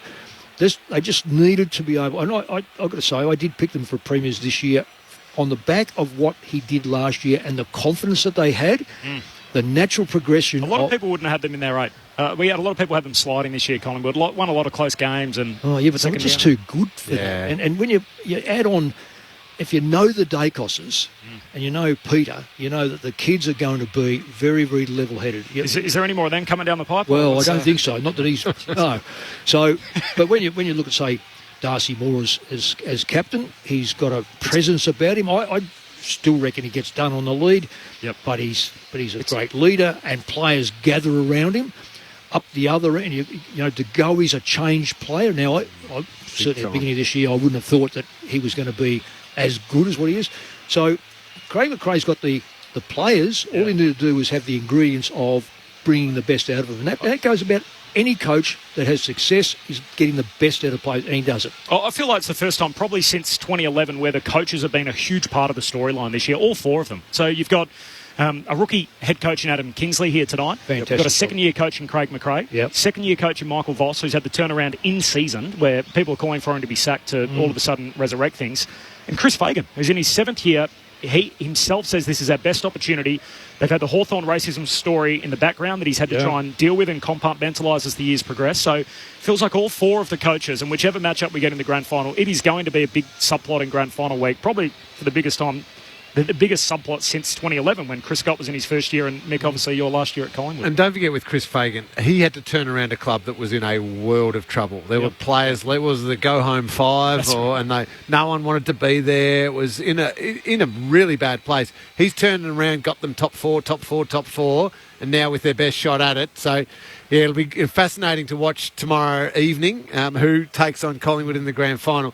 You're right about Craig McRae, though, the way that he coaches that group and the way that he teaches them and the way that he instills them with belief, but also with a really clear understanding of what it takes to win. Yeah, and you said about that imparting of Bomber to me.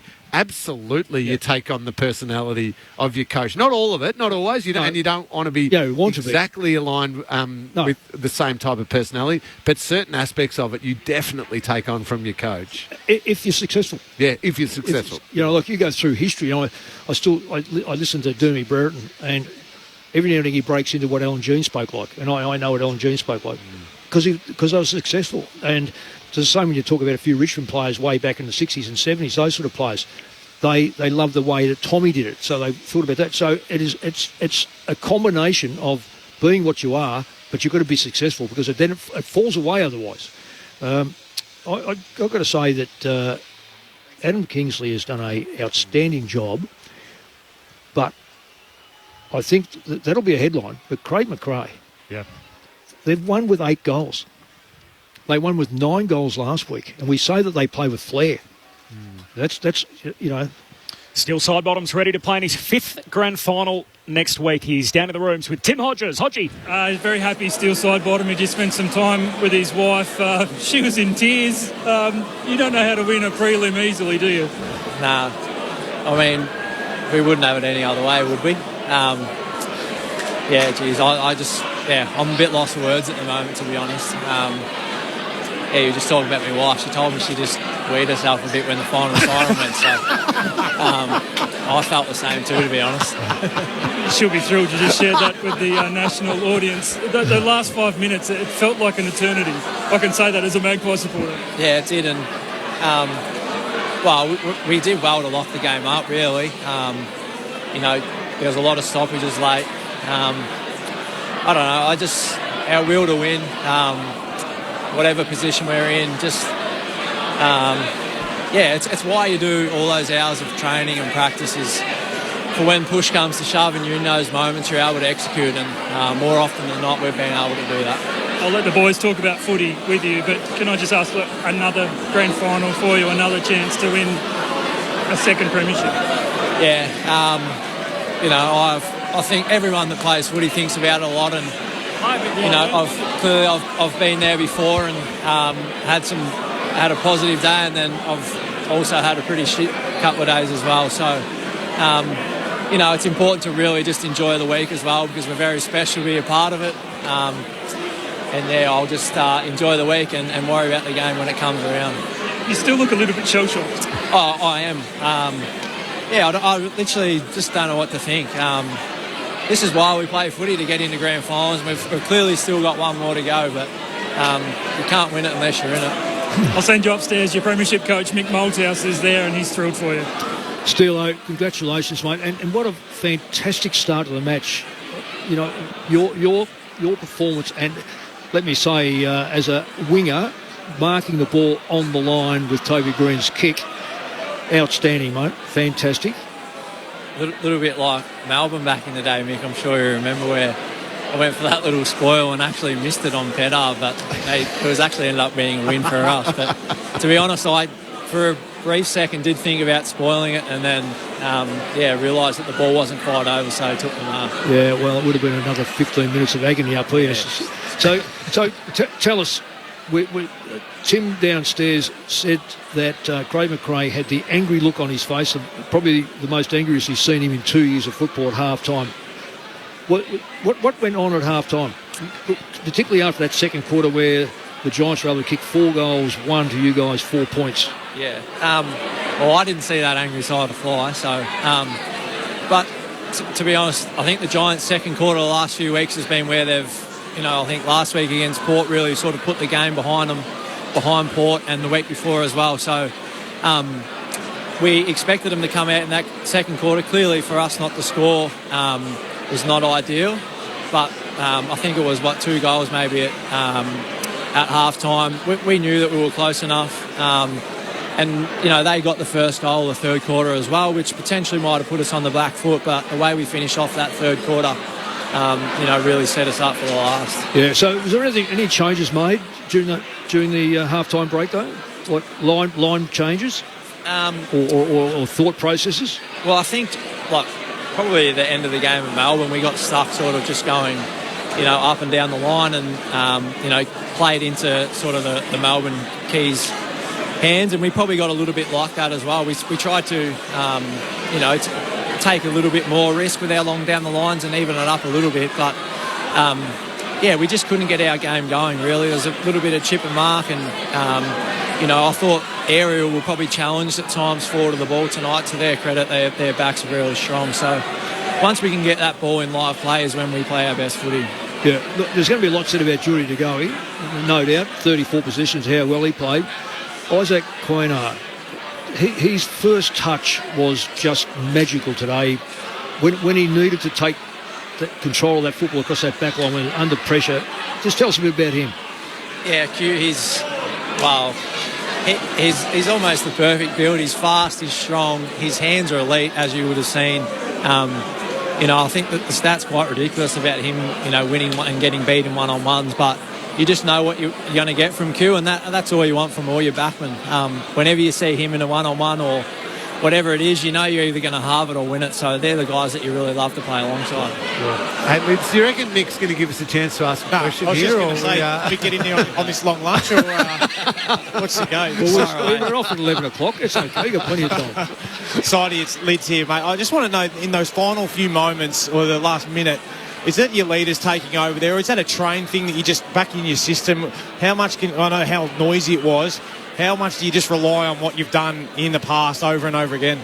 Yeah, and I think that's exactly what you have to draw upon. And I mentioned at the start, we train all these different scenarios so that, as I said, when, the pressure's on and you can't hear yourself think out there, that you're able to execute. And, I think we're very lucky to have, the number 10 out there who's like an extra coach.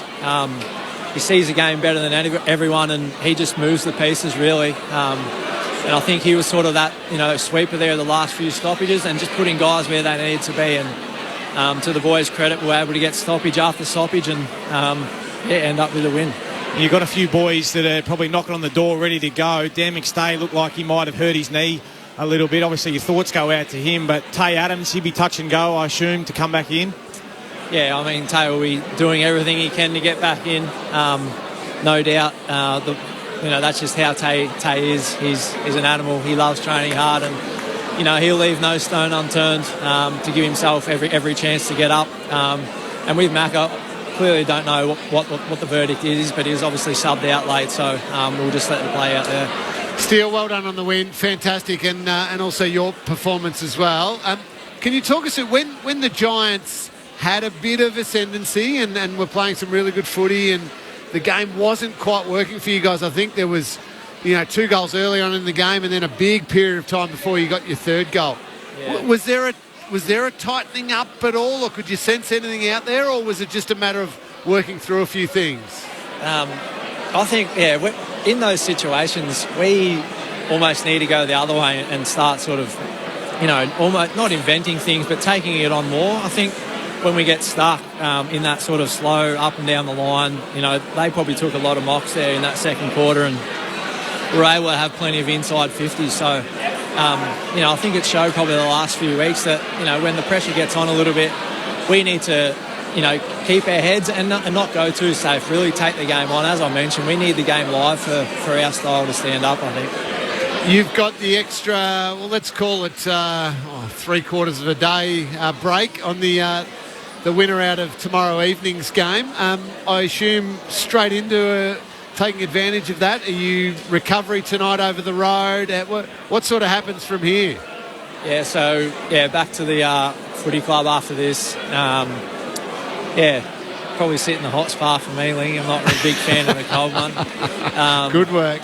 And, get back in the morning. Nothing's changed there. Yeah, exactly right, Nick. We had to warm the ice up going up Mount Humphreys. Will you watch the game together, Steele? I'm not sure together, but I'll definitely watch it. I'm a footy nut, so whatever footy is on, I'm always watching. I reckon after 308 games, you can sit in the spa if you want to. Steele, congratulations. A 5th grand final next weekend for you in what will be game number 308 in your career. Enjoy every bit of it this week. Congratulations on what was a hell of a night tonight at the G, and one we won't soon forget. Will do. Thank you very much.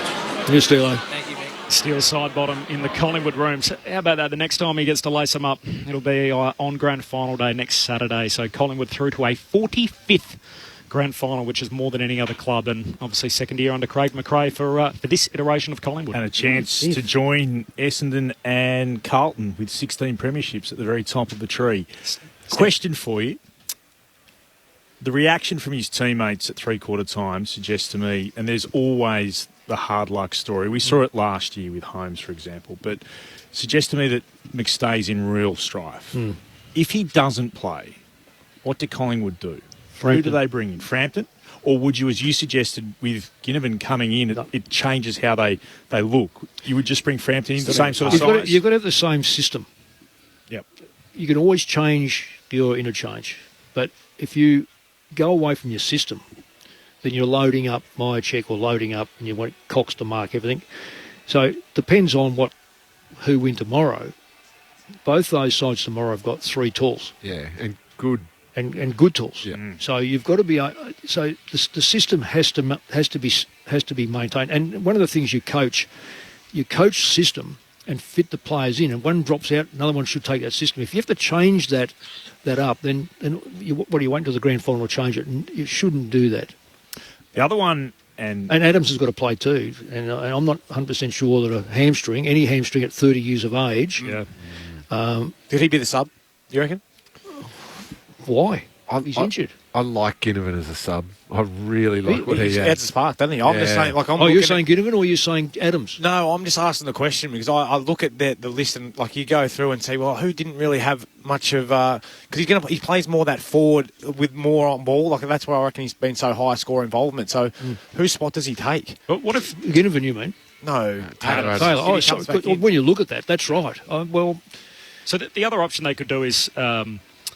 They bring Jeremy Howe goes forward, and it doesn't work. They rejig things. I disagree with that. Not against the 2 sides that are there tomorrow. So when they finally got their game going, their proper game going, Jeremy Howe was involved. A couple of intercept marks, and then that kick inside. Yep. Yeah, I think he's got to play back. Yep. So you wouldn't even replace him with a big in a forward line if McStay. Well, he could go there. Yeah. But you wouldn't. They're cameos. Yeah. Sort of Adam Hunter, Carl Hooker-esque, just little swing down. Yeah, if you sometimes they have a day out, and then you start them because you think, oh, guess what? He's really in form, and they go back to the reason why you put them on the half back line. Their only injuries are Ash Johnson, Will Kelly, Charlie Dean, who we haven't seen yet, and Taylor Adams. Now McStay added to that list, so that's something. Well, Frampton was very good during the middle of the year. He was when Cameron was out, and then Cox was out, not playing. Johnson was playing forward. So it's not going to be something that's out of the blue just parachuted in. No, this could work. What does grand final week look like? So win tonight. Obviously the other teams, the other team you're playing are yet to play. So do you watch it all together tomorrow? Do you send everyone home to watch it individually? How does that play out? Definitely don't watch it all together. Keep it the same as what you've done. Do your own thing. Yeah, I think and Steele kind of said that he loves footy. Yeah. So he'd watch it. I remember when we were playing the following one in 2011. I only watched bits and pieces of that Hawthorn-Collingwood prelim final because I wasn't an avid watcher of football. I kind of wanted to just, tell me who's there and who we're going to be playing against. Yeah. And then I'll go through my review process of that team and I'll work through that. I almost didn't want to live through the ups and downs and tenseness of another game of footy when I still had another one to play. Now, they've already played, so they might look at it a little bit differently. That Collingwood-Hawthorn game, there wasn't many ups and downs. No. I'm just thinking about Jordan De Goey. I reckon he'd be lining up in the lounge room with the TV, watching a bit of popcorn, watching the game, would he? He'd be out for a squirt in the dirt bike, I reckon. We might just go down to the GWS rooms. Just repeating, Collingwood by 1 point, so they reverse the 1 point heartbreak from last year's preliminary final loss to Sydney. They beat the Giants.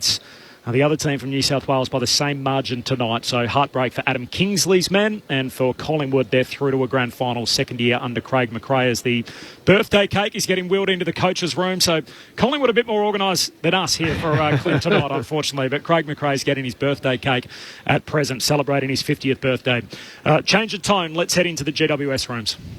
Corbin, these are, and Mick and Lingy and Lids will be able to tell you more, but these are the most emotional rooms I think I've ever seen. That players were coming out of the coach's room, and the group of supporters, the family and the friends were giving each one a round of applause. And then one by one they would start, they were emotional and they were openly crying. I'm just looking at Toby Green right now with his partner and with his family, and he is... it's horrible to say. He's bawling his eyes out. Like these are. It's hard to watch, I'll be honest with you. And the Channel 7 crew is here getting the same shot, so you'll see them soon enough. But there are heartbroken rooms. They threw everything at it, and the contrast. It's about 9 metres down the hallway. The Magpies are heading to a grand final, elated, and these rooms are just a shattered bunch of young men. So. Yeah, it's we won't be getting an interview, I don't think, because they're absolutely devastated in these rooms. Well, that's what it means, Timmy. You've got to remember this is the prelim final. Sometimes is a worse loss than a grand final because you're watching. Well, in fact, they won't watch it. They'll know there's two sides playing next week, and they'll know that. I wish I had punched it. I wish I had found Toby Green. I wish I had hit that ball foot on. They'll be right through the whole of pre-season going. I made a mistake that may have cost us getting into the grand final. It is an amazing, emotional roller coaster that they will go up and down all week and they'll blame themselves for something that they should have happened on. But Toby Green will say, "Why didn't I kick it a half inch further? I think it was Brown. Why didn't I go a bit harder? I could have sport that ball over the line." There's a heap of things. Fourth prelim for the core of that group, and only one obviously converted to that grand final in 2019. Yeah. Can I ask you all one sort of bigger picture question at the end? Often we go, put the whistle away, They did that in the final term. Did you like the way that final term was applied? I'm all for the whistle being... Almost you've got to earn your free kicks a little bit more in a preliminary final. But when players are getting their heads absolutely ripped off, they have to be paid. I'm not saying, by the way, that's the reason the Giants lost, but I thought there were some terrible decisions tonight. Yeah, so a lot of people say, I love it in big finals, the umpires put the whistle away. Rubbish. Toby Green has his head ripped off. That has to be paid. So 40 metres out? Yeah, but there were a couple of other... I think Darcy Moore was one. He had his head crashed into. Yeah. That has to be paid. This isn't a Giants versus Collingwood. This was just... It was appallingly umpired. And you know, Mick, that I often don't go on with the umpires. But that last quarter, I thought there were some terrible decisions that were missed. Well, I reckon there's two advantages that were ignored. Yeah. There's a walk-in goal for GWS. Well, it was. There's 4 umpires. I'm a bit worried that the 4 umpire system is a little bit of a cop-out, where I'm not too sure, someone else will blow the whistle. If it doesn't get blown, I knew he got caught around the neck. Why didn't someone else blow that whistle? I'm just... Hasn't worked this year. No. And I'm not going to be convinced that when you've got 4 umpires and that 4th umpire or the other umpire is going to be watching it, is going to change. I can't see that changing because it's like us 4 here or 5 here. Yeah. We can see it all from different angles, but I'm waiting for you to blow the whistle. And if it doesn't happen and the game's gone, it's very hard to bring that game back or the ball back. Collingwood by a point. So 8-10 over 8-9. They beat GWS tonight. They trailed by as many as 17 points in the second half. There were 4 lead changes, 3 of them after half-time. And in the end, Collingwood prevailed. 2 goals for Dan McStay. He was subbed out in the final quarter with what is a suspected right knee injury. Then singles for Elliott, Hill, Crisp, McCreary and Myercheck. Meanwhile, the goal kickers for GWS, 2 for Toby Green, 1 for Tom Green, Cumming, Hogan, Riccardi, Lloyd and Brown. So 8 goals each. 8-10 plays 8-9. Collingwood win by 1. Yeah, we're just looking at the TV and you can see the emotion on the boys, and I know exactly that feeling. It's when you come out, the coach has spoken, but then you see your family, and that was when I lost it as well. When I only played in 1 prelim, but it was like, oh my God, thanks for all your support, but I'm so sorry that we couldn't get it done. And you can see it on the boys. You know exactly how they're feeling right now. And you can understand it because it is so long to get back, so far away to get back to that exact same situation. And they've had a magnificent year, but they're not there next week. Who does Collingwood play in next week's grand final very quickly? McMoldhouse? Probably Brisbane. Probably. Yeah, you can't go past Brisbane at the Gabba, but... Payne's not playing. No, I know. And Harry Mackay is. I know. Lids? Oh, so much of me wants to have the Blues. The Blues. Gumby, rubber arms. We'll find out tomorrow. Clint and I are lucky enough to be going along. Thanks to everyone tonight. It's been a joy to work with all 3 of you, and particularly your insights on such a big stage like this. So thanks to Brett Delidio, Cameron Ling and Mick Moldhouse. They will be our call team next Saturday here at the MCG for the biggest game of all. Thanks to Stu Baker. Thanks to Tim Verrill for holding it down at the back. Lauren Borden, Ben Cameron. Who else we have? Tim Hodges, of course, an excellent job on the boundary, and Andrea Williamson back in the studio. Collingwood are there. A 1-point victory. Join us tomorrow on Grandstand AFL to see who they'll meet in next week's GF. Good night. Cameron wins it down. Ball spills to Elliott. Kicks laterally. Out in front of Josh Dacos. 95,000 screaming for him to pick it up. He does. He weaves his way around Kelly. Kicks Collingwood to half forward. Hoskin Elliott takes the mark. Collingwood by a point and possession. Seconds ticking down. The Pies are going to win another hard stopper. They're into the grand final. Collingwood advance. In 50 games under Craig McRae, they've gone from second last to the last 2. And you can count in Collingwood on the left-hand side of the grand final billing. The Magpies are in the biggest game we have. Oh, the Vegas, it's a cakewalk for the good old Collingwood. ABC